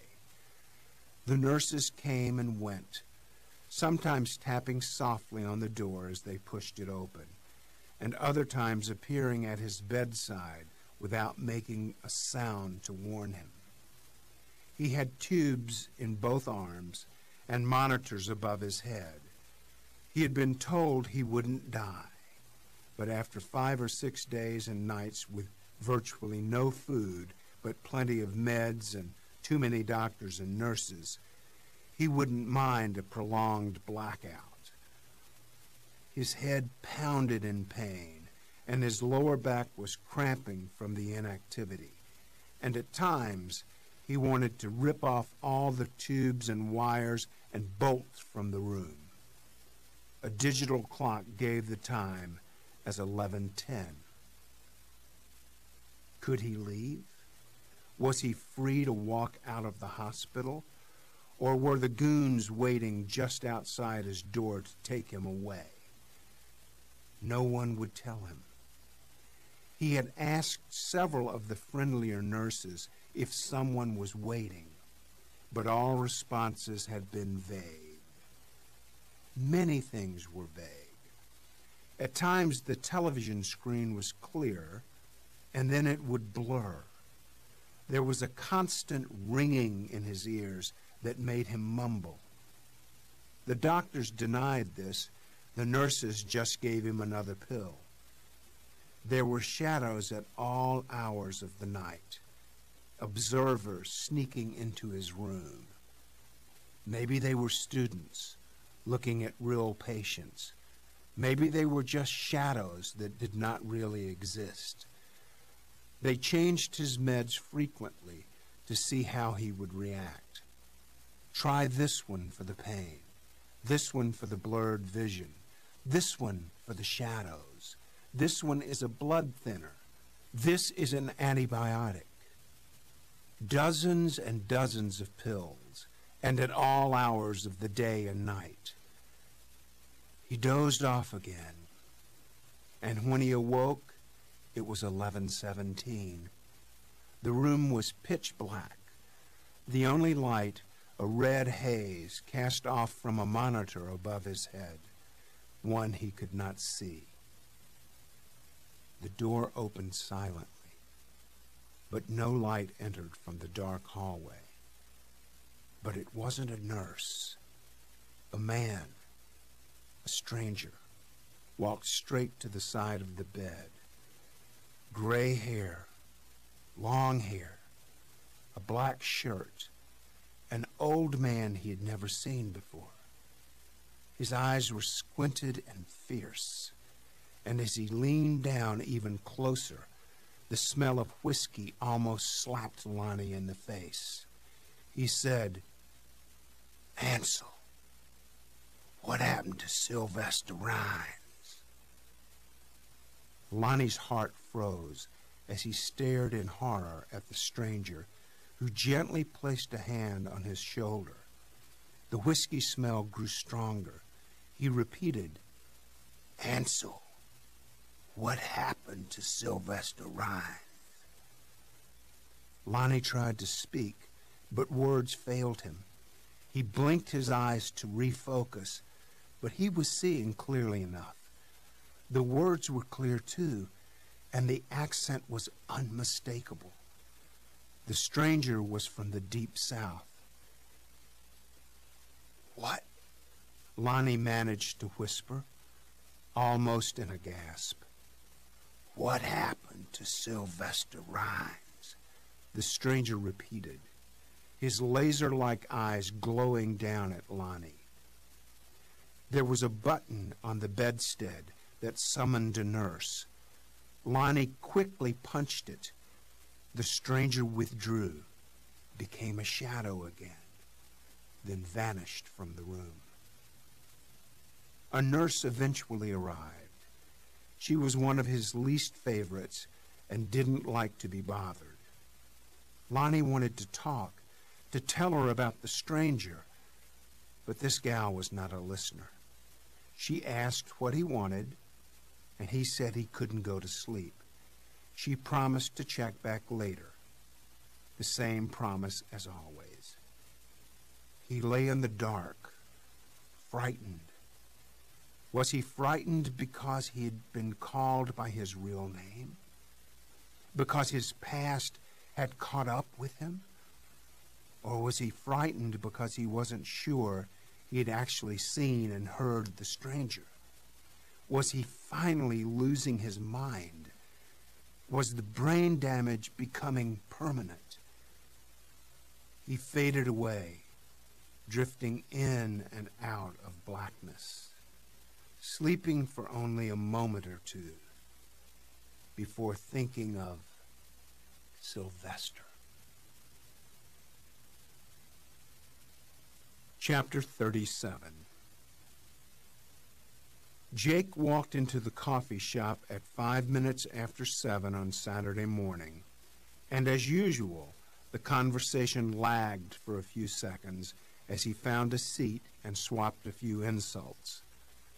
The trial started in 2 days, and according to Dell, the early morning chatter was dominated by rumors and endless opinions about the case. The subject was changed the moment Jake walked in each morning, and as soon as he left, it was as if someone flipped a switch and Seth's will was again front and center. Though her customers were all white, they seemed to be divided into several camps.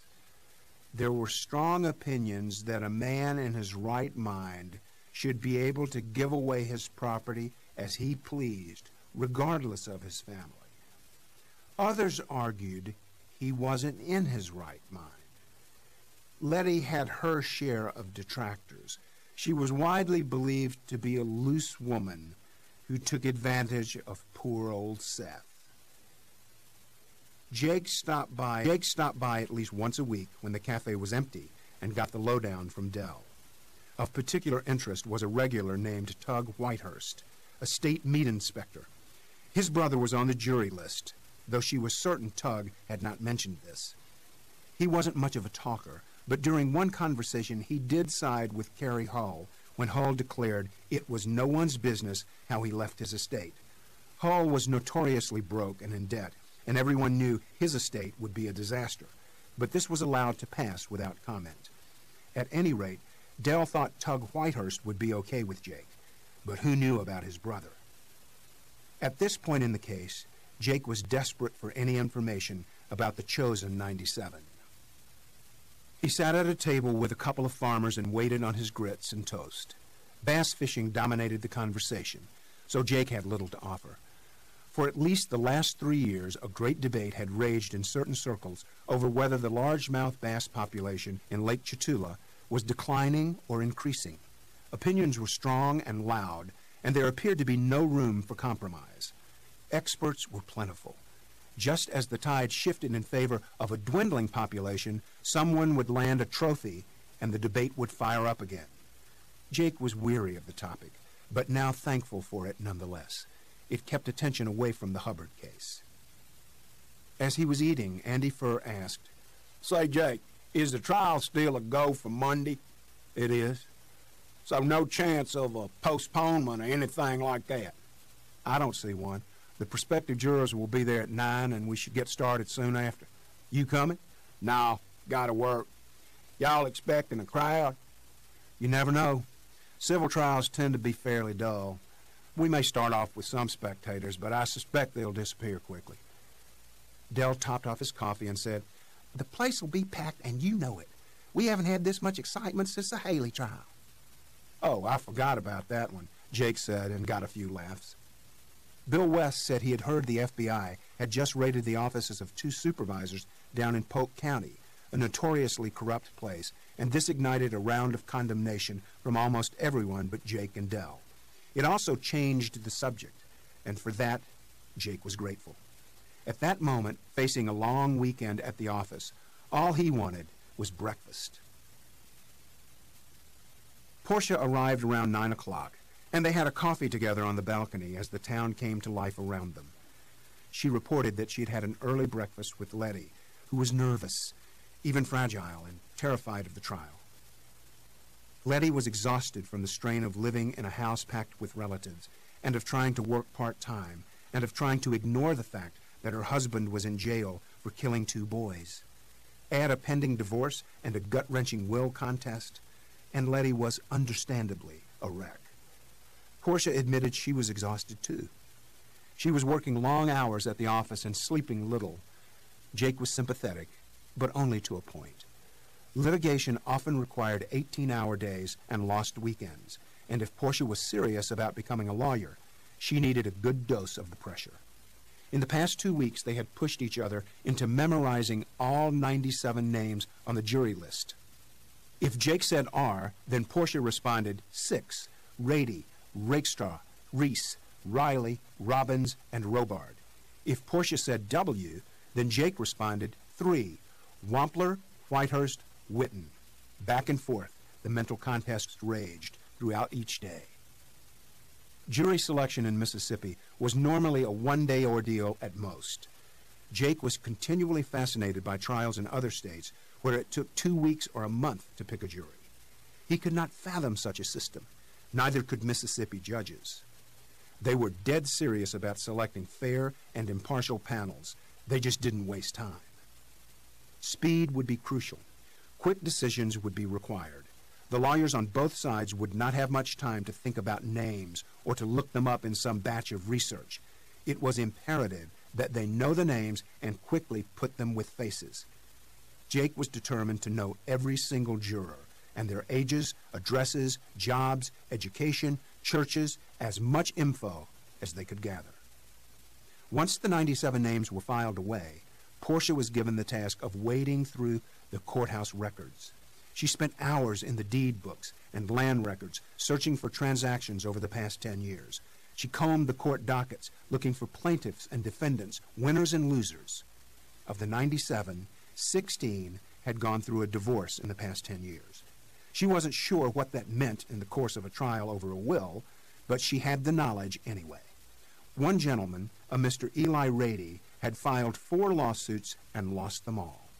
She checked the lien books and found dozens of claims for unpaid taxes, unpaid supplies, unpaid subcontractors. A few of their prospective jurors owed the county money for property taxes. In the tax assessor's office, she dug through property tax receipts and made a register of which jurors owned what make and model of vehicles. Not surprisingly, there were a lot of pickup trucks. The work was tedious and often mind-numbing, but she never slowed down, never thought of quitting. After 2 weeks of living with these people, she was confident she knew them. After coffee, they grudgingly went back to work. Jake began roughing out an outline for his opening statement. Portia returned to the conference room and to her 97 new friends. At 10, Harry Rex finally rolled in with a sack full of greasy sausage biscuits straight from Claude's. He handed one to Jake, insisted he take it, then slid across an envelope. "It's a check from your insurance company. Land, fire, and casualty. A bunch of crooked morons. So don't ever buy another policy from them, understand? $135,000. Settlement in full. And not a dime of it siphoned off for attorney's fees. So you owe me big time, buddy. Thanks. Since your fees are so cheap, get busy. I'm really tired of this case, Jake. On Monday, I'm going to help you pick the jury, then I'm out of there. I got my own cases to lose. Fair enough. Just be there for the selection. Jake knew Harry Rex would in fact miss little of the actual courtroom testimony. Then he would park himself in the downstairs conference room each evening as they ate pizza and sandwiches and argued about what went wrong and what might happen the following day. He would second-guess every move Jake made, excoriate Wade Lanier with scathing criticism, curse the negative rulings made by Judge Atlee, offer unsolicited advice at every turn, maintain the constant gloom of losing an unwinnable case, and at times be so unbearable Jake would want to throw something at him. But he was seldom wrong. He knew the law and its intricacies. He read People like others read magazines.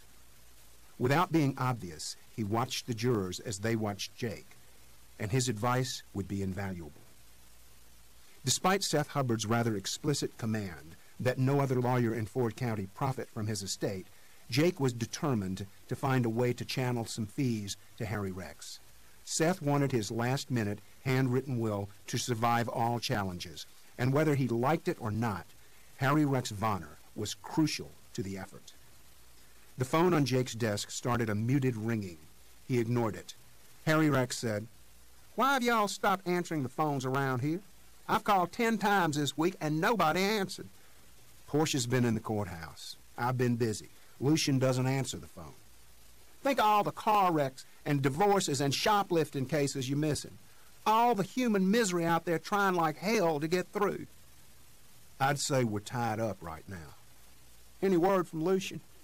"Nothing this morning, but then it's only 6 in Alaska. I doubt if he's up and about yet."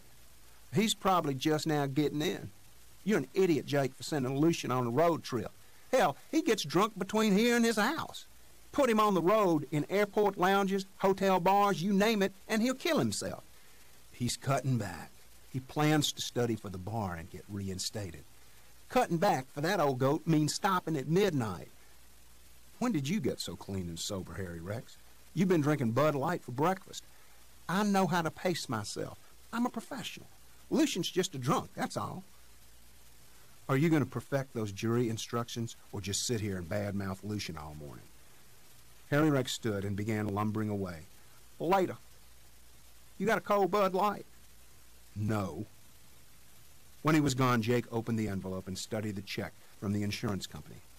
On the one hand, he was sad because the check represented the end of their first home.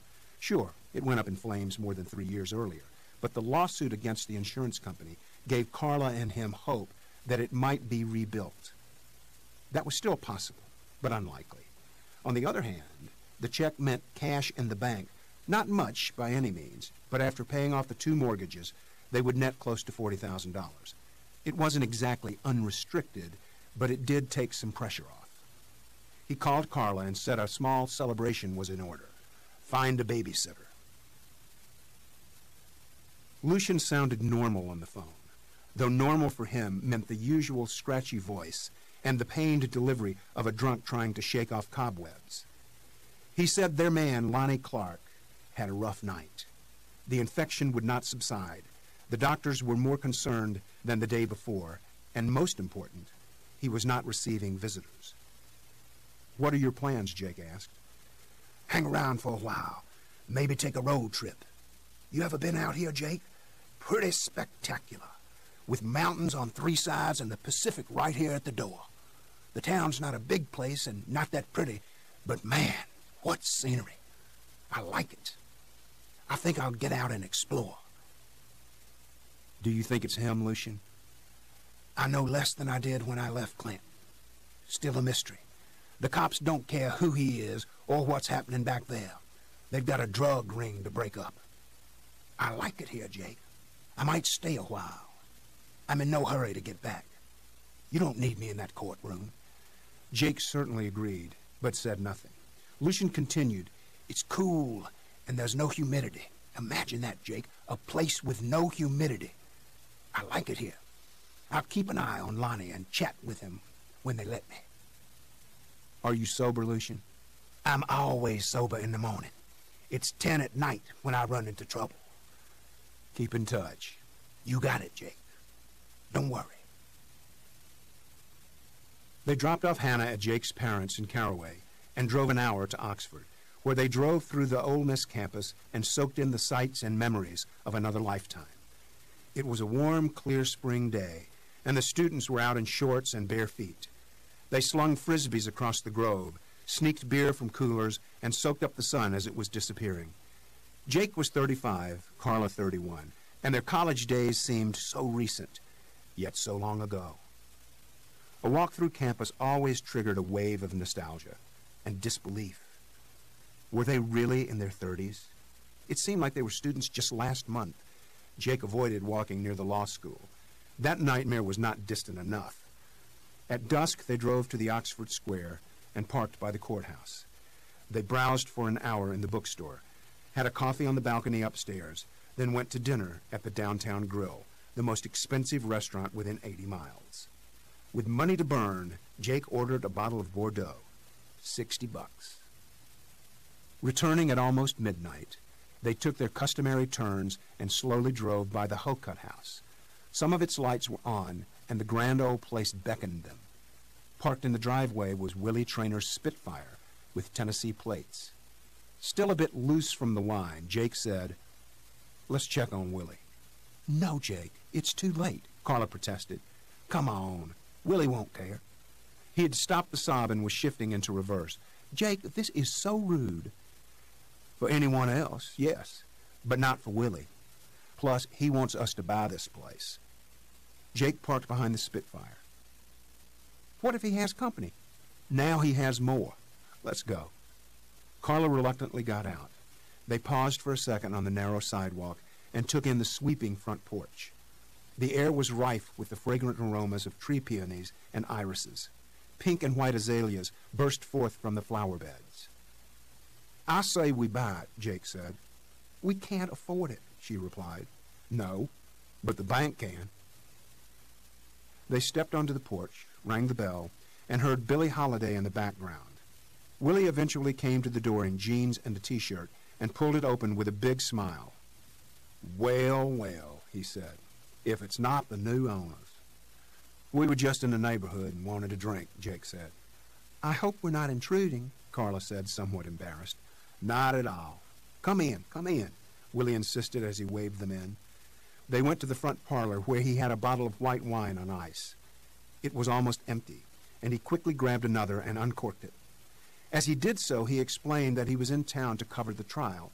His latest venture was the launch of a monthly magazine devoted to Southern culture, and its inaugural issue would have an in-depth story about Seth Hubbard and the fortune he had left to his black housekeeper. Willie had not mentioned this before. Jake was thrilled at the idea of some publicity outside Ford County. The Haley trial had given him a dose of notoriety, and it was intoxicating. Who's on the cover? He asked, joking. Probably not you, Willie said as he handed over 2 glasses filled to the top. Cheers. They talked about the trial for a moment or two, but all three were having other thoughts. Finally, Willie broke the ice by saying, Here's what I propose. Let's shake hands tonight on the house. A verbal contract, just the 3 of us. Verbal contracts for real estate are not enforceable, Jake said. Don't you just hate lawyers? Willie said to Carla. Most of them. Willie said, it's enforceable if we say it's enforceable. Let's shake hands tonight on a secret deal. Then after the trial, we'll find a real lawyer who can draft a proper contract. You guys go to the bank and line up a mortgage, and we'll close in 90 days. Jake looked at Carla, who looked right back. For a moment they froze, as if the idea was entirely new. In reality, they had discussed the Hocutt house until they were weary of it. What if we can't qualify for a mortgage? Carla asked. Don't be ridiculous. Any bank in town will loan you the money. I doubt it, Jake said. There are 5 in town, and I've sued 3 of them. Look, this place is a bargain at $250, and the banks know it. I thought it was $2.25, Jake said, glancing at Carla. Willie took a sip of his wine, smacked his lips with satisfaction, and said, "Well, yes, it was, briefly, but you didn't take the bait at that price. Frankly, the house is worth at least $400,000. In Memphis, we've had that conversation, Willie. This is not Midtown Memphis. No, it's not. But $250 is a more reasonable price. So, it's $250. Jake said, "That's a strange way to sell, Willie. If you don't get your price, you keep raising it?" "I'm not raising it again, Jake, unless some doctor comes along. It's $250. That's fair. You guys know it. Now let's shake hands." Jake and Carla stared at each other for a moment. Then she slowly reached over and shook Willie's hand. "Atta girl," Jake said. The deal was closed. The only sound was the faint hum of a monitor, somewhere above and behind him. The only light was the red glow of digital numbers that recorded his vitals. His lower back was cramping, and Lonnie tried to shift slightly. An IV drip kept the clear but potent meds in his blood, and for the most part, kept the pain away. In and out, he came and went. Barely awake for a few moments, then dead again. He had lost track of the days and hours. They had turned off his television and taken away his remote. The meds were so strong that not even the worrisome nurses could awaken him at all hours of the night, though they tried. When awake, he could feel movement in the room. Orderlies, housekeepers, doctors, lots of doctors. He occasionally heard them speak in low, grave voices, and Lonnie had already decided he was dying. An infection he couldn't pronounce or remember was now in control, and the doctors were struggling. In and out. A stranger appeared without a sound and touched the guardrail. "Ansel," he said in a low but strong voice. "Ansel, are you there?" Lonnie's eyes opened wide at the sound of his name. It was an old man with long gray hair and a black T-shirt. It was the same face, back again. "Ansel, can you hear me?" Lonnie did not move a muscle. "Your name's not Lonnie. We know that. It's Ansel. Ansel Hubbard, brother of Seth. Ansel, what happened to Sylvester Rhines?" Though terrified, Lonnie remained frozen. He smelled whiskey and remembered it from the night before. "What happened to Sylvester Rhines? You were 8 years old, Ansel. What happened to Sylvester Rhines?" Lonnie closed his eyes and breathed deeply. For a second, he was gone. Then he jerked his hands and opened his eyes. The stranger was gone.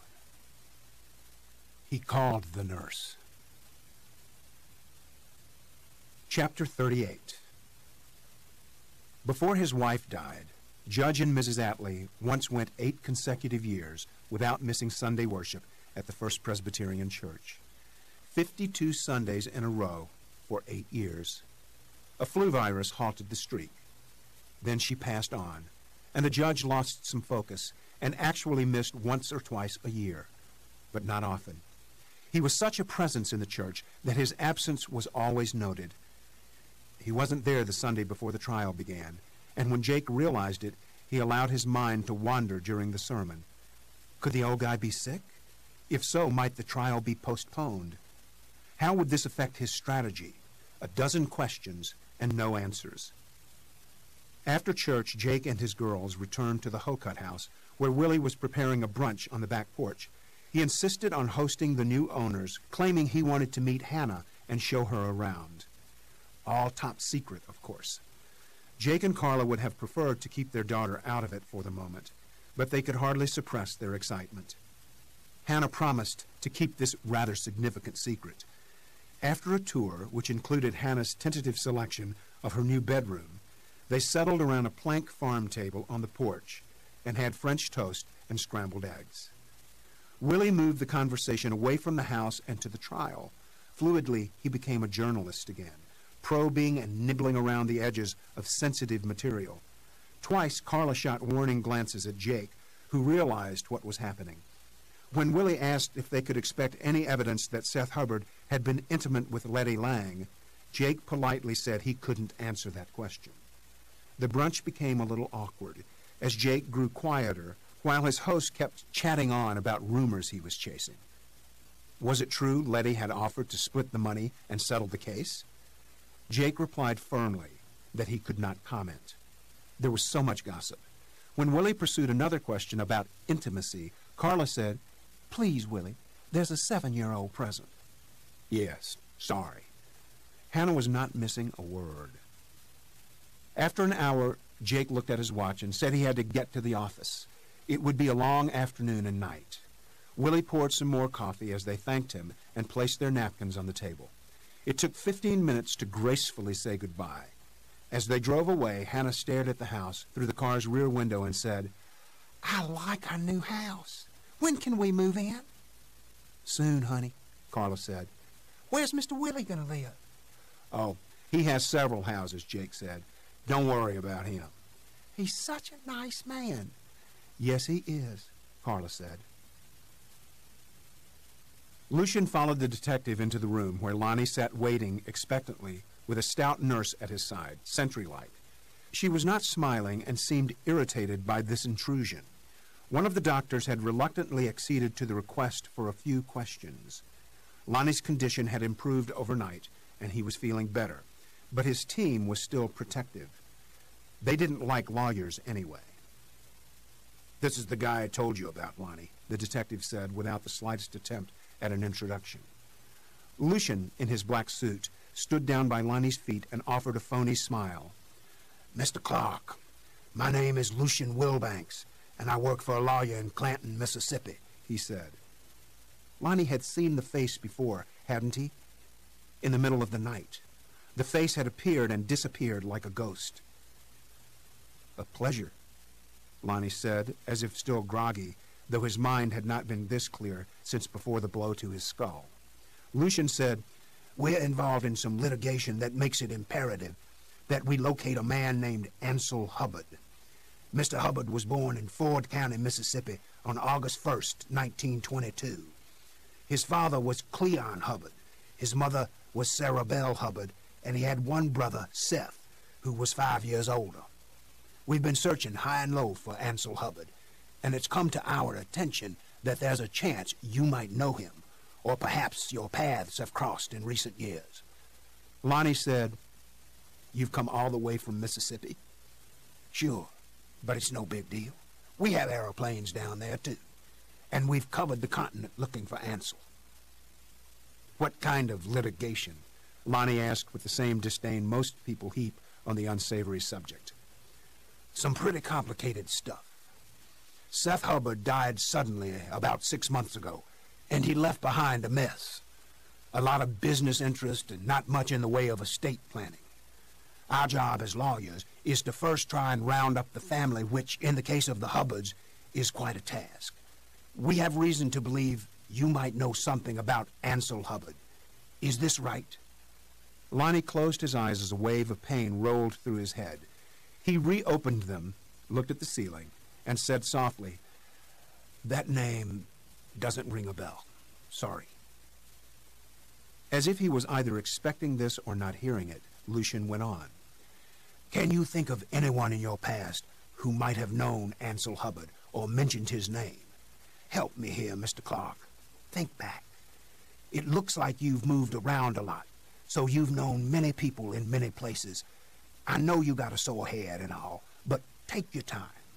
Think real hard about this." Again he said, "That name does not ring a bell." The nurse glared at Lucian and seemed ready to pounce. He did not acknowledge her presence.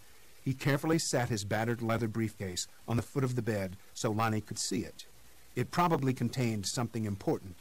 Lucian said, "Have you ever been to Mississippi, Mr. Clark?" "No." "Are you sure?" "Sure, I'm sure." "Well, hey, that's a real surprise because we thought you were born there. We paid a lot of money to some high-priced investigators who've been tracking Ansel Hubbard. When your name popped up, They took off after you and found several Lonnie Clarks. One of them was born in Mississippi 66 years ago. You are 66 years old, aren't you, Mr. Clark? Lonnie stared at him, overwhelmed and uncertain. Slowly he said, I am. So, what's your connection to Ansel Hubbard? The nurse said, He said he didn't know him. Lucian snapped at her, And I'm not talking to you. This is an important legal matter, a big case involving dozens of lawyers, several courts, and a pile of money. And if I need you to stick your nose into the middle of it, then I'll let you know. Until then, please butt out. Her cheeks blushed crimson as she gasped for breath.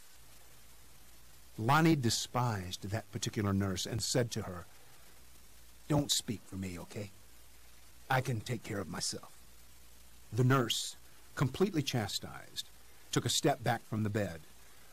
Lucian and Lonnie, now joined in their contempt for the nurse, looked at each other carefully. Lonnie said, I'll have to sleep on it. My memory is coming and going these days. And they got me so doped up, you know. I'll be happy to wait, Lucian said. It's very important that we find Ansel Hubbard. He pulled a business card from a pocket and handed it to Lonnie. This is my boss, Jake Brigance. You can call him and check me out. He's the lead lawyer in the case. And you're a lawyer too? Lonnie asked. I am. I just ran out of cards. I'm staying at the Glacier Inn on 3rd Street. Late in the afternoon, Herschel Hubbard unlocked the door to his father's house and stepped inside. It had been empty now for how long? He paused and did the math. His father had killed himself on October 2nd, a Sunday. Today was April 2nd, a Sunday. To his knowledge, the house had not been cleaned since the day Letty was fired, the day after the funeral. A thick layer of dust covered the television console and bookcases. The smell was of stale tobacco and stagnant air. He flipped a switch and the lights came on. He had been told that Quince Lundy, the administrator, was in charge of paying the utility bills. The kitchen counters were spotless, the refrigerator empty. A faucet dripped slowly into a brown stain in the porcelain sink. He made his way to the rear of the house, and in the room he had once called his own, he slapped the bedspread to stir the dust. Then he stretched out on the bed and gazed at the ceiling. In 6 months, he had gone through the fortune several times, spending as he pleased, but also doubling and tripling it with shrewd investments. At times he felt like a millionaire. At others, he was consumed with the awful emptiness of seeing the riches slip away and being left with nothing. Why did the old man do it? Herschel was willing to accept and shoulder more than his share of responsibility for their fractious relationship. But he could not begin to comprehend getting cut out completely. He could have loved Seth more, but then Seth gave little love in return. He could have spent more time here in the house, but then Seth didn't want him around. Where had they gone wrong? How young was Herschel when he realized his father was cold and distant?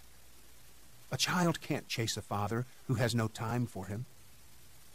But Herschel had never fought his father, had never embarrassed him with open rebellion or worse, addictions, arrests, a life of crime. He parted with Seth when he was 18 and left home to become a man. If he neglected Seth as an adult, it was because Seth had neglected him as a little boy. A child is not born with the tendency to neglect. It has to be acquired. Herschel learned from a master. Would the money have changed things? If Herschel had known the extent of his father's wealth, what would he have done differently?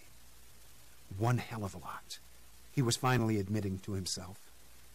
Initially, he had taken the high road and said, at least to his mother, that he wouldn't have changed a thing. No, sir. If Seth wanted no part of his only son, then the son would certainly allow him to have it that way. Now, though, as time passed and his own unhappy world was growing darker, Herschel knew he would have been here, in the house, taking care of his dear old dad. He would have shown an enthusiastic burst of interest in lumber and furniture. He would have begged Seth to teach him the business and possibly groom him as a successor. He would have swallowed hard and returned to Ford County, renting a place somewhere nearby, and he definitely would have kept an eye on Letty Lang. Getting shut out of such a large inheritance was so humiliating. His friends had whispered behind his back. His enemies had reveled in his misfortune. His ex-wife loathed him almost as much as she despised Seth, and she had gleefully spread the awful but true gossip around Memphis. Even though her children also got the axe, she couldn't stop herself from piling on poor Herschel. For 6 months, he had found it difficult to run his business and concentrate on his affairs. The bills and debts were adding up. His mother was becoming less sympathetic and helpful. On 2 occasions, she had asked him to leave her home and find another place to live. He wanted to, but he couldn't afford it. His fate now lay in the hands of a crafty lawyer named Wade Lanier, a cranky old judge named Reuben Atlee, and a haphazard gang of accidental jurors in rural Mississippi. At times he was confident justice would prevail, right over wrong and all that. It was simply wrong for a housekeeper, whatever her skin color, to appear in the final years of a long life and manipulate things in such a fiendish manner. Fairness was on their side. At other times, though, he could still feel the unspeakable pain of having it slip away. If it could happen once, it could certainly happen again. The walls inched closer, and the musty air grew thicker.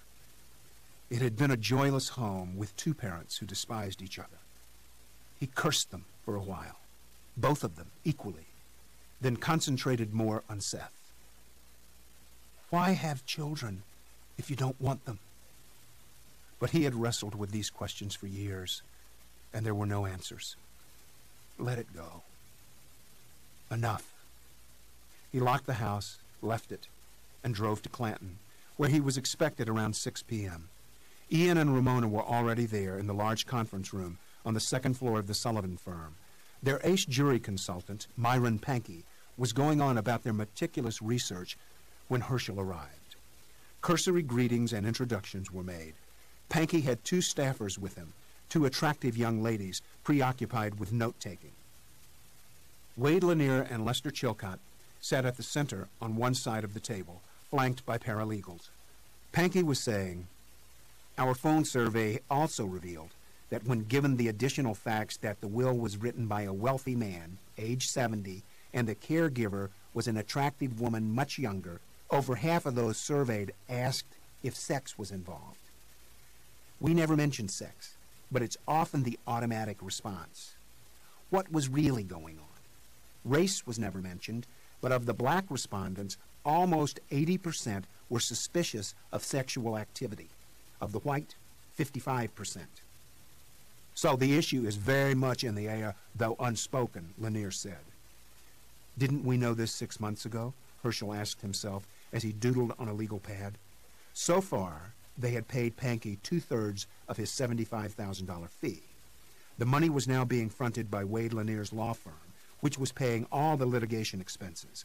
Ian had chipped in $20,000. Herschel, nothing. If there was a recovery, there would also be a war dividing it.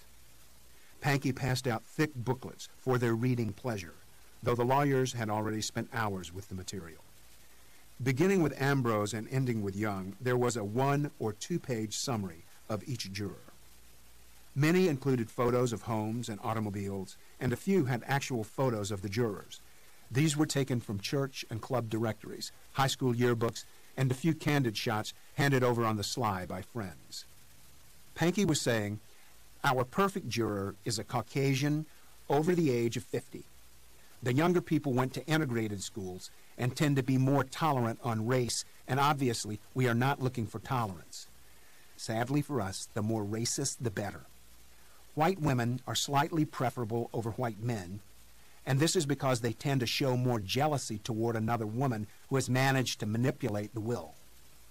A man might excuse another man for fooling around with his housekeeper, but a woman is not so understanding." $75,000 for this? Herschel doodled to himself. Isn't this fairly obvious? He shot a bored look at his sister, who was looking old and tired. Things were not going well with Ian, and the Hubbard siblings had spoken on the phone more in the past 3 months than in the past 10 years. Ian's deals were not paying off, and the strained marriage was continuing to crack. Ian spent most of his time on the Gulf Coast, where he and some partners were renovating a mall. This was fine with her. She didn't want him at home. She talked openly of divorce, to Herschel anyway. But if they lost this case, she might be stuck.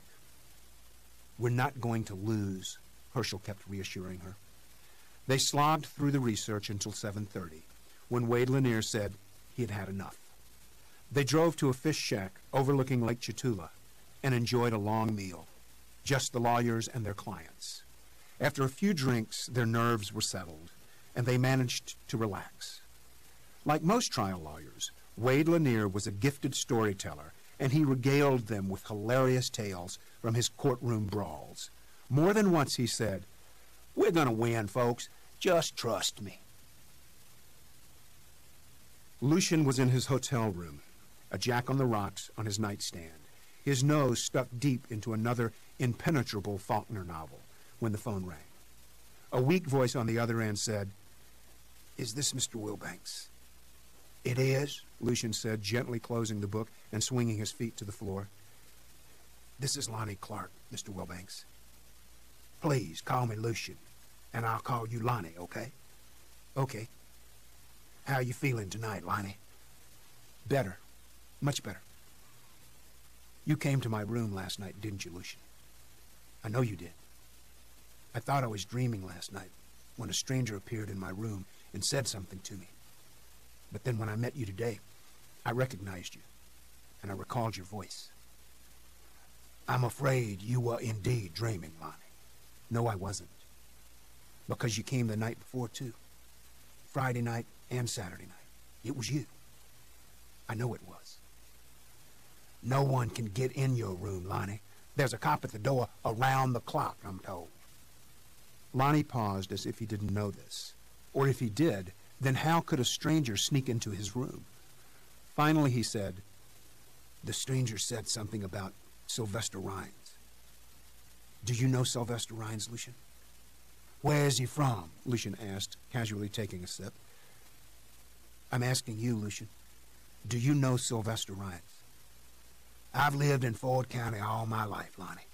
I know everyone, black and white. But something tells me Sylvester Rhines died before I was born. Did you know him?" "I don't know. It's all so muddled now, and so long ago." His voice faded as if he had dropped the phone. "Keep him talking," Lucian said to himself. "I'm much more interested in Ansel Hubbard," he said. "Any luck with that name, Lonnie?" Weakly he said, "I might be onto something. Can you stop by tomorrow?" "Of course. What time?" "Come early. I'm not as tired in the mornings." "What time will the doctors be finished with their rounds?" "I don't know. 9 or so." "I'll be there at 9:30, Lonnie." Chapter 39. Nevin Dark parked his truck facing the courthouse and checked his watch. He was early, but that was the plan. He had never before been summoned for jury duty, and he could grudgingly admit to being somewhat excited. He farmed 200 acres west of Caraway and rarely made it to Clanton. Indeed, he could not remember his last trip to the county seat. For the occasion, he wore his newest pair of starched khakis and a leather flight jacket handed down by his father, who had flown in World War II. His wife had firmly pressed his cotton shirt with buttons on the collar. Nevin was rarely this dressed up. He paused and gazed around the courthouse, looking for others who might be holding a summons. Of the case he knew little. His wife's brother, a blowhard, had said he thought the trial was over a will that was handwritten, but beyond that the details were scarce. Neither Nevin nor his wife subscribed to the local newspapers. They had not been to church in 10 years, so that rich source of gossip had passed them by. The summons said nothing about the type of jury service facing him. Nevin had never heard of Seth Hubbard nor Letty Lang. He would recognize the name of Jake Brigance, but only because Jake was from Caraway and the Haley trial had been so notorious. In short, Nevin was a model juror, reasonably smart, fair-minded, and uninformed. The summons was folded in his coat pocket. He walked around the square to kill a few minutes, then wandered over to the courthouse where things were getting busy. He climbed the stairs and joined the crowd milling around the large oak doors of the main courtroom. 2 deputies in uniform were holding clipboards. Nevin was eventually processed through, and as he entered the courtroom, a clerk smiled and pointed to a seat on the left side. He sat down next to an attractive lady in a short skirt, and within 2 minutes she informed Nevin that she taught school with Carla Brigance and would probably not make the cut. When he confessed he knew nothing about the case, she found it hard to believe. All the jurors were whispering away as they watched the lawyers move about with their important airs. The bench was empty. Half a dozen clerks moved papers here and there, doing little really, but trying to justify their presence in the biggest will contest in the history of Ford County. Some of the lawyers had no connections at all, no reason to be there, but a courtroom filled with prospective jurors always attracted a few of the courthouse regulars. For example, a lawyer named Chuck Ray had no clients, no office, and no money. He occasionally checked land titles, thus he was always in the courthouse, killing enormous amounts of time, sipping free coffee from whatever office had the freshest pot, flirting with the clerks who knew him well, gossiping with every lawyer who came within earshot, and in general, just being there. Chuck rarely missed a trial. Since he had none of his own, he watched all the others. On this day, he was wearing his darkest suit, and his wingtips fairly gleamed with fresh polish. He spoke to Jake and Harry Rex, men who knew him all too well, and also to the out-of-town lawyers, who by then knew that Chuck was just another fixture. Every courthouse had them. A gentleman to Nevin's left struck up a conversation. He said he owned a fence company in Clanton and had once put up some chain link for Harry Rex Vonner's hunting dogs. He pointed and said, "That fat one over there in the bad suit, that's Harry Rex Vonner, meanest divorce lawyer in the county."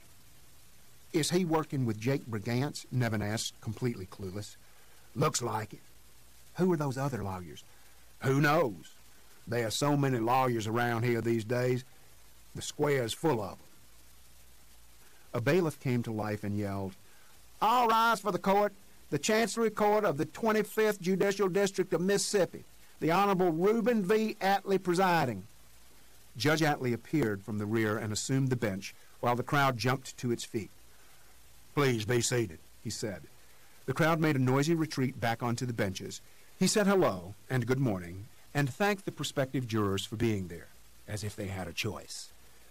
He explained that the first order of business was the selection of the jury, 12 jurors plus 2 alternates, and he figured that might take most of the day. At times, things would move slowly, as they often do in court, and he asked for their patience. A clerk had written each of their names on a small piece of paper and put them in a plastic bin. He would pull them out at random, and that's how the jurors would initially be seated. Once the first 50 were in place, the rest would be excused for the day, and maybe called back tomorrow if needed. The courtroom had 2 sections, right and left of a center aisle, and each section had 10 long benches that held about 10 people each.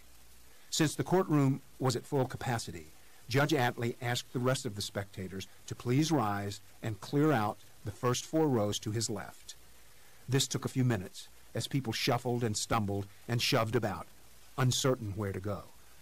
Most stood along the walls. He reached into the plastic bin, extracted a name, and called out, "Mr. Nevin Dark."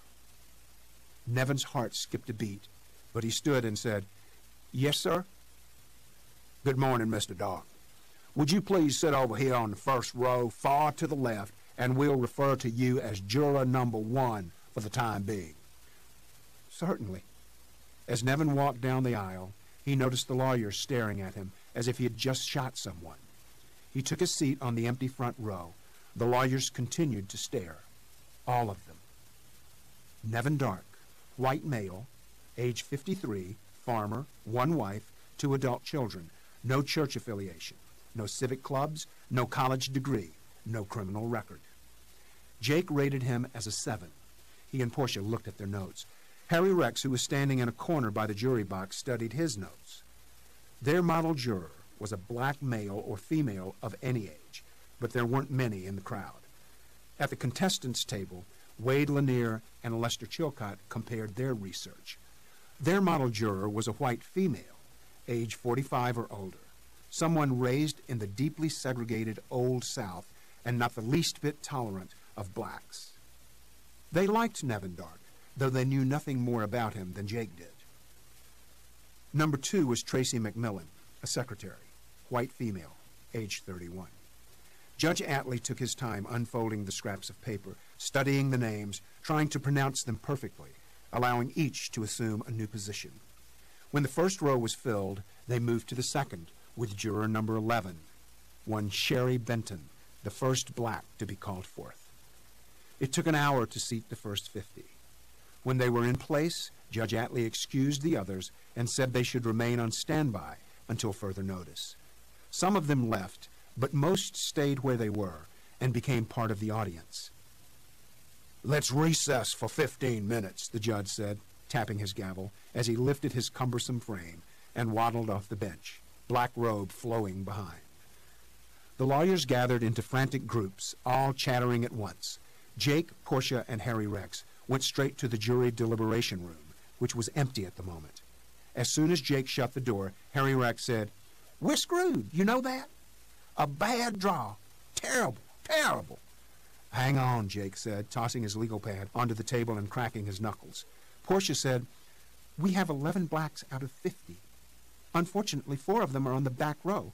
Once again, we're stuck on the back row." "Are you trying to be funny?" Harry Rex barked at her. "Well, yes, I thought it was rather clever." Jake said, "Knock it off, okay? I doubt if we make it past number 40. "So do I," replied Harry Rex. "And just for the record, I sued numbers 7, 18, 31, 36, and 47 for divorce. They don't know I'm working for you, Mr. Brigance, and once again, I'm not sure why I am working for you, because I'm damn sure not getting paid. It's Monday morning. My office is filled with divorcing spouses, some of them carrying guns, and here I am hanging around the courtroom like Chuck Ray and not getting paid." "Would you please shut up?" Jake growled. "If you insist." "It's not hopeless," Jake said. "It's not a good draw, but not completely hopeless. I bet Lanier and his boys are smiling right now." Portia said, "I don't understand you guys. Why is it always black versus white? I looked at those people, those faces, and I didn't see a bunch of hardcore racists who will burn the will and give everything to the other side. I saw some reasonable people out there. And some unreasonable ones," Harry Rex said. "I agree with Portia, but we're a long way from the final 12. Let's save the bickering for later." After the recess, the lawyers were allowed to move their chairs around to the other sides of their tables so they could stare at the panel while the panel stared right back. Judge Atlee assumed the bench without the ritual of "please rise for the court" and began with a concise statement of the case. He said he expected the trial to last 3 or 4 days and that he certainly planned to be finished by Friday afternoon. He introduced the lawyers, all of them, but not the paralegals. Jake was alone, facing an army. Judge Atlee explained that he would cover a few areas that had to be discussed. Then he would allow the attorneys to question and probe.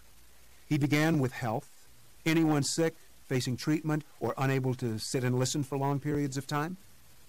One lady stood and said her husband was in the hospital in Tupelo, and she needed to be there.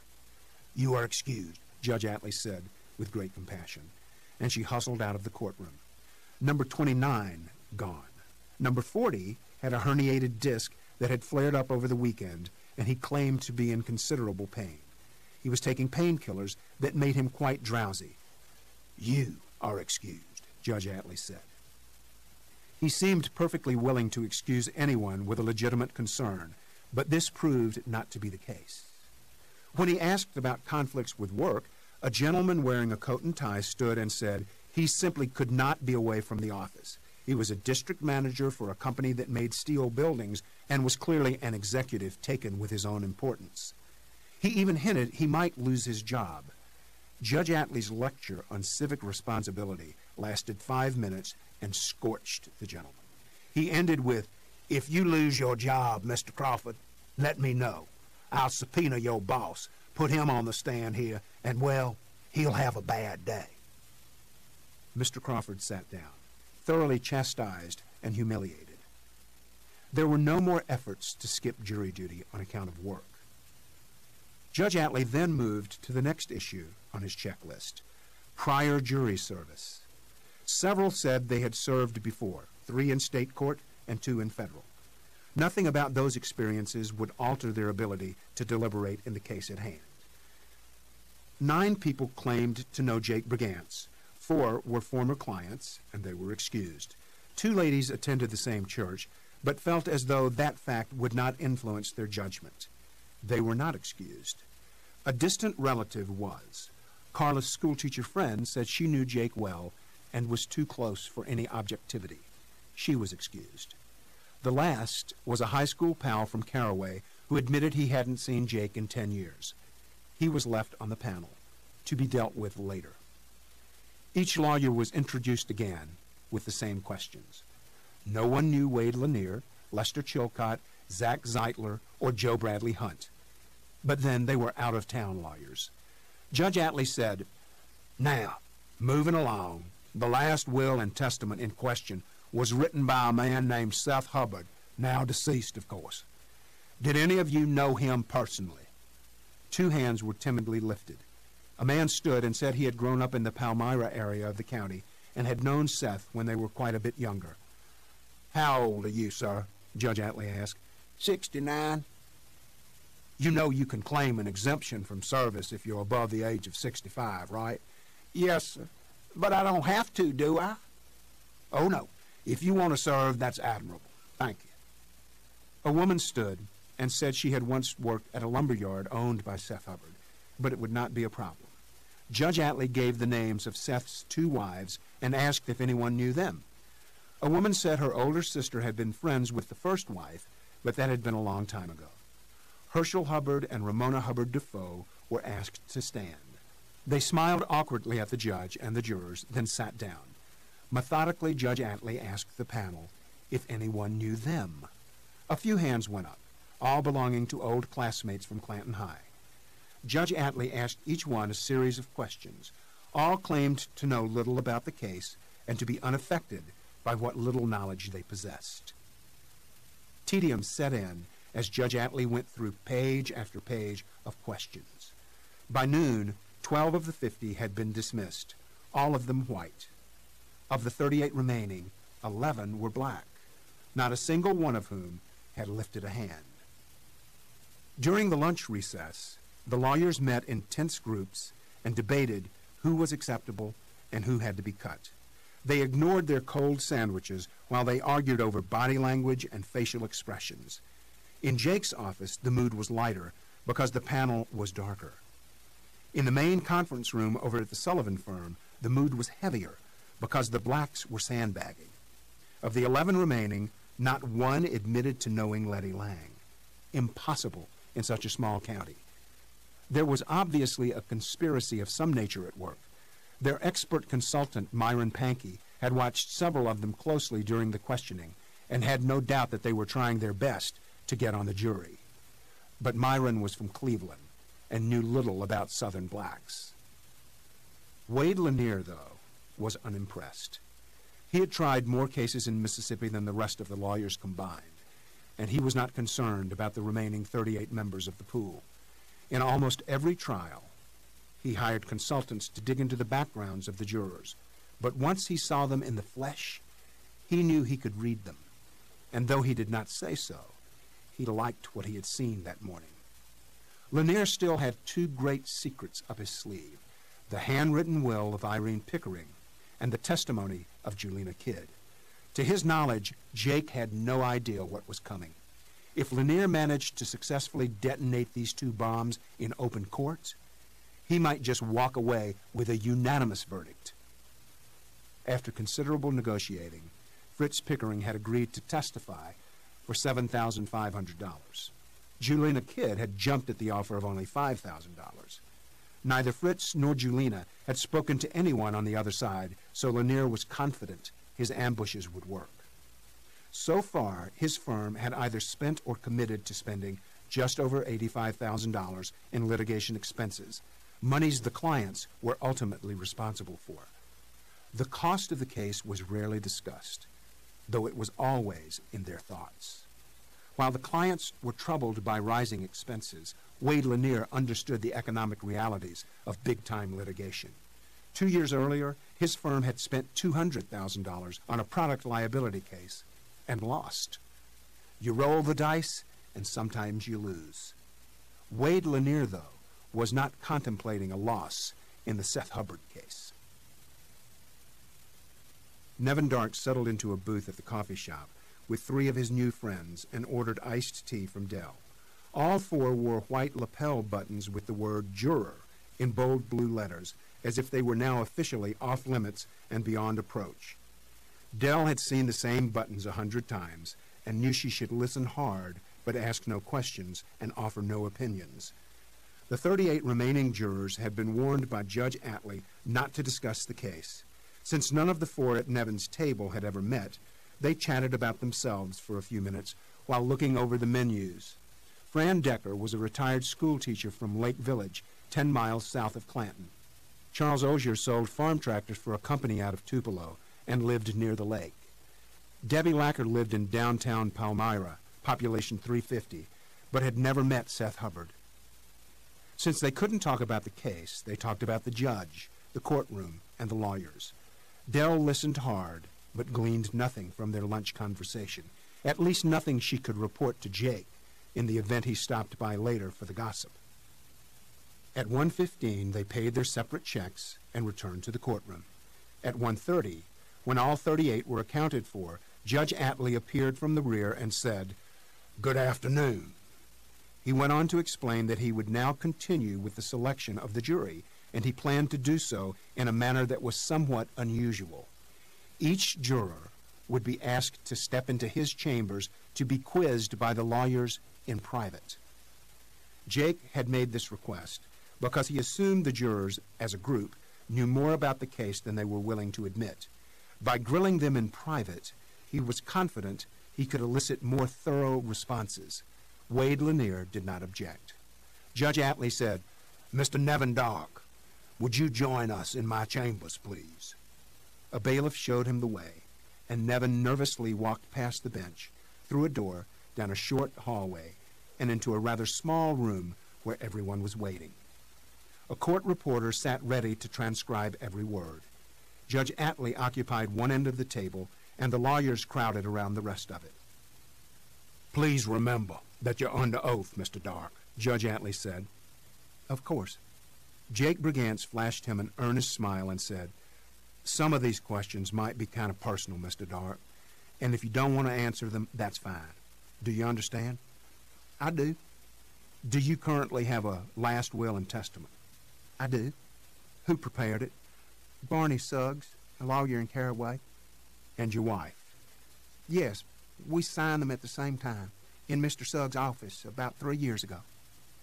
Without asking the specifics of their wills, Jake nibbled around the edges of the will-making process. What prompted them to prepare their wills? Do their children know what's in the wills? How often have they changed their wills? Did they name each other as executor of their wills?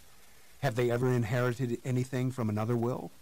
Did he, Nevin Dark, believe a person should have the right to leave his property to anyone, to a non-family member, to charity, to a friend or employee, to cut out family members who may have fallen out of favor?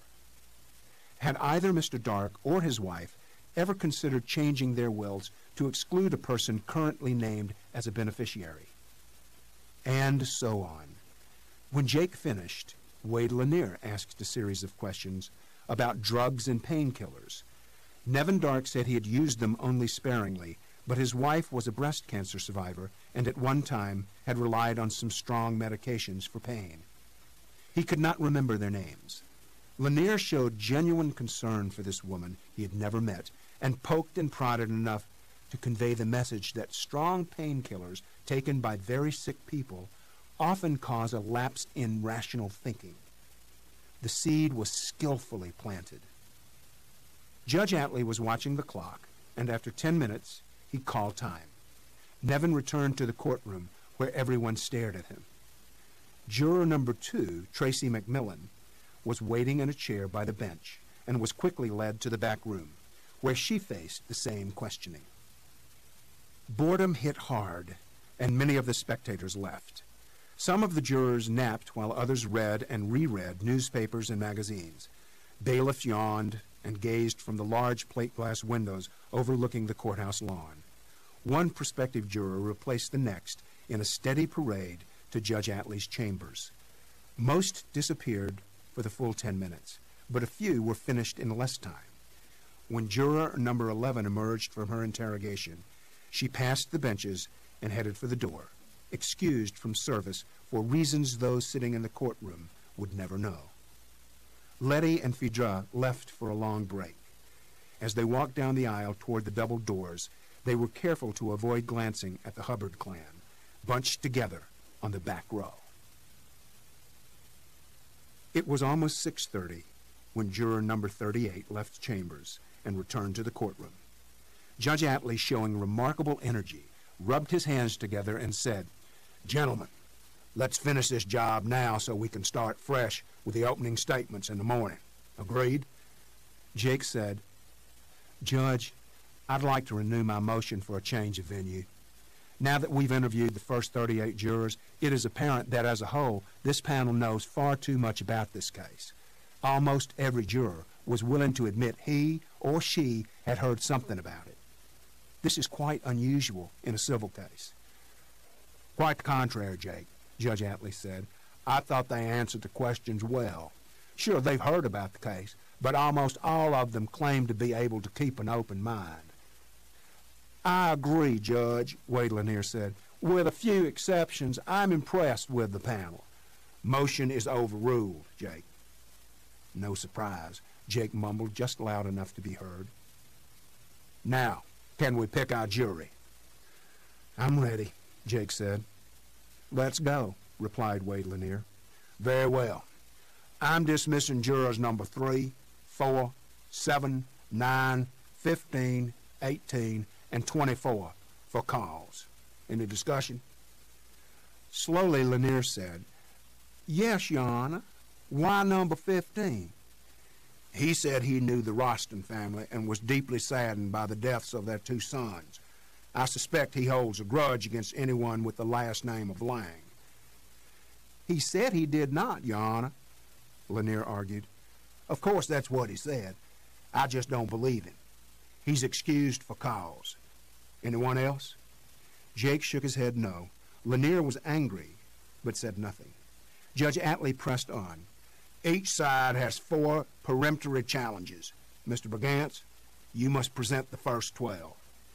Jake nervously scanned his notes, then slowly said, "Okay, we'll take numbers 1, 2, 5, 8, 10, 12, 14, 16, 17, 19, 21, and 22.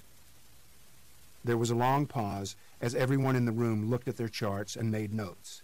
Finally, Judge Atlee said, "So you struck 6, 13, 20, and 23, correct?" "That's right. Are you ready, Mr. Lanier?" "Just a second, Judge," Lanier said as he huddled with Lester Chilcott. They whispered for a while, obviously in disagreement. Jake listened hard but could not decipher anything.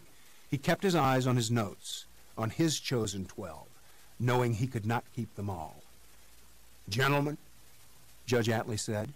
"Yes, sir," Lanier said slowly. "We'll strike numbers 5, 16, 25, and 27. The air left the room again, as every lawyer and the judge struck names from makeshift charts and moved the higher numbers up the ladder. Judge Atlee said, "So, It looks like our jury will consist of numbers 1, 2, 8, 10, 12, 14, 17, 19, 21, 22, 26, and 28. Does everyone concur? The lawyers shook their heads in agreement, without taking their eyes from their legal pads. 10 whites, 2 blacks, 8 women, 4 men. Half had wills, half did not. 3 had college degrees. 7 finished high school. 2 did not. Median age of 49, with 2 women in their 20s. A pleasant surprise for Jake. Overall, he was pleased. On the other side of the table, Wade Lanier was too. The truth was that Judge Atlee did a fine job of eliminating those who might possibly begin deliberations with preconceived notions or prejudices. On paper, it appeared as if the extremists were gone, and the trial was left in the hands of 12 people who appeared to be open-minded. Let's pick a couple of alternates, His Honor said. At 7 p.m., the new jurors gathered in the jury room and got themselves organized according to Judge Atlee's instructions. Because he had been the first one selected, the first name called, the first to be seated, and because he gave every indication of being an amicable type with an easy smile and kind word to all, Mr. Nevin Dark was elected foreman of the jury. It had been a very long day, but an exciting one. As he drove home, he found himself eager to chat with his wife over a late dinner and tell her everything. Judge Atlee had warned them against discussing the case with each other, but he didn't say a word about spouses. Chapter 40. Lucian shuffled the deck and deftly dealt 10 cards to Lonnie and the same to himself. As usual now, Lonnie slowly lifted his cards from the top of the folding table and took forever arranging them in his preferred order. His hands and words were slow, but his mind seemed to be clicking right along. He was up 30 points in this their 5th game of gin rummy. He had won 3 of the first 4. He was wearing a saggy hospital gown and an IV hung just over his head. A nicer nurse had given him permission to leave his bed and play cards in front of the window, but only after Lonnie had raised his voice. He was sick and tired of the hospital and wanted to leave. But then, he really had no place to go. Only the city jail, where the food was even worse and the cops were waiting with questions. In fact, they were waiting just outside his door now. 30 kilos of cocaine will always create problems. His new pal Lucian, who said he was a lawyer, had guaranteed him the evidence would be tossed on a motion to suppress. The cops had no probable cause to enter Lonnie's room at the Flophouse. Just because a man gets hurt in a bar fight does not give the police the right to rummage through his locked living quarters. It's a slam dunk, Lucian had promised. Any half-assed criminal lawyer gets the coke thrown out. You'll walk.